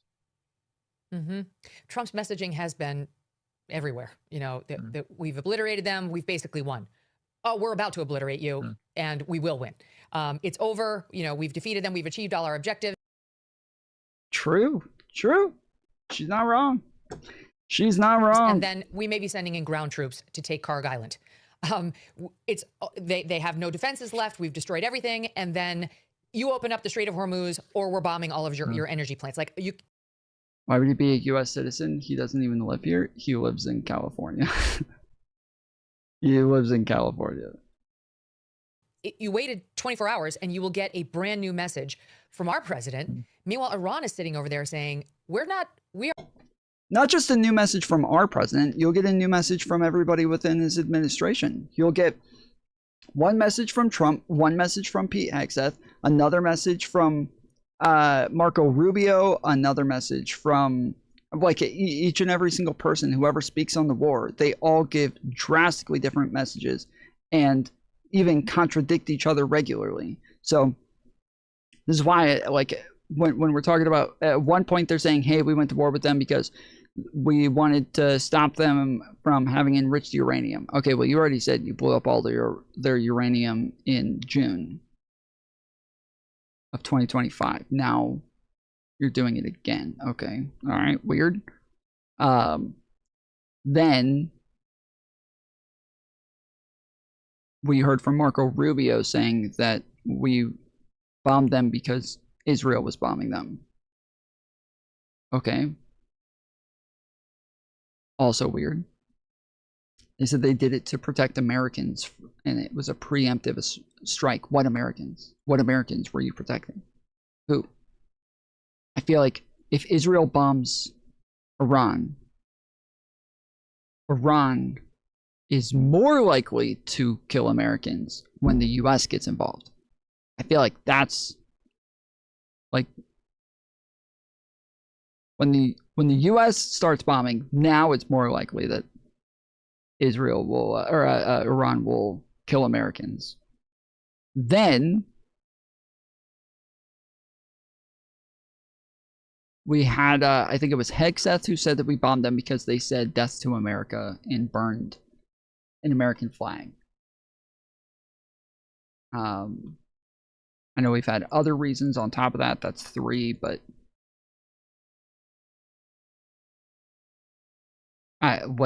we have no idea why we're there or what we're doing. Nobody does. I don't even think Trump knows why we're there. We are not negotiating. We don't know who he thinks he's negotiating with, but we didn't agree to anything. This is a stand down by the president who realized that we meant it, that if he actually did start bombing our energy plants, we were going to start attacking the desalination plants throughout the region, which, you know, we reported in our morning news update this morning, Piers, is like you've got several of these Gulf countries, these Gulf Arab countries that have over 90% of their drinking water depends on desalination. I mean, that it would be truly catastrophic if the Iranians actually did that, not to mention what knocking out the Iranian energy plants would do to... My audio sounds way better than Piers Morgan's. Shut the fuck up. ...world energy prices and oil prices, and Iran hasn't budged on the Strait of Hormuz problem. Right, and you've got no sign of any actual regime change. We know the Ayatollah was killed. We haven't seen his son, so he's presumed either dead or very seriously injured in a way that's incapacitated him. But regardless of that, the IRGC are still clearly firmly in charge of the country. And we know that because there's been no sign of any uprising by the people, many of whom are very opposed to the regime. But there are 2 reasons why. I never know what emojis mean. You know what that's called? Autism. We're not seeing the uprising, or 3, I would argue. One is there are bombs obviously flying everywhere, which makes it very unsafe to hit the streets. Secondly, they remember what happened in January when the regime cracked down in the most vicious and vengeful manner against protesters, killing up to 30,000 of them. And 3, it's obvious to everybody that the IRGC are completely in control. And there are 250,000 of them. There are 400,000 to 500,000 paramilitaries below them, heavily armed. And then there's nearly 1 million regular Iranian army. This is, you know, you're not dealing with some tin pot regime here that's just going to roll over, or a regime like Venezuela where they were quite happy to do a deal. Here you're dealing with an ideological country fueled by religion, which is pathologically opposed to any American rule. True. COVID made it to where everybody could just show up with some sort of crappy webcam and talk into it as though that was a microphone, and or just using their phones all over the place. Even like real news anchors and hosts were all over the internet doing shows through their phones, and it's just totally fucked up the quality of what we would expect from these people. Disgusting. Over them in any capacity, and hates Israel too, who are just not going to be bullied into towing the line in the way that Donald Trump seems to think they are, and they have the weaponry to. Is that a feature of autism? So, is that a feature of autism? So be it. I'm doing pretty well. Yeah, autism is like in large part not being able to understand facial expressions, body language, like nonverbal communication. That is autism. And that's what emojis are, is just showing like some sort of symbol that is supposed to give a nonverbal communication of emotion. Why it's called an emoji. Resist being bullied, but that weaponry, or an it's not just emoticon. military. They've got a lot of military. particularly ballistic missiles, which they've now been firing way far further than people thought, and that even imperils places like where I am right now in London in terms of its potential reach. But they're doing it very tactically, smartly, you have to be honest about it, economically, by controlling the Strait of Hormuz, where 20% of the world's... I was about to say, I bet you he's not in the United States here because he has a bunch of magazine covers in the background with him on the cover of some of them, but one of them says from the Sun, "Grumpy Trumpy" on it, and I thought there's no way he has that hanging up in his United States office. No shot. No shot. He has "Grumpy Trumpy" in his United States office. He's a bit too much of a simp for Trump for that to be the case. Oil comes through every day. And with the way they've gone after the neighboring Gulf states, they're sending a message that we may not have the firepower you do, but we can strangle you with the economy. And that is proving to the Gulf states and to Europe and to, I would imagine, many Americans, deeply unpalatable and ultimately unsustainable. Yeah, that's not autism. Okay, Google. What is autism? Here you go. Thank you. See? Report just hitting now via the Jerusalem Post is that Iranian parliamentary speaker Mohammad Bagher Ghalibaf is leading the talks with the United States. So it's possible we have found a person to talk to. Trump had said earlier that we wouldn't know who we were talking with because who to talk to because we'd killed them all. But now there is the parliament speaker. Mohammad Bagher Ghalibaf, who apparently is speaking with the United States, and let's hope that's true. The latest reports on what the demands were by each side sounded absolutely impossible for reaching an agreement, Piers, though they often do in the beginning. The Iranians were demanding a ceasefire, okay. Guarantees that the war will not resume in the future, okay, maybe. And compensation, they use the word reparations for what we've done over there so far. The U.S. is demanding no missile program for 5 years, 0 uranium enrichment. That's what we wanted beforehand that they wouldn't agree to. Decommissioning the Natanz, Ivshan, and Fordow nuclear facilities. Strict outside observation protocols around the creation and use of centrifuges and related machinery that could advance a nuclear weapons program. Arms control treaties that include a missile cap, no higher than 1,000. No financing. Is agreeing with Trump once the qualification for being a simp for him? If you're agreeing with him on most of the like major issues that Trump is blatantly wrong on, yes. Yeah. For proxies, and those are the basics of the deal. International disputes, inflation, rising national debt, digital currency. There's a never-ending list of reasons gold has risen over 700% in the last 20 years. And a never-ending list of reasons smart Americans diversify a portion of their savings into precious metals with Birch Gold Group. Gold. Nobody cares.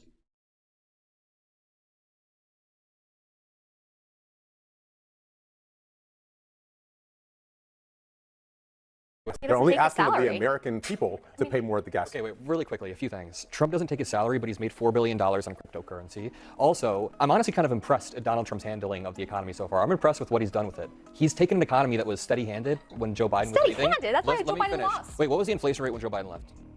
I don't know. I just know that it was 2.9%. We now have predictions that it's going to go up to 5%. We think that unemployment is going to keep skyrocketing due to this. Gas prices are skyrocketing. That means people have less money to spend on other things. I have a good idea too. Why don't we cut taxes for the richest so that we have less revenue coming in, and then we cut Medicaid for the poorest so that we can justify that, and then we go to war in the Middle East, so we increase our debt even further, even though we haven't learned from the fact that we added $8 trillion to our debt from the last Middle Eastern wars, and then we'll continue to pay $1 trillion per year on interest, so it compounds for our generation. That was obviously sarcasm. They're only asking the American people to pay more at the gas. Okay, wait, really quickly. Donald Trump claimed that he was going to assemble a group, a coalition, if you will, of powerful countries to escort ships through the Strait of Hormuz. He then realized, oh wait, the same international community that I have been antagonizing for the past 2 years isn't going to want to go on a suicide mission through the Strait of Hormuz, which at its most narrow navigable shipping lane is 2 miles, right off the coast of Iran. They can just lob missiles over. So it's a suicide mission. He realizes, wait, they're not going to help me with that. And then the countries themselves. The whole autism is a spectrum is a lie. Oh, okay. So you're not actually saying like what autism is or isn't. You're just making up your own version of autism based on your own feelings, not based on science. When you say that's not autism, you're saying my fifis say that's not autism. Okay. themselves say, we're not going to join a war we didn't even start. And then when I come on this panel, you guys are like, oh, these countries don't want to help us finish the job. They didn't start the job. They didn't start any of this. So why are they our allies? Because we are a coalition. Do they all get like veto power when President Donald Trump does? NATO is a defensive coalition meant to defend countries. Article 5 is invoked when one is attacked. Article 5 is not invoked when we attack a country. That is a fundamental axiom of NATO. Donald Trump claimed that he was going to assemble. ACROC list actions of executive orders Trump's admin has taken to break away from Dems' beloved global equity migration policy and DEI/EV mandates, China's global dominance / African labor mines push. Compare the results to taxpayers who struggle with inflation, high interest bills, rent under Biden. Why the fuck are Republicans complaining about taxes? Why are they complaining? Let's see.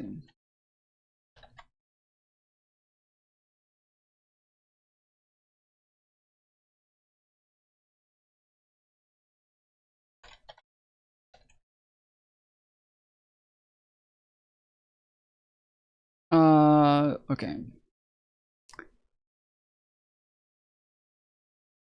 Oh, whoops.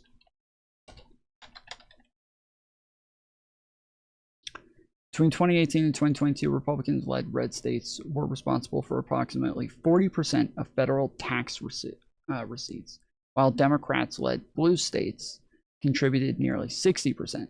Despite lower contributions, red states often receive more in federal funding per tax dollar, with 76% of states that receive more federal spending than they contribute being red states. So Republicans keep complaining about taxes when they pay less in taxes, contribute less to federal taxes, and then receive way more in federal contributions.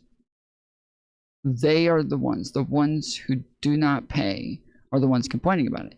Then you go look and see that it is Democrats who have been the ones who have been trying to lower taxes and given more tax incentives to people to where they get more rebates and more tax returns. There's been Democrats who have actually been trying to lower it, and it's been Republican politicians who continue to spend more, raise taxes, like obliterate record spending for debt spending. Like Republicans are the ones who are constantly paying more, or spending more, and paying less. That's not true. The left wants to raise taxes. They want to raise taxes for elites. They want to lower taxes for regular people. Why didn't Biden lower taxes when they controlled the House and the Senate? As I said, they gave a bunch of tax rebates. So like the child tax credit plan was one way where they significantly lowered taxes for families.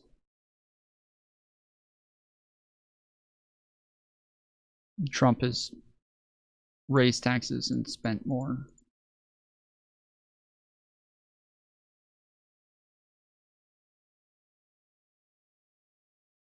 By far, he's spent more by leagues.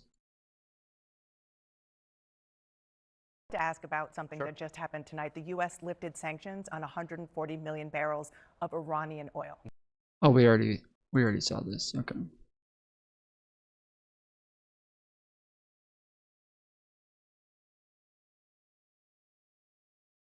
You're a very privileged man, Mr. Ambassador of the United States. I think you're representing about the only country that could openly threaten the sovereignty of European nations and still receive a red carpet or a blue carpet treatment here.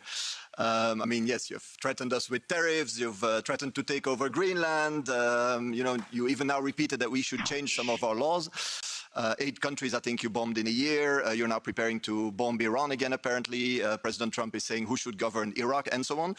My question is very simple. Do you consider that the United States are still bound by international law and the UN Charter? You're a very privileged man, Mr. Ambassador of the United States. So Trump administration is just drastically ruining our relationships with the rest of the world, bro. It's embarrassing.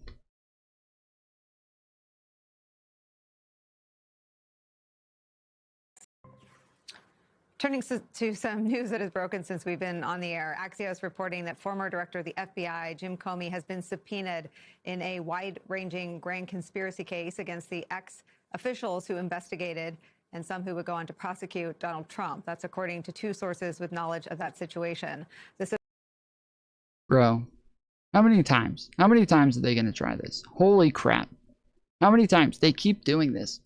They keep fucking doing this, where they keep trying to, like, come out with these investigations that lead nowhere, do nothing. They get grand jury indictments that get dropped. They've said that they're gonna charge Barack Obama, Hillary Clinton, Joe Biden. Like, they keep doing this over and over and over and over and over, and it never goes anywhere. How many times? How many times? How many L's are they gonna take? This is embarrassing, bro. This is embarrassing. They just keep taking L's. Subpoena for Jim Comey was reportedly issued last week and relates to his alleged role in the drafting of a January 2017 intelligence community assessment concerning Russia's election interference that favored Donald Trump. This so-called grand conspiracy case is based in the Southern District of Florida, and it relies on the belief that officials who worked for President Barack Obama and later Joe Biden broke the law back then, before they knew who would win the 2016 election, to try to undermine Donald Trump from his 2016 election through his federal indictments in 2023. It sounds bat-bleep crazy, but it's really happening.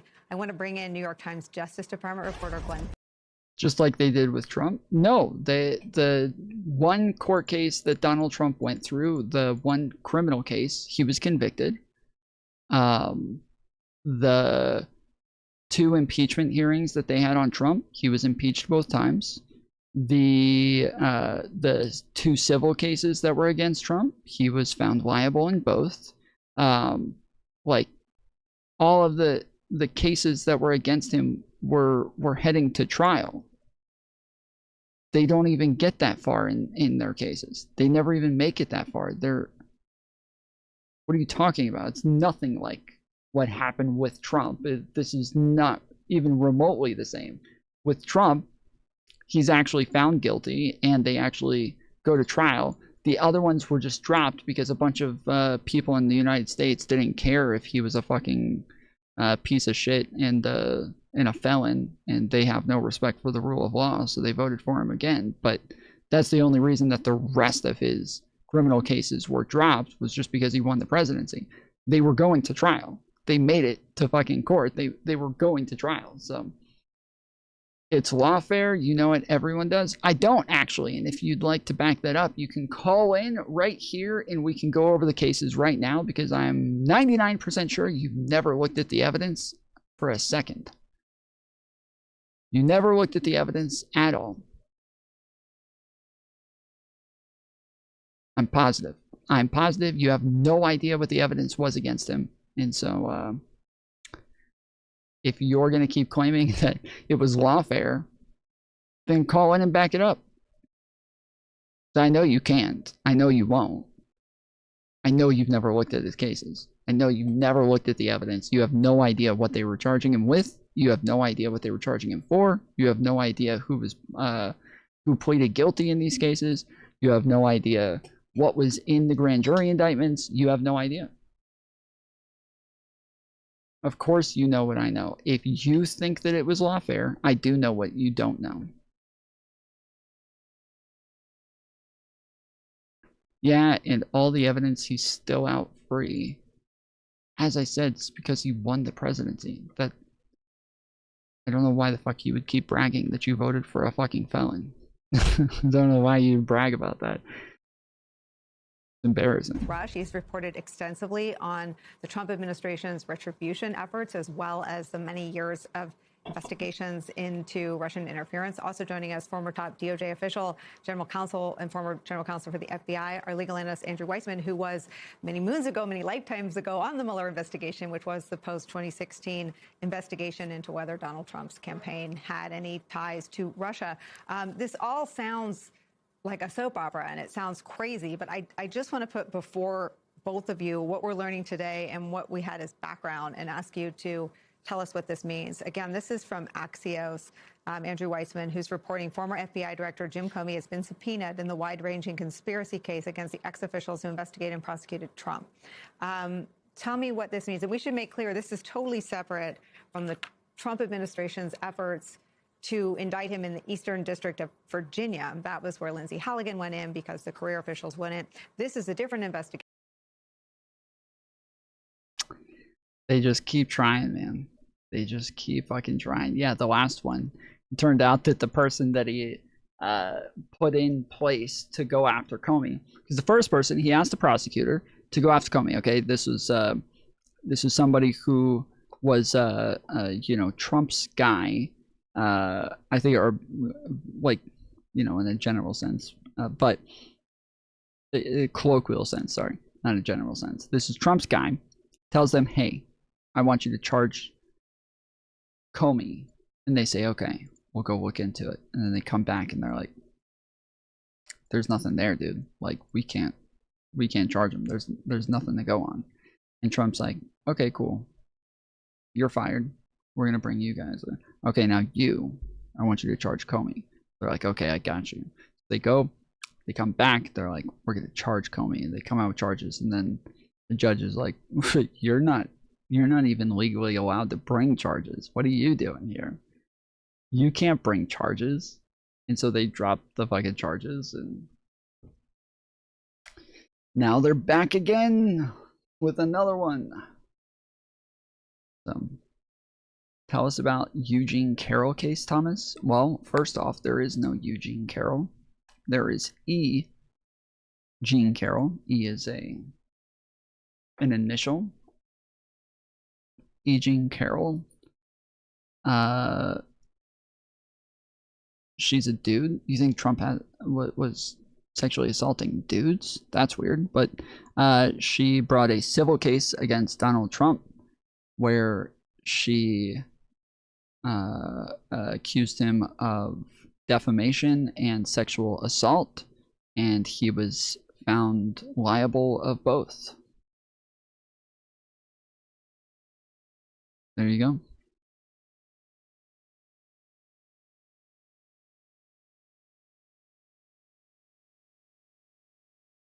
I thought you could indict a ham sandwich. Yeah.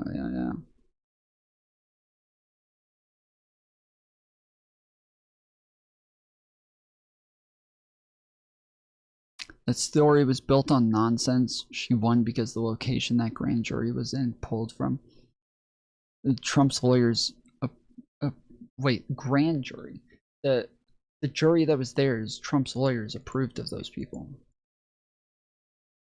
What are you talking about?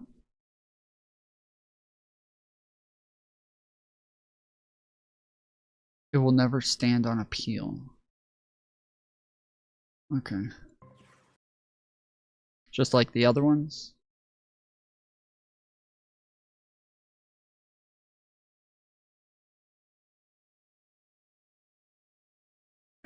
Just last night, we saw an extremely troubling incident where conservative journalist Nick Sorter was captured on video being taken into custody by the Portland police after he was ambushed by Antifa and was defending himself from these assaults. But instead of arresting these violent mob members night after night. What was he actually charged with, Tom? Those aren't charges, Jamie. It's a civil case. They're not charges. Eugene Carroll case is a civil case, and he was found liable for sexual assault and defamation. As I said, that's what he was found liable for. Defamation and sexual assault. Both things. Night after night, who are ravaging this community. The police arrested a journalist who was there trying to document the chaos, and everyone in this room should be extremely concerned about that. The Department of Justice spoke with that journalist this morning, and they will be launching a full investigation. No, he wasn't, you liar. All right, Jamie, here we go.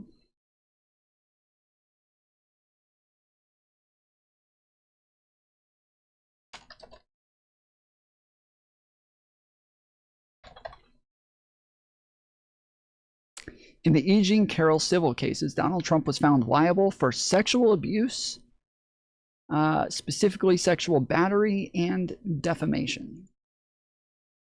A Manhattan jury, federal jury in May 2023 awarded Carroll $5 million in damages, rejecting the rape claim but concluding that Trump sexually abused and defamed her.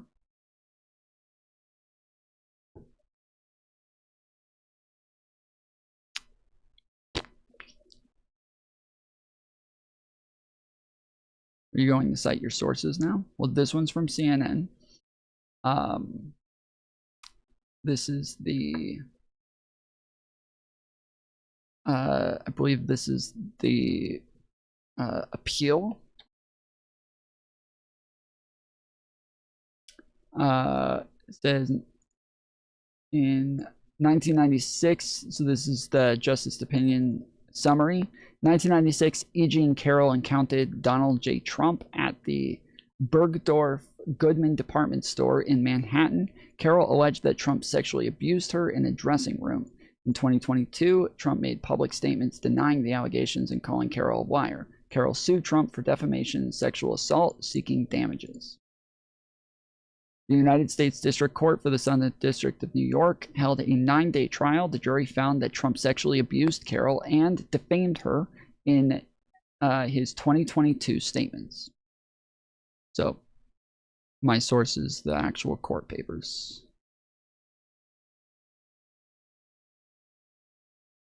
Oh, sorry. This is the Justice summary of the court papers, but I can go to the actual court papers as well if you'd like. Defamation, yeah, so it was sexual abuse and defamation because he sexually abused her. Then when she accused him of it, he kept saying she was lying and then continued to call her a liar all the time and kept talking about her. And so she sued him for calling her a liar when she accused him of sexual abuse, and then also sued him for sexually abusing her.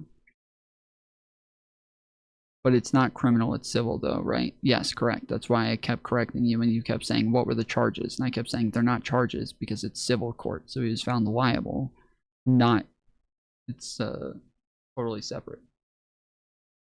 So you called me a liar, but not lying. That is what he was found liable for. Into his arrest.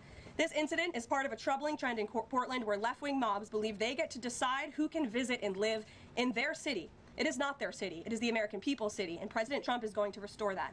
I just spoke with the president about this, and he has directed his team here at the White House to begin reviewing aid that can potentially be cut in Portland. We will not fund state. So it means nothing then, right? Not really. So the civil courts, so like in criminal court, we have a standard that is like, beyond reasonable doubt, okay? This is when the state is charging you with something. And so when it comes to, did they try criminal court first? No.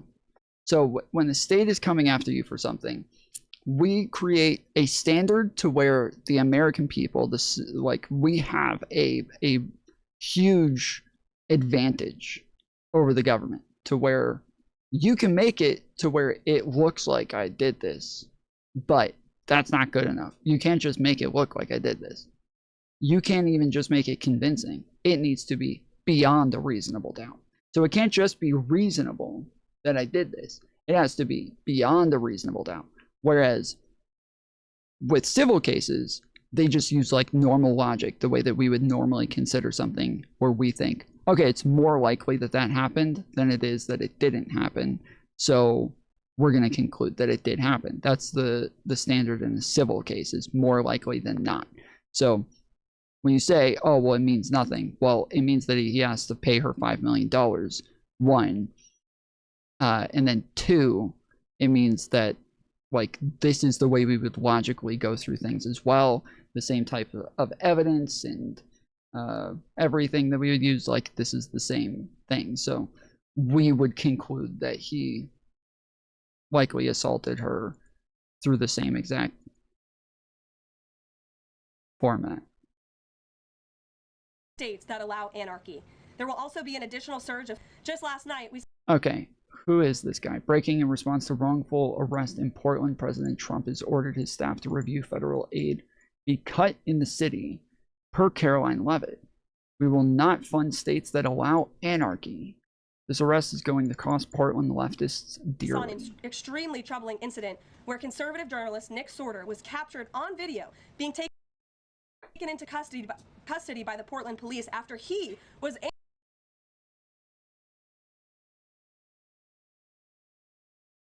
I don't know anything about this. Let's see. Oh, wait. Yes, I do. Wait. That is not what happened.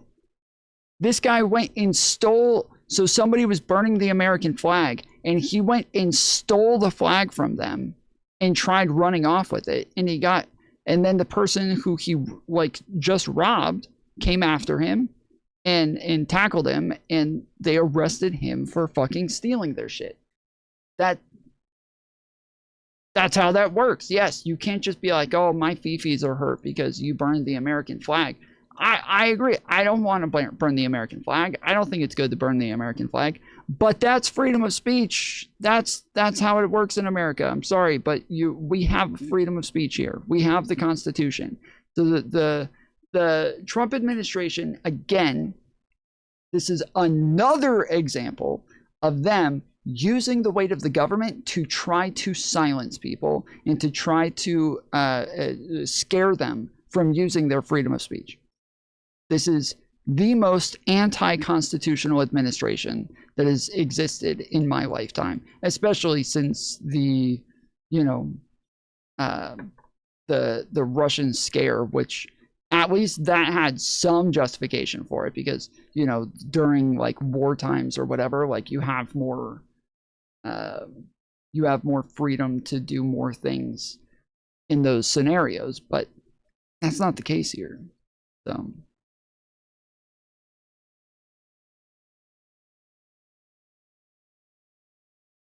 showing all of that, the arrest came. Our next story does take us right here over to Portland, Oregon, where new video shows the arrest of a journalist covering the protest outside of an ICE facility there. Take a look. Nick Sorter, a conservative influencer with more than 1 million followers on X and many more on other platforms, was taken into custody on a charge of disorderly conduct. And this video was filmed showing all of that. The arrest came as fights broke out within the crowd, leading to several people being detained as Sorter was simply covering the escalation and the protests. He has been doing so on his social media platforms. Homeland Security Secretary Kristi Noem saying the agency will send additional federal agents, and the DOJ is launching an investigation into the circumstances surrounding Sorter's arrest. There's been an increase in activity of demonstrations outside of the ICE facility after President Trump announced that he will send federal troops to the city, describing Portland as, quote, war-ravaged. Portland leaders have said they do not need the National Guard to help handle the protesters that are outside of that facility. Again, we are covering everything related to Nick Sorter's arrest, and he did post this photo saying that he was simply trying to stop someone from burning an American flag. And he says, I kept this flag and I will bring it home with me. Bill Melugin, who is with Fox News. Yeah, so he's a fucking criminal. He's a criminal. He's a thief. And if somebody steals something from you, you have the right to protect yourself. You have the right to protect your private property. You are allowed to stop that person. Anybody else who helped in that chase is a good Samaritan. You cannot just go and steal people's shit. Again, I disagree with the people who are burning the American flag. I think that's stupid. I also think that when Trump tries making burning the American flag illegal, at that point, honestly, maybe I agree with burning the American flag, because at that point it is just a stance on freedom of speech. It is just a symbol of using your right to freedom of speech when the government is trying to coerce you out of using it. News took this photo shortly after my release from jail this morning. We've, of course, reached out to Nick Sorter to get more comment and see if he'll talk to us, but do want to pop up this other video that has come in from outside that ICE facility, and you can see things getting violent out there as Sorter was simply covering all of this that had unfolded. The escalation of federal law enforcement in Portland, which has a population of about 636,000. It's Oregon's largest city, and it follows similar crackdowns to combat crime in other cities like Chicago, Baltimore, and Memphis. President Trump deploying the National Guard to L.A. over the summer as part of his law enforcement takeover in D.C. Want to send it over to our Fox Portland team as they break down more on all of the protests.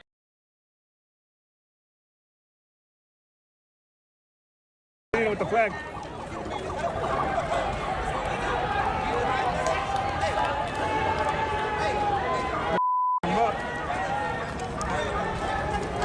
Hey!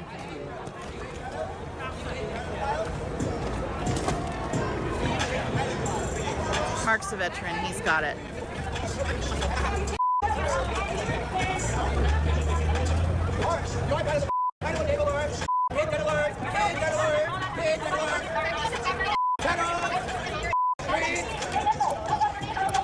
Look at Portland PD just hanging out watching people get attacked. We've already seen that President Trump successfully made D.C. safe again in only a few weeks. That same crime crackdown will continue to happen in cities across the country and is happening in Portland, Oregon. Yeah, this is coercion. This is coercion. If you're taking away funding from a state just because they're upholding the law and upholding freedom of speech, but you're trying to take away their funding to stop them from allowing freedom of speech to happen in your fucking state, this is just coercion. This is disgusting.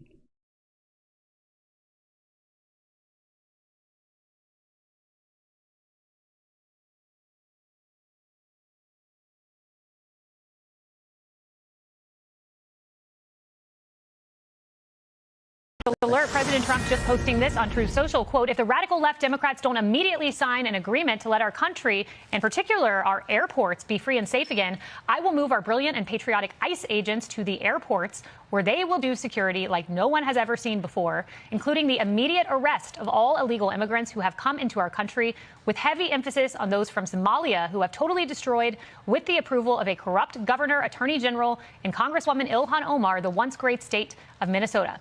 I look forward to seeing ICE in action at our airports, make America great again. And that comes, as we know, ICE is fully funded for a few years. What up, PS Prime Clips? How's it going? Thanks for the raid.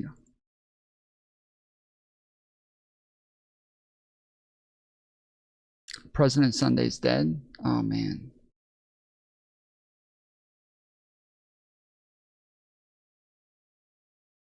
That's so sad. So sad.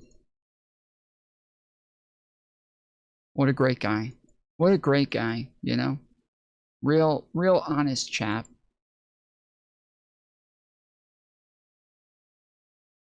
They couldn't have taken a better man from us.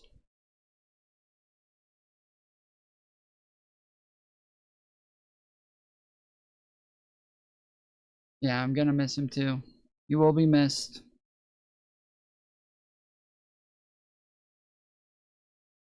I suspect foul play. Oh, man. Well, hopefully they catch whoever did that.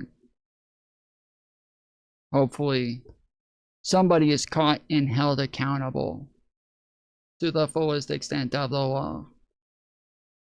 Years. So he does have the power to do this. And I guess the question. Can I celebrate? No.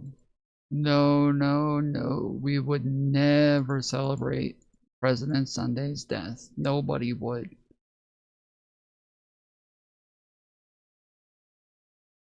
What kind of animal would celebrate such a death? Poor guy. Question remains, does Chuck Schumer continue this and President Trump make good on that promise he just put out on Truth Social? Alert, President Trump just Posting this on Truth Social, quote, if the radical left Democrats don't immediately sign an agreement to let our country, in particular our airports, be free and safe again, I will move our brilliant and patriotic ICE agents to the airports where they will do security like no one has ever seen before. Like no one has ever seen before, with their entire faces covered and killing random people because they pissed their pants and got scared. It's great. I have a fun little game for you. Who tweeted?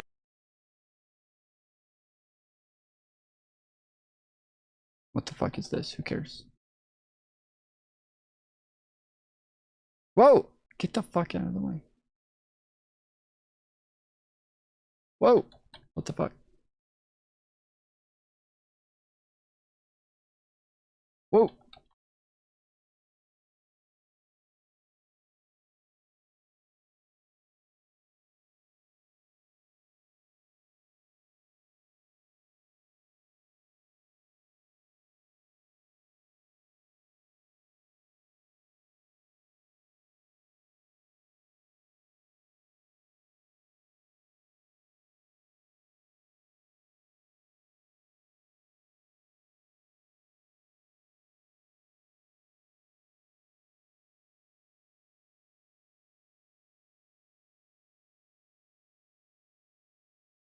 Interesting.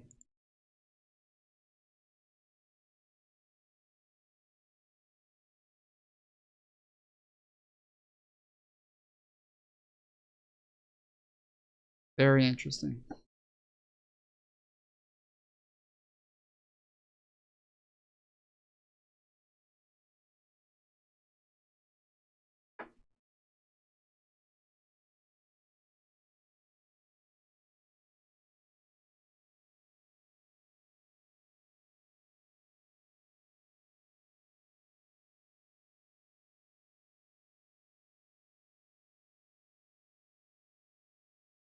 I have a fun little game for you. Who tweeted this? Nick Fuentes or Zoran Mamdani's wife? I think it was the gay-ass people from Instagram. Uh-oh, is Zoran's wife based? Is Zoran's wife based? Oh shit. I have a fun little game for you. Who tweeted this? Nick Fuentes or Zoran Mamdani's wife? I think it was the gay-ass people from Instagram that finally motivated me to get off the internet. And True. True. The fucking gafers. it was Rama Mamdani. Sounds like Nick Fuentes, but you would be wrong. It was Rama Mamdani. Then in response to a tweet, talking gangsta with my genius, the reply tweet was, hell yeah, Nick. Super duper genius. Excuse you. That genius was Rama Mamdani. In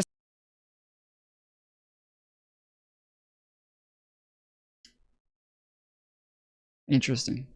Interesting stuff. response to a ton of people following their account, they wrote, why are all these faggots following me? Again, if you guessed Nick Fuentes, you would be wrong. And here, in what appears to be a clarification of an Indian name, the tweet is, it's actually an Indian god. As if it wasn't bad enough, it's a boy's name in India. I just can't. And when they asked Zoran Mamdani for a statement on this, his response was not, no, my wife is not a homophobic, racist, Jew-hating bigot. No. He just said, she's a private citizen. Wait, Jew hating. Where did Jew hatred come from in there? Was any of that about Jewish people? Did I miss that?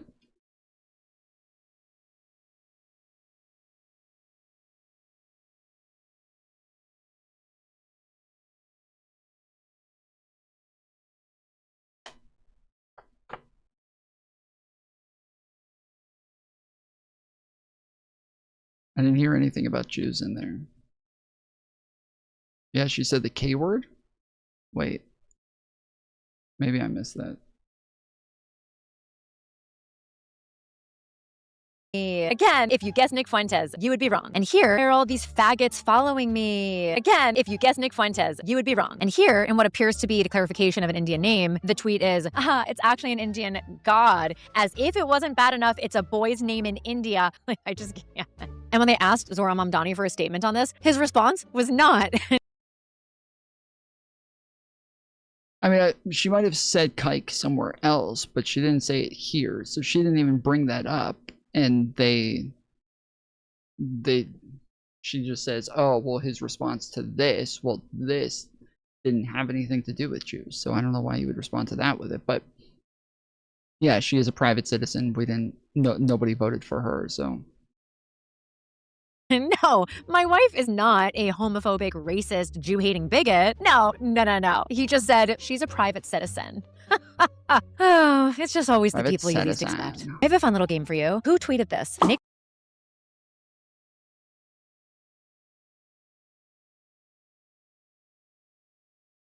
I just want to understand something clearly.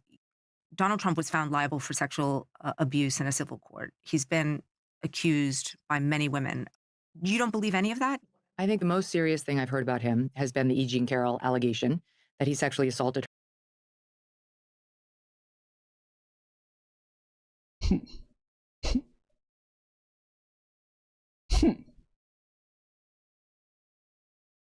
Interesting.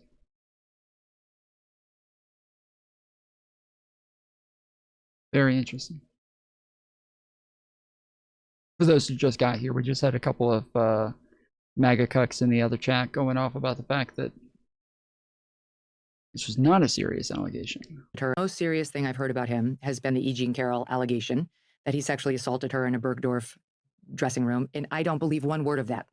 There's Not one many. word. There are other women who have Oh, said. I know. I've interviewed some of them. Okay. But look, the things I heard. Pause indeed that one. That's on me. Were included things like he got handsy on an airplane. Now, I don't know whether that happened or it didn't, but do I find that a deal breaker for a possible politician? Not really. At least I reported on their stories and did them the courtesy of bringing them to air in front of millions of people and let the audience make up its mind.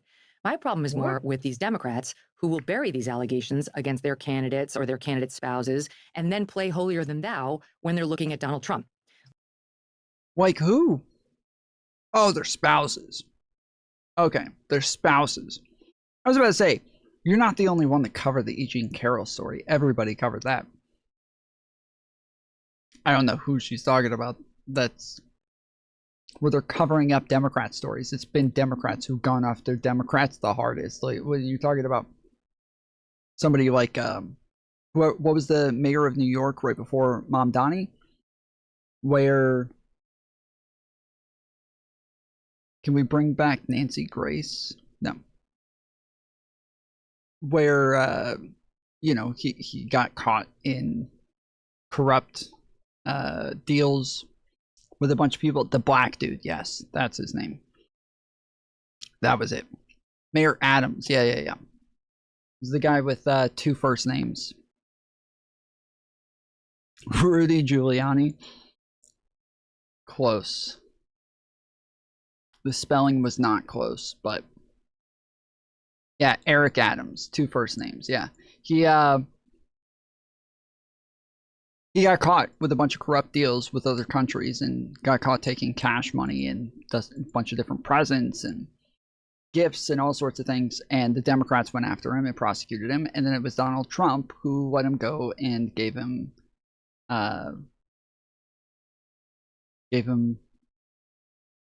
well, you didn't give him immunity. They still hold it over his head, I believe, just in case they ever want to charge him later on. Do you see yourself as a journalist still? Or would you not describe yourself No, like I'm that still anymore? a journalist. I mean, I break news all the time. And when I sit with Trump or anybody else in the administration, I ask tough questions. I mean, as recently as September of 23, I interviewed Trump and he got so mad at me, he didn't talk to me for 6 or 7 months. So it's not, look, it's a tough job to do. You have to be able to hit the people you admire. And I do. You know, I've hit them all. Right before the election, I ripped on Trump's Madison Square Garden rally as too brotastic and got specific about why. You have to understand, like, if you haven't sold your soul, you have to be willing to criticize the people, even you, that you admire on your, quote, side. And my owning my bias by going out there on stage with Donald Trump and saying, I'm voting for him and you should too, is a bonus when it comes to my credibility. Now, everybody has zero doubt about where I stand, and they can filter everything I say through the appropriate lens. What typically happens in journalism is they say they have no bias, and then they just work it out in the printed word or on their shows without owning it. But the audience knows it, and it creates a distrust and a divide.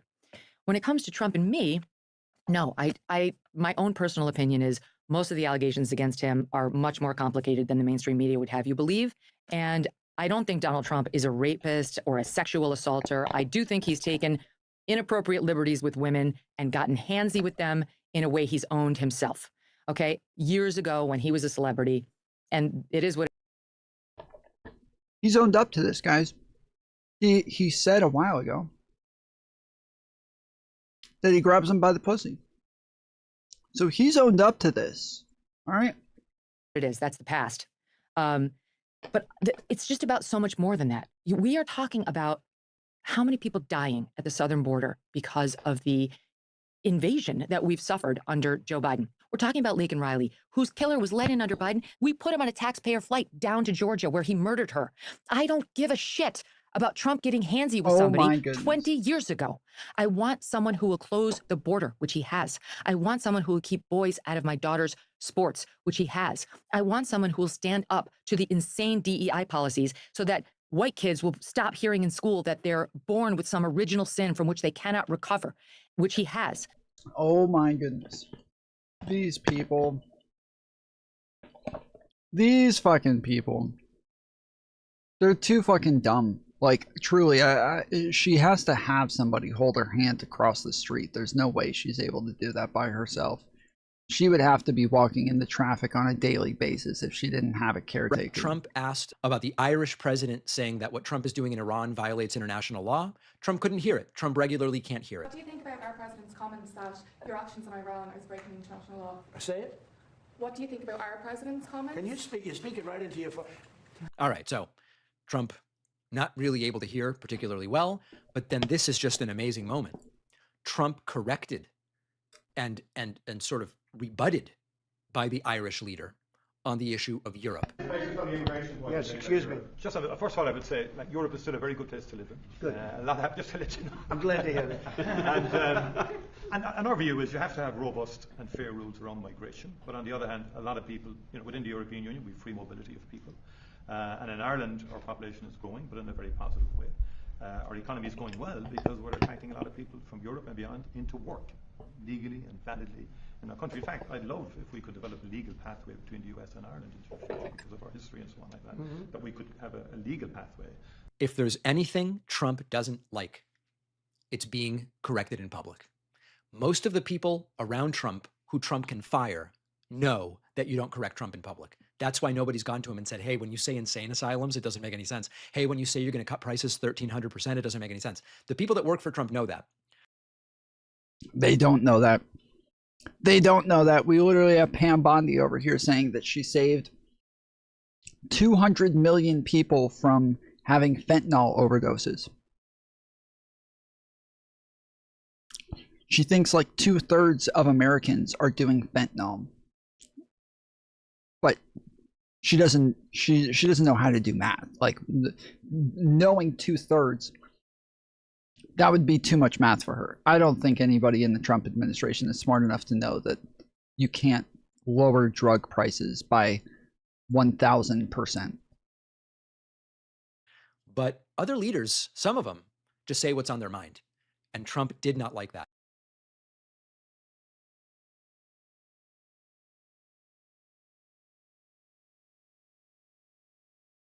He really does slop, dude. I'm sorry. I can't stand Pac-Man shit. It's slop.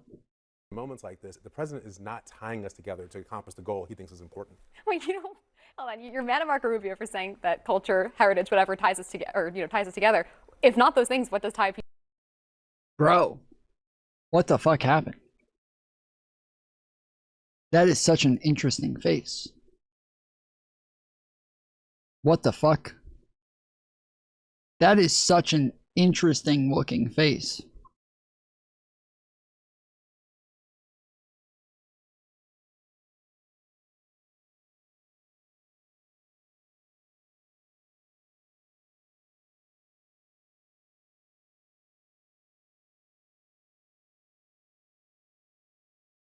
Like, her face is very small. It looks like it's scrunched in here.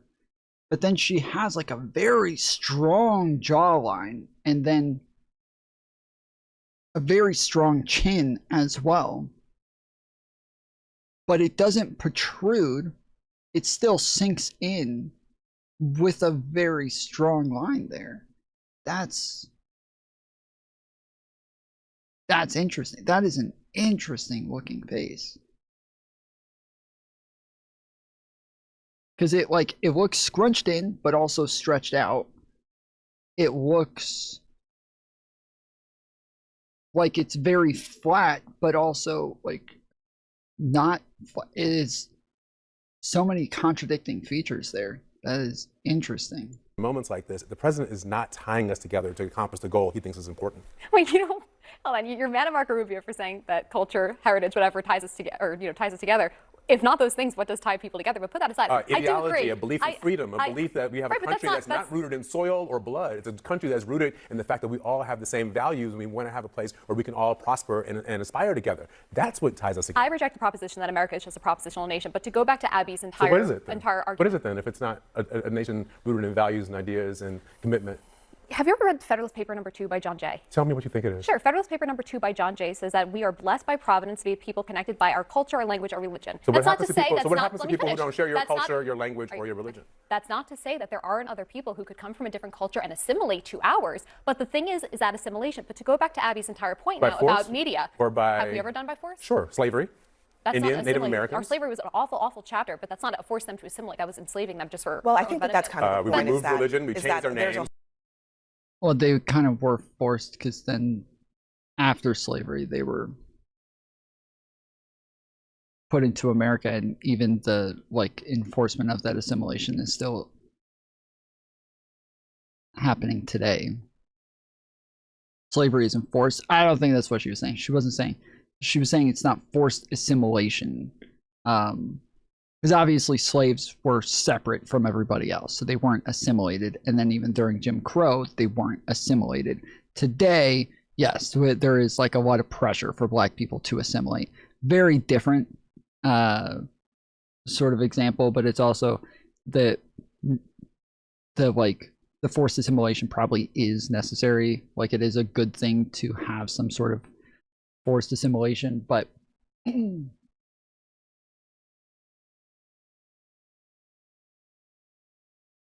force them to assimilate. That was enslaving them just for. Well, I think that's kind of the point. We removed religion. We changed our names. There's a whole large portion of Americans who were here from the very beginning, who didn't come from European culture. When they came here, did not speak European language. Yeah, I was thinking Native Americans probably be the better European culture, and so at actually the very onset of this country, despite what the Federalist Papers, which didn't even consider the fact that Black Americans were Americans, that is pressure. Tom's all about his feelings. What did I say, J. May, that you think is about my feelings? What do you disagree with? Assimilate to what? They're like 5th or 6th generation Americans. What are they assimilating from? Their African culture? There's people who are alive today who were in Jim Crow. They're growing up with parents and grandparents who were in Jim Crow. I don't know what you're talking about. They were not assimilated during Jim Crow. What the fuck are you talking about?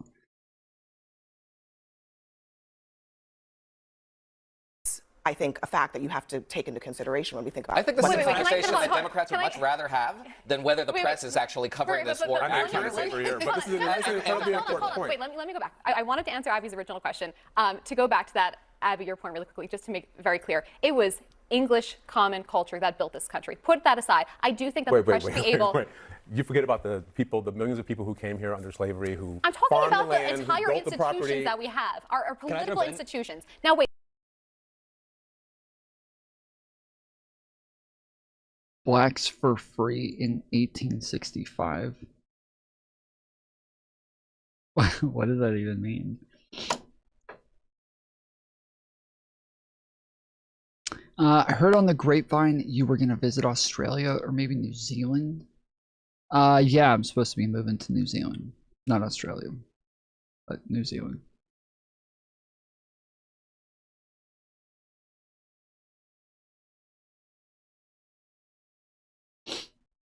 Did anybody in the chat experience Jim Crow? Well, if nobody in the chat did, what do we have? Like 100, 200 people watching? Like what? Well, if it's out of that sample group, if nobody did, then it just didn't happen. Like when we're talking about somebody's culture, okay, your culture is influenced by your parents, your grandparents, the people that you live around. If you're raised by people who grew up during Jim Crow, who were not assimilated, you're going, a lot of that, like their culture and their experiences and things like that are going to be part of your life and your upbringing. And so obviously that if we say they're not assimilated and they're growing up in a culture that is not assimilated, then they would continue in cultures that are not assimilated. Now, that doesn't mean that black people aren't assimilated overall, but it is a process. It is a thing that is like happening over time, and it is good for black people to assimilate.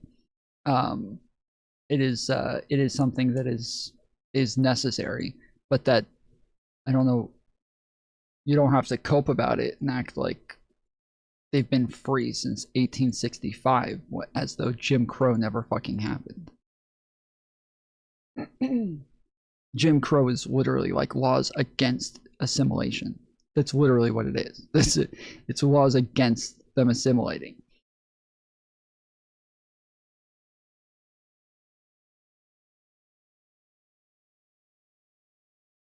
What is this? Who's the current U.S. president? Donald Trump. Who was the U.S. president before Trump? Barack Obama. Who is the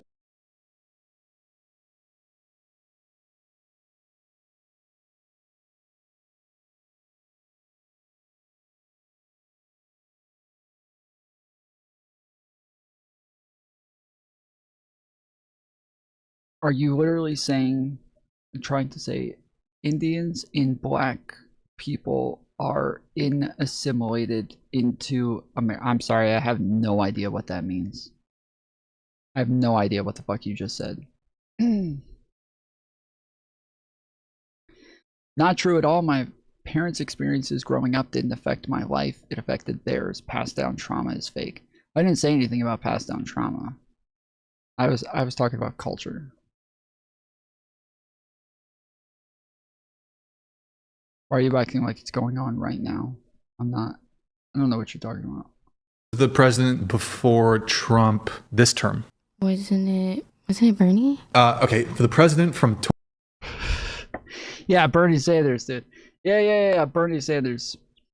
Yeah, that whoever that fucking J-May is, that person did not assimilate yet because they don't know how to speak fucking English. So. 2020 to 2024, who was it? They're not going to help you. Okay. Wasn't it Trump? When was he not president? When was there ever a time that Trump wasn't president, dude? Name one time. Come on. Yes, you did. You said that kids of Jim Crow survivors are affected. They aren't because they never experienced it. I said culture. Again, famous actor. Stop being a dumb fuck. Listen to the words that are coming out of my mouth. Okay? I never said shit. I never said fucking shit about trauma. The word trauma never came out of my mouth. I said culture. That's what I said. So we're talking about people who grew up during Jim Crow, where there are literally laws that say they cannot assimilate. It is laws that are making it to where they cannot assimilate, right? Then those people, those laws go away over time, and then those people still have that culture that they grew up with that is not assimilated, right? So then they have kids who grow up with parents who have a culture that is not assimilated in neighborhoods that are not assimilated, and then they have kids in a culture that is not assimilated in neighborhoods that are not assimilated. That's what I'm talking about. I didn't say fucking shit about trauma. Trauma never came out of my fucking mouth. The words coming out of your mouth are stupid as hell. That would be fucking brilliant for you to actually demonstrate that in some way. It would be fucking amazing if you engaged with that, the words coming out of my mouth, instead of some shit about trauma.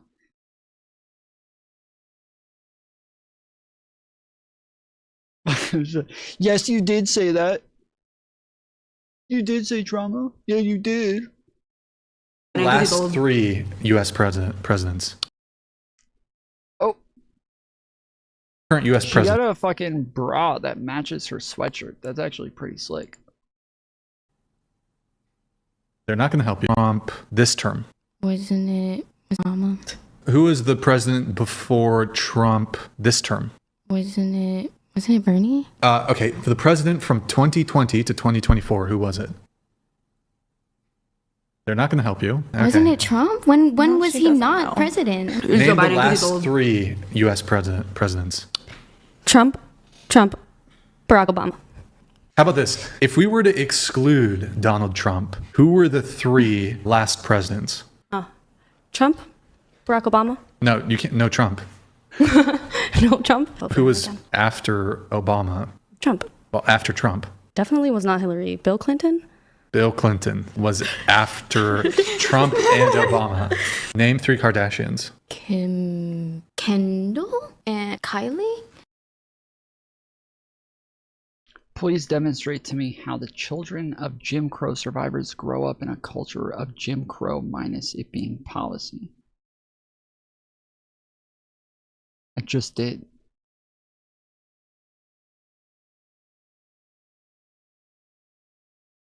So earlier, you halfway engaged with it when you said, my parents' trauma doesn't affect me. Well, I didn't say anything about trauma.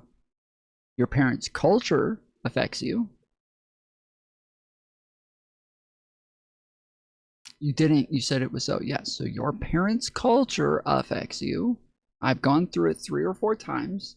It is, unless you're going to disagree that your culture is where you grow up and the morals that you have, the practices that you engage in, the food that you cook, the way that you speak, the dialect, and the like, all of these, the slang, the, you know, unless you're going to act as though none of that is culture, and that you don't get it from your parents. Please cite the source of this Jim Crow culture. I didn't say Jim Crow culture. I didn't say that. I'm sorry. This is like I'm on number 4 of saying I didn't say this. You're too stupid to have a conversation. Sorry, but that's where I cut it off. 4 is too many tries to try to get somebody to understand plain language. You need to assimilate into American culture to be able to understand what I'm saying so that you can engage.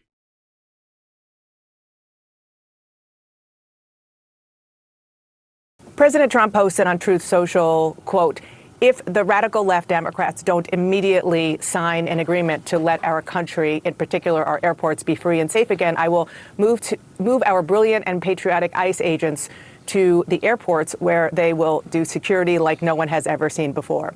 Now, when Black men like Thomas Sowell say your claim of this passed down culture is fake. No, he doesn't. Thomas Sowell is a dumb fuck, but he does not disagree that culture is passed down from generations. He does not disagree with that. You are completely incorrect. Thomas Sowell does not believe that culture is not passed down through families. He doesn't. I've literally heard him talk numerous times about the fact that one of the things that'll make the biggest difference in American families, in American Black families, is if they have 2 parents who have good morals and have like good standards, and they raise their children right. That is the thing that will make the biggest difference to Black families. I've heard him say this dozens of times. You are fucking lying. Thomas Sowell does not believe that. You are 100% incorrect. You have absolutely no fucking idea what you're talking about. I don't know why the fuck you just made that shit up. You are just lying out of your ass right now. Holy shit. He does. Oh, he does. Oh, shit. Oh, whoa. He's also far more educated than you. He's published so many books. Okay, you're saying he's far more educated than me, and he agrees with me. So shut the fuck up. Why did you just lie and say that he didn't say that? You're the liar. Play the clip of his. All right, let's go down this rabbit hole. Why not?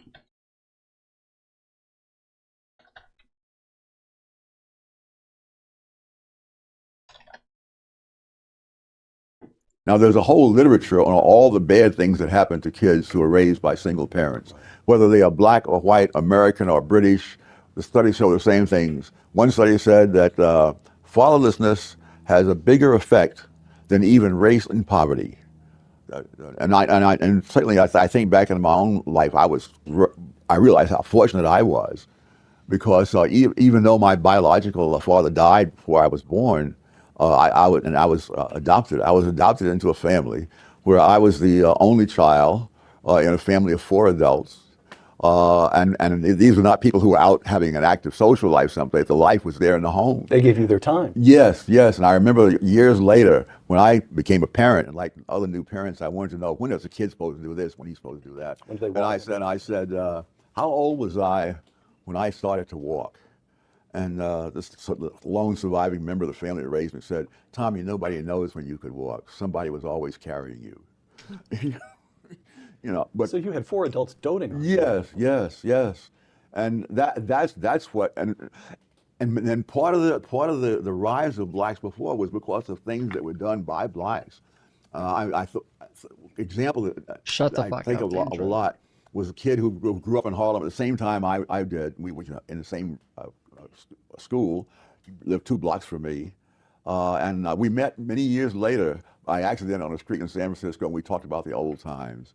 And one of the things he mentioned to me, that because he had gone on, he was making more money than I was, and he would become wealthy, and he lived overseas with servants, and he came back and moved out to the wine country and all that stuff. Hey, Thomas, all right? Not Tom, Thomas.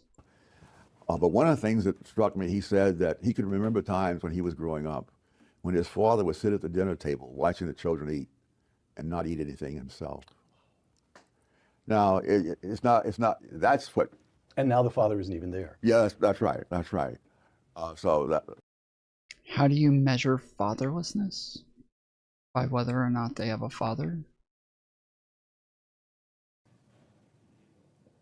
Yeah, Now, there's a whole literature on all the bad things that happen to kids who are raised by single parents, whether they are black or white, American or British.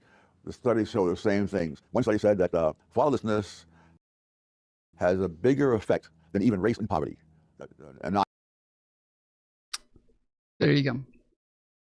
There you go. Literally could have stopped it in the first 20 seconds and just left it at that.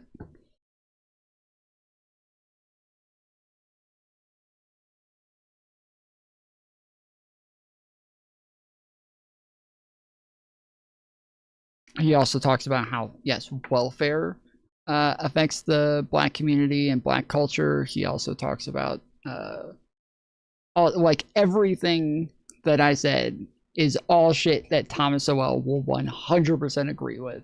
I don't know where the fuck you got the shit that Thomas Sowell is going to disagree with that point. Like, one of the things that he talks about regularly is the fact that he thinks that black people have not assimilated. And this is just fucking insane to be like, whoa, no, like literally nobody would disagree with the fact that culture is something that you gain from your family and your friends and your community. Like that, nobody would disagree with this. Absolutely nobody. How did that combat my point? Okay, I'm done with you, bro. You're too fucking dumb. You are actually too fucking stupid. I cannot. Tom, haven't you been in the big house? You have 2 parents. Maybe contact Thomas and tell him his theory is flawed. Well, I mean, he is correct. Like he's correct on an aggregate when you're looking at. Yes, I've been to prison. Yes, I had 2 parents. Yes, I committed a lot of crimes. But statistically, I am like, you're more likely to commit crimes. You're more likely to do drugs. You're more likely to drop out of school. You're less likely to go to college. You're less likely to keep a stable job and a consistent job if you grow up in a single parent household. That is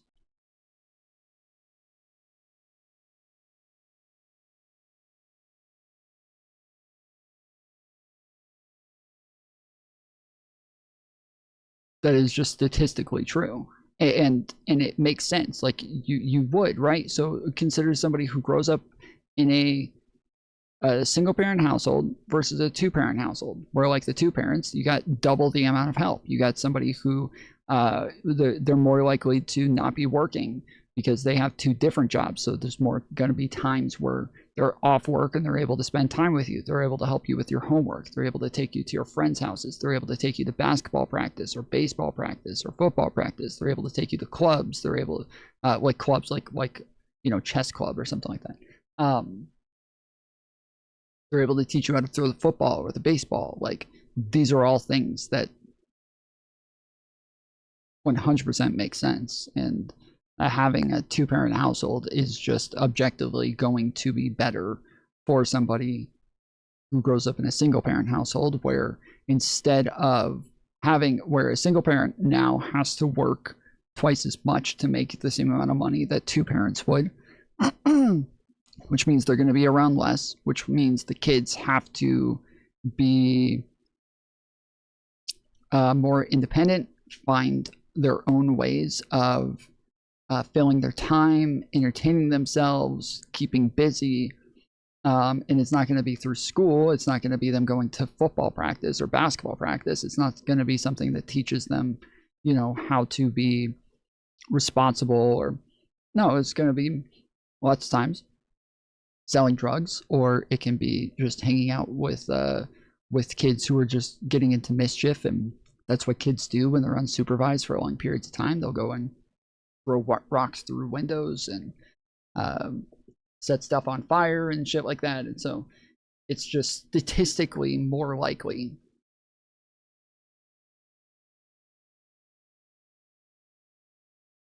I feel like the sex of the single parent is overlooked, maybe intentionally. I'm still working on my theory though. Sex, so we have stats on the sex of the parent as well. There's a very slight difference between these stats for a male a male parent and a female parent. There is a difference. If you have like a male parent, you do have a slight advantage, but it's not close to what it would be if you had two parents. So it is, yes, there is like, you are less likely to commit crimes, less likely to go to jail, less likely to get drug addicted, less likely to do those things with a single father than a single mother. That is true, but it's such a slight difference that it doesn't actually mean much. Subsequent post, he said that he instructed ICE agents to be ready by Monday. And now the president is saying that you, sir, are going to be in charge. How is that going to work? Are ICE agents going to move into American airports starting tomorrow, Monday? Yes. And I'm currently working on the plan now of execution, working with the director of ICE and the administrator at TSA, the acting administrator. So we'll put together a plan today and we'll execute tomorrow. Okay, so there are a lot of questions here. First of all, are ICE agents... What if they are non-binary? What if it's a non-binary person? I don't know, man. I don't know. We'll have to get the stats on that. I mean, I guess they're fulfilling the mother and the father role at that point. So yeah, they're probably it's probably the same as having two parents. What about having 4 dads versus 6 moms? Actually, like, so having more parents is important. Like having more parental figures is a good thing. We know that like kids who grow up in houses where they're going to have like a grandma and an uncle and an aunt and parents living with them, that this is beneficial. This is better than just having a mom and a dad, just having 2 parents, that if you have 5 or 6 parents. But we do need like male and female role models. There's like both men and women need like these masculine influences and feminine influences in their life. They need to have the mixture of both. And so only having one or the other is always going to be detrimental to some extent. Like you're going to get the most out of it if you have both, and then having more of both is going to be more and more beneficial. Agents even remotely trained to handle security at airports? ICE agents receive high-level training, And, you know, the ICE agents are assigned at many airports across the country already. They do a lot of criminal investigation on smuggling at airports. But, you know, there's got TSA agents covering exits, you know, people that enter through the exits. Like there are studies that show that kids who grow up in single mother households, that if they have consistent male role models in their houses, there is, again, a benefit to this. They actually have a slight benefit versus somebody who just grows up in a single mother household and doesn't have any sort of male role model, right? And it would be the same vice versa. Like if you have like teachers who care about you, a female teacher, when you grow up in a single father household, but a single mother household, if you have like a basketball coach or a football coach, and you have, or a Big Brother program or something like that, like you need the mixtures of both. And it is like a large part of it is obviously because of the way that society's been constructed, that like we have to, you have to be able to assimilate to society. You have to be able to understand society as you're growing up. And so having the role models there so that you can understand these things and learn about it as you're growing up, as you're coming up, these are things that are going to make it easier for you to understand society when it's time for you to go out on your own. And so it is all part of that growing process. You know, certainly a highly trained ICE law enforcement officer can cover an exit, makes people don't go through those exits, entering the airport through the exits, and that would stuff like that. So they said on Monday, our ICE officers currently doing TSA work. As of March 23rd, 2026, Immigration and Customs Enforcement ICE officers are being deployed to major U.S. airports to assist with, but not directly perform, TSA screening duties. This action is a response to staffing shortages and long lines caused by TSA workers calling out sick during a partial government shutdown. ICE agents are primarily managing non-screening duties, such as monitoring exit lanes and checking identification to free up trained TSA screeners. Okay, so they're currently there doing this now. Well, developing tonight, ICE agents are heading to major airports across the country in an effort to help ease security lines that have spiraled out of control. I like that outfit. That's sick. In recent days. It comes as TSA agents are calling out sick during this partial government shutdown. Fox 8's Jody Goldberg is live at JFK tonight. Jody, are those TSA lines getting any better?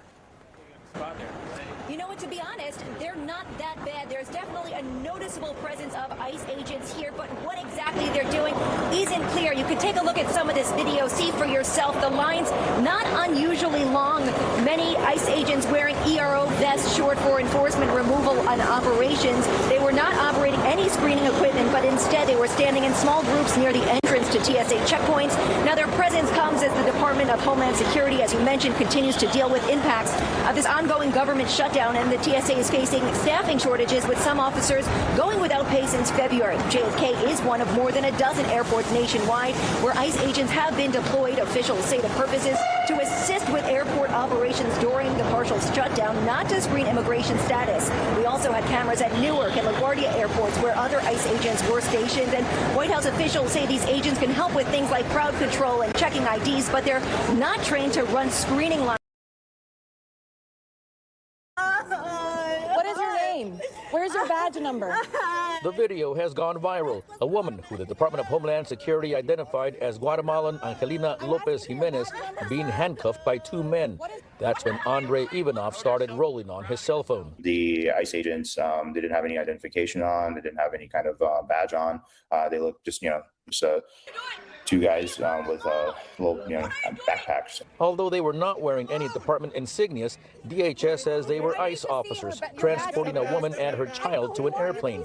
The immigrant rights group Siren tells me the family is from Sacramento. We don't need ICE or Border Patrol. Wait, what did they say? Just two guys with little, backpacks. Although they were not wearing any department insignias, DHS says they were ICE officers transporting a woman and her child to an airplane.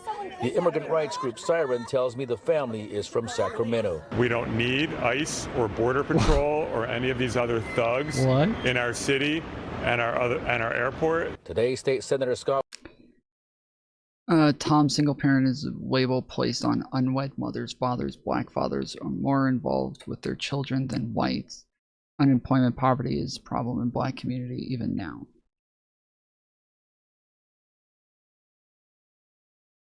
So there's an array of studies. I brought up different studies that just talk about whether or not they even have a father figure in their life.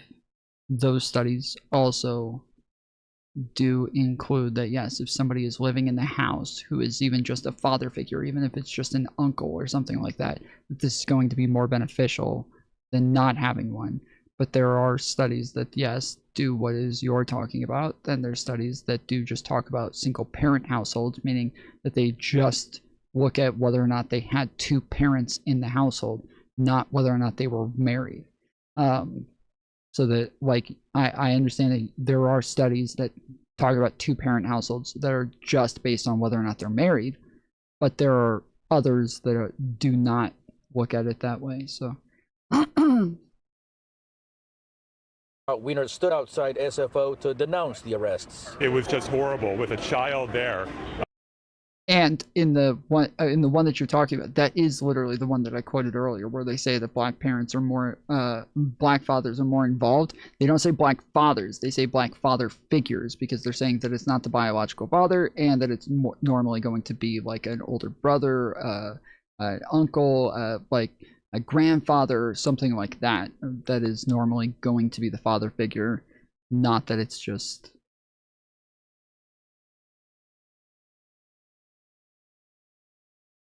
But yeah, they tend to have like more family members living in the house than white people do, which makes it more likely that they will have some sort of figure there. It reminds me of what we saw in Minnesota with Liam Cornejo. For single mothers. Absolutely. That young kid with the bunny hat on. But DHS says the family had a 2019 final order of removal, and while they were being escorted at the airport for processing, Jimenez attempted to escape and resisted the federal officers. She didn't want to go, and she tried to grab onto the seat next to her, and they forcibly put her into that wheelchair. Video also shows San Francisco police officers observing the arrest. It appears that SFPD were there to maintain order in the airport, and they are always in a How do you find single mother's brother? What does that mean? very, very difficult position when you have ICE doing the things that it does. We need to see your badge number. Tonight, tensions remain high at airports across the country. Illegal arrest, show the badge number. That relieves that TSA officer to go to screening and to reduce those lines. So wherever we can provide extra security, I don't see an ICE agent looking at an x-ray machine because they're not trained in that. There are certain parts of security that TSA is doing that we can move them off those jobs and put them into specialized jobs to help move those lines. Okay, that was going to be my next question. So what you're saying is when you move ICE into airports, they are going to be just around the exits and the exteriors. They're not going to be. You find them through the census? You think all studies are done through a census? KTC, we've been through this in the past. All studies are not done through a census, dude. What are you talking about?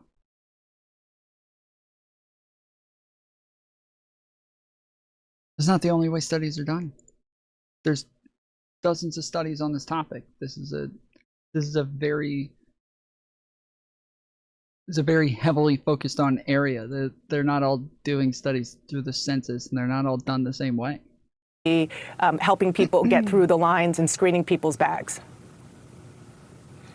Those discussions are going on now. I'm not expert at TSA, so that's why I'm talking to the TSA administrator and the ICE director, find out where we can fit in. We'll have a plan by the end of today where we're sending, what airports we're starting with and where we're sending them, but that's the discussion we're having right now.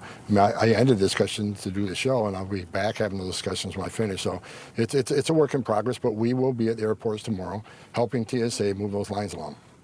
And I know you said it's a work in progress, but at least at the beginning, are there specific airports that you're thinking about starting with? And how many ICE agents are you considering deploying to do this? Again, that's going based on discussions we're having today. I think we need to, my opinion is that we concentrate on the airports where the longest waits are. We prioritize those. The large airports where there's a long wait, like 3 hours. I think we got to prioritize what we do like we do everything else. So again, having those discussions, continued discussions after the show with the leadership of those agencies will lead us to some decisions based on prioritization, where we deploy, how quick we deploy, how many agents we deploy. So. Right. Hopefully we'll have all those answers here by this afternoon, but we're working on it. And when we deploy tomorrow, we'll have a well thought out plan to execute. With respect, if you're doing this in 24 hours, how well thought out could it possibly be? True. That's what I was thinking, like, if they just gave the directive yesterday, even right now, he said that they're making the plans on how to do it. So if you're currently in the middle of making those plans. Again, ICE has been at airports across the country for a long time. It's just expanding those things. Look, how much of a plan does it mean to guard an exit to make sure no one comes through that exit? And I mean, we're talking about security options, and these officers are well trained in security, and they're well trained in identification. And look, we're going to do what we can to help TSA move those people through the line. And last question on this, because this is important, and I realize that this is clearly a plane that you're creating while it's in the air here, but this is a question that a lot of people are asking. Is it just going to be crowd control, or will ICE officers also be doing immigration enforcement while they are at the airports? We do immigration enforcement at airports all the time. So is that going to change? It's not going to change. This is about helping the men and women of TSA. They've lost several hundred employees. The lines are really slow because of the shutdown. This is about going to helping TSA do their mission and get the American public through that airport as quick as they can. Well, adhering to all the security guidelines and the protocols. We got 10 minutes left on the clock. We got $20 to go. If you guys want to continue stream, we got to get another $20 in. Otherwise, probably not going to stay on and like play video games and review stuff. I'm probably just going to get off, and I got other stuff to do. So if we want to continue stream, we can add 2 hours to the clock with $20 on the goal. Otherwise, yeah, I'm going to head out. Simply there to help TSA do their job in areas that don't need their specialized expertise, such as, screening through the X-ray machine. Not training that, we won't do that. But there are roles we can play to release TSA officers from the non-significant roles, such as guarding an exit, so they can get back to the scanning machines and move people quicker. And we're just simply helping our fellow officers at TSA. I'm going to bring in my panel now to respond to that. Welcome, one and all. Look at this, dude. They're always copying my shit, bro. Officers at TSA. I'm going to bring in my... Look at this. They copy my background and everything, bro. This is my stuff. This is mine. I made this.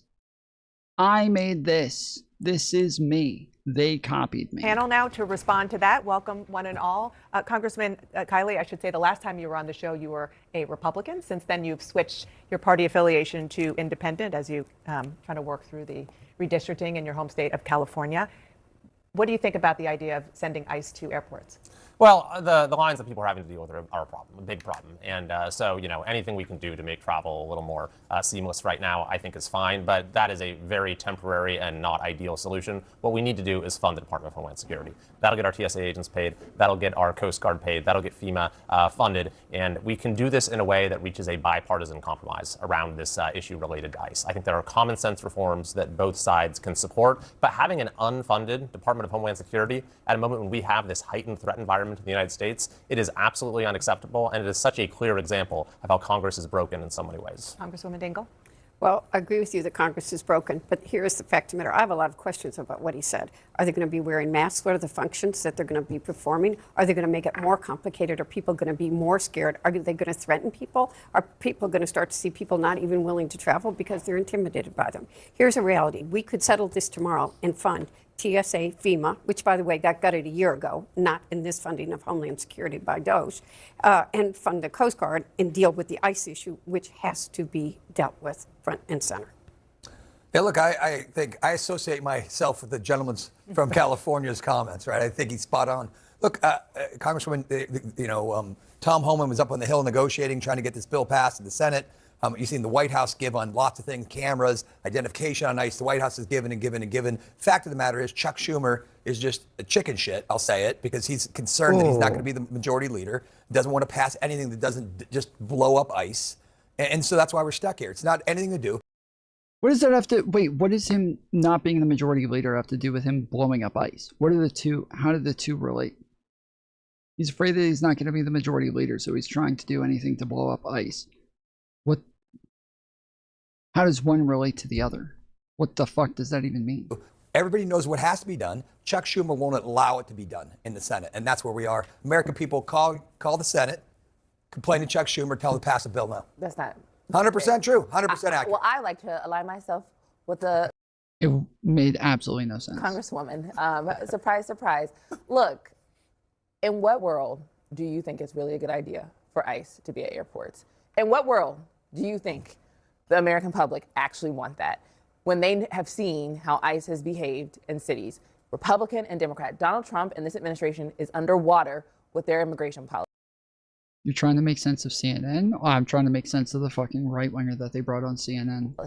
Yes, they like how the border is being handled. They do not like how ICE is in their cities, and they sure won't like how ICE will be in their airports, especially when they're still going to have to wait in line with them there and them being fearful. This is not good politically. This is not good policy, and this is not good politically. That's my free advice. But the reality is, the reason what the Congresswoman was saying is, I think Americans are just like, can we just let's take this piecemeal. TSA, pass it. If you obstruct TSA, I will have a problem with you. I don't think anybody on our side would actually obstruct it. Let's fund FEMA. No, we all have Schumer.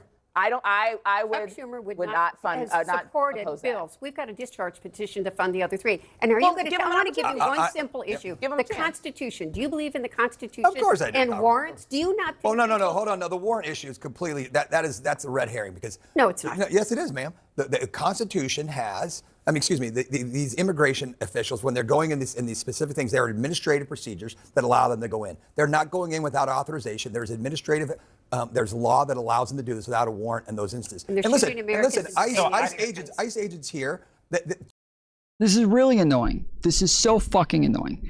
Every single time the liberals do something. Downtown Jay, thank you for the jewels. Appreciate it, homie. 2 jewels. Let's go. Thank you, good sir. Every single time Democrats do something, Republicans go off about how wrong it is, how immoral it is, how they're decaying society, how they're killing the American dream, how they don't care about the Christian moral apparatus that they've created and blah blah blah, right? Every single time they're always making everything about like the norms and the morals and the culture and all of these things. Democrats do something, they will always cry about the norms. But then whenever Donald Trump does something, what do they say? Anytime you say, hey, Donald Trump, he shouldn't do this, what do they say? Every fucking time. They have the same answer every fucking time. It's legal. The law allows him to do this. He's allowed to do it. So, okay, so stop crying every time Biden or Obama do something that they're allowed to do.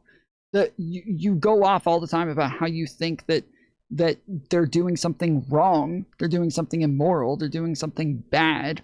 If we just responded every time as well, the law allows them to do it. They're allowed. They're allowed. Sorry. They're allowed to do it. It would be so fucking stupid. It would be so dumb. But they fall back to the law allows Trump to do a thing that we're arguing is bad, we're arguing as a negative outcome. You're just going to keep saying, well, he's allowed to do it. He's legally allowed to do it.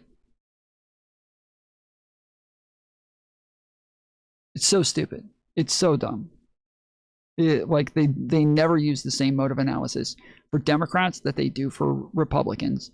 Donald Trump, they treat him like a dumb little baby, like a retarded fucking baby in a wheelchair. That's what it is. It's a retarded baby in a wheelchair that is just so incapable of making good decisions or knowing what the fuck they're doing. And so they always just give him the most charitable excuse in the world, just every fucking way to just water down any sort of responsibility or agency, any sort of moral agency. They'll just really just kind of ignore all of that, and then when it comes to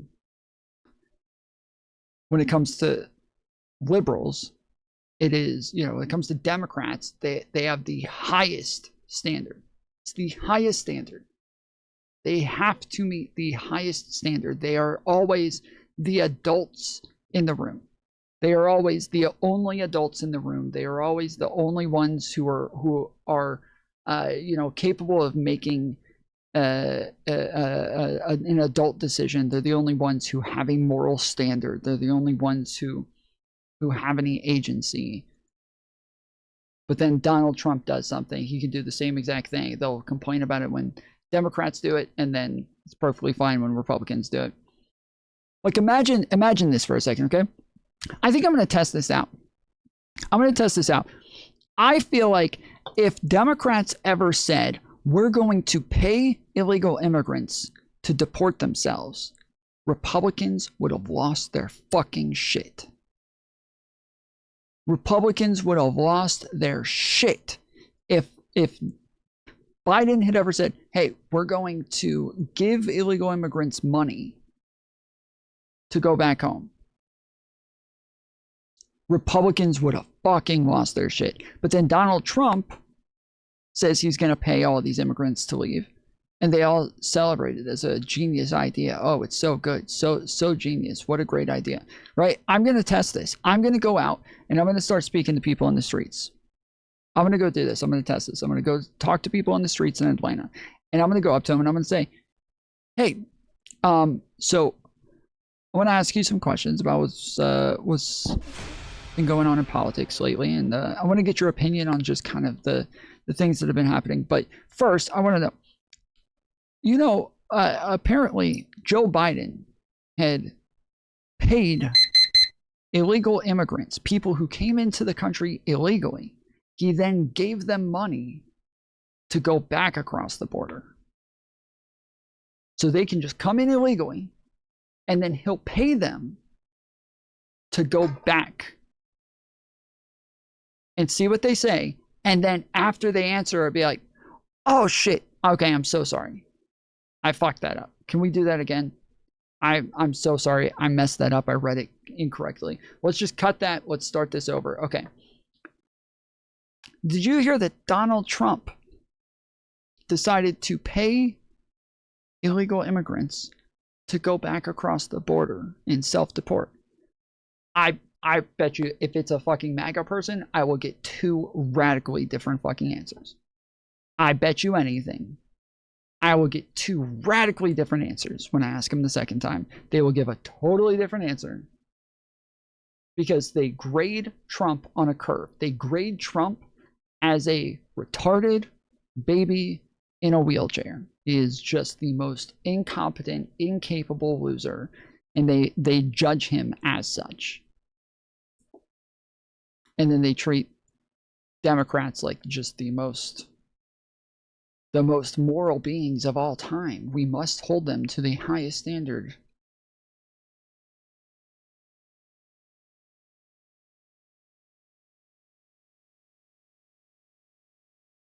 We're going to test this sometime. I'm going to give it a shot.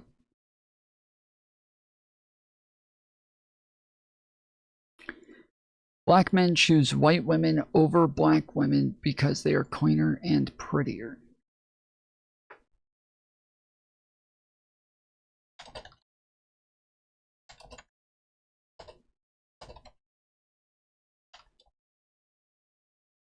Approximately 8 to 9% of married black men in the U.S. are married to white women, based on the Census Data Bureau. Analysts from Black Demographic White Interracial marriage rates have risen. The vast majority of married black men, roughly 85 to 90%, are married to black women. Huh. Interesting.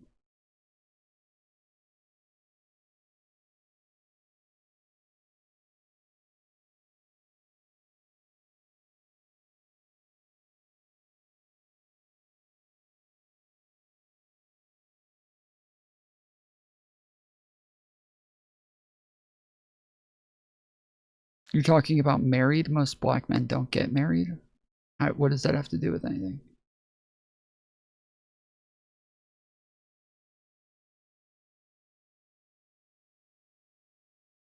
Why is that so interesting? Because he just said that black men choose white women because they're prettier and cleaner.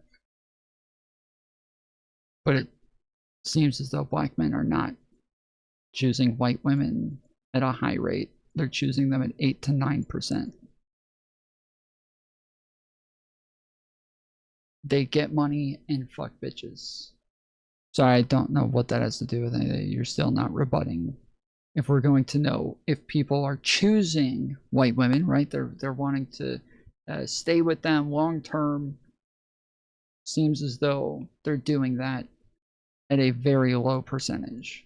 And that's like, this is surprising to me. I would have thought it was like maybe 20%, because when you're thinking of like a minority, right? Black people are only 12% of the country. White people are about 65% of the country. So you would expect they would have like a pretty high proportion, because white people are the majority of people that they have to choose from.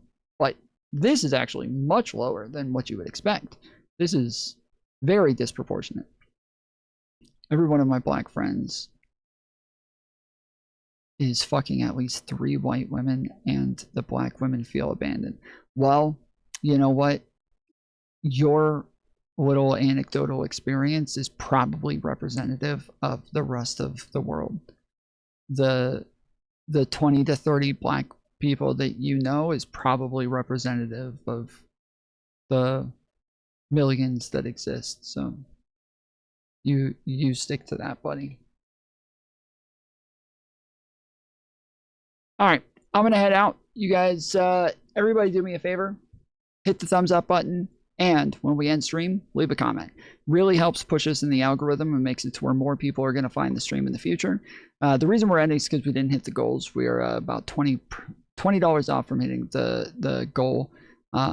We only use the donos through Stream Elements, so in the future, if you're here, there's a link on the main page on the main channel. You can just go to the links, scroll down to the bottom one, tip the channel through Stream Elements, and it'll take you to this page right here where you can use PayPal, debit card, credit card, and it'll let you leave a message that'll be read on stream through TTS. Are you shocked the number is low because black men realize it's more of a problem if they do marry white women? I just explained why I was surprised. Is because of proportionalities. I said I'm surprised that it's such a low number because proportionally, white people are just a much larger percentage of the population. So they just, like, when it comes to the people they have to choose from, there's just going to be a lot more white people than there are black people. Now, obviously, most people are going to choose somebody that lives in their neighborhood, that's in the same like socioeconomic demographic as them, and so that's by far the majority of the time who they're going to be with.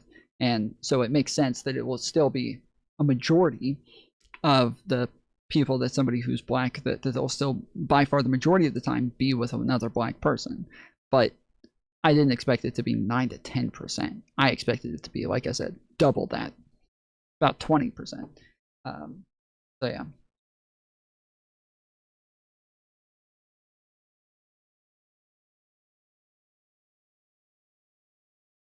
Lesbian divorces are the highest rates in history. Whoa.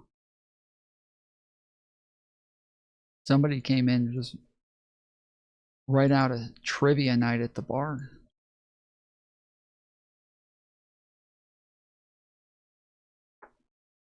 Yeah, do me a favor, leave a comment after stream ends, and that'll help push this in the algo. Till then, I should be back on tomorrow. Stream every day, about 8 to 10 hours a day, and covering the news, having a good old time. And then we're also supposed to have a panel with a bunch of other content creators coming on this Friday to debate. We're going to go over the news and just ask everybody a bunch of different questions, as we have many times in the past. Now, if you're unaware of my content, go to my channel and check it out. We've got an awesome new video here where we got MAGA people defending Epstein. So here, we'll play this one for you guys real quick. This is great. I think there's a lot of us who voted for Trump who are holding on to dear life. There's a cognitive dissonance going. There's a lot of doubt that Trump supporters feel or acknowledge that The media has lied about Trump many times. I just gave you a bunch of different types of evidence, okay? These are the same exact types of evidence that we accept for Jeffrey Epstein. These are the same exact things. And we have tons of the people who testified in Epstein cases against Epstein and Ghislaine Maxwell saying the same things about Trump as well. This is exactly the same way that we would analyze anything. Yet with Trump, we totally deny all of the things so that we don't have to analyze it in the same way. I honestly don't think I'm disagreeing with you. Believe it or not. Wait, but you just said that if you knew that that was true of Trump, you would totally denounce it. What evidence would you need for that to be the case? Honestly, I think I would need some video. You would need to watch him have sex with. You would want to watch child.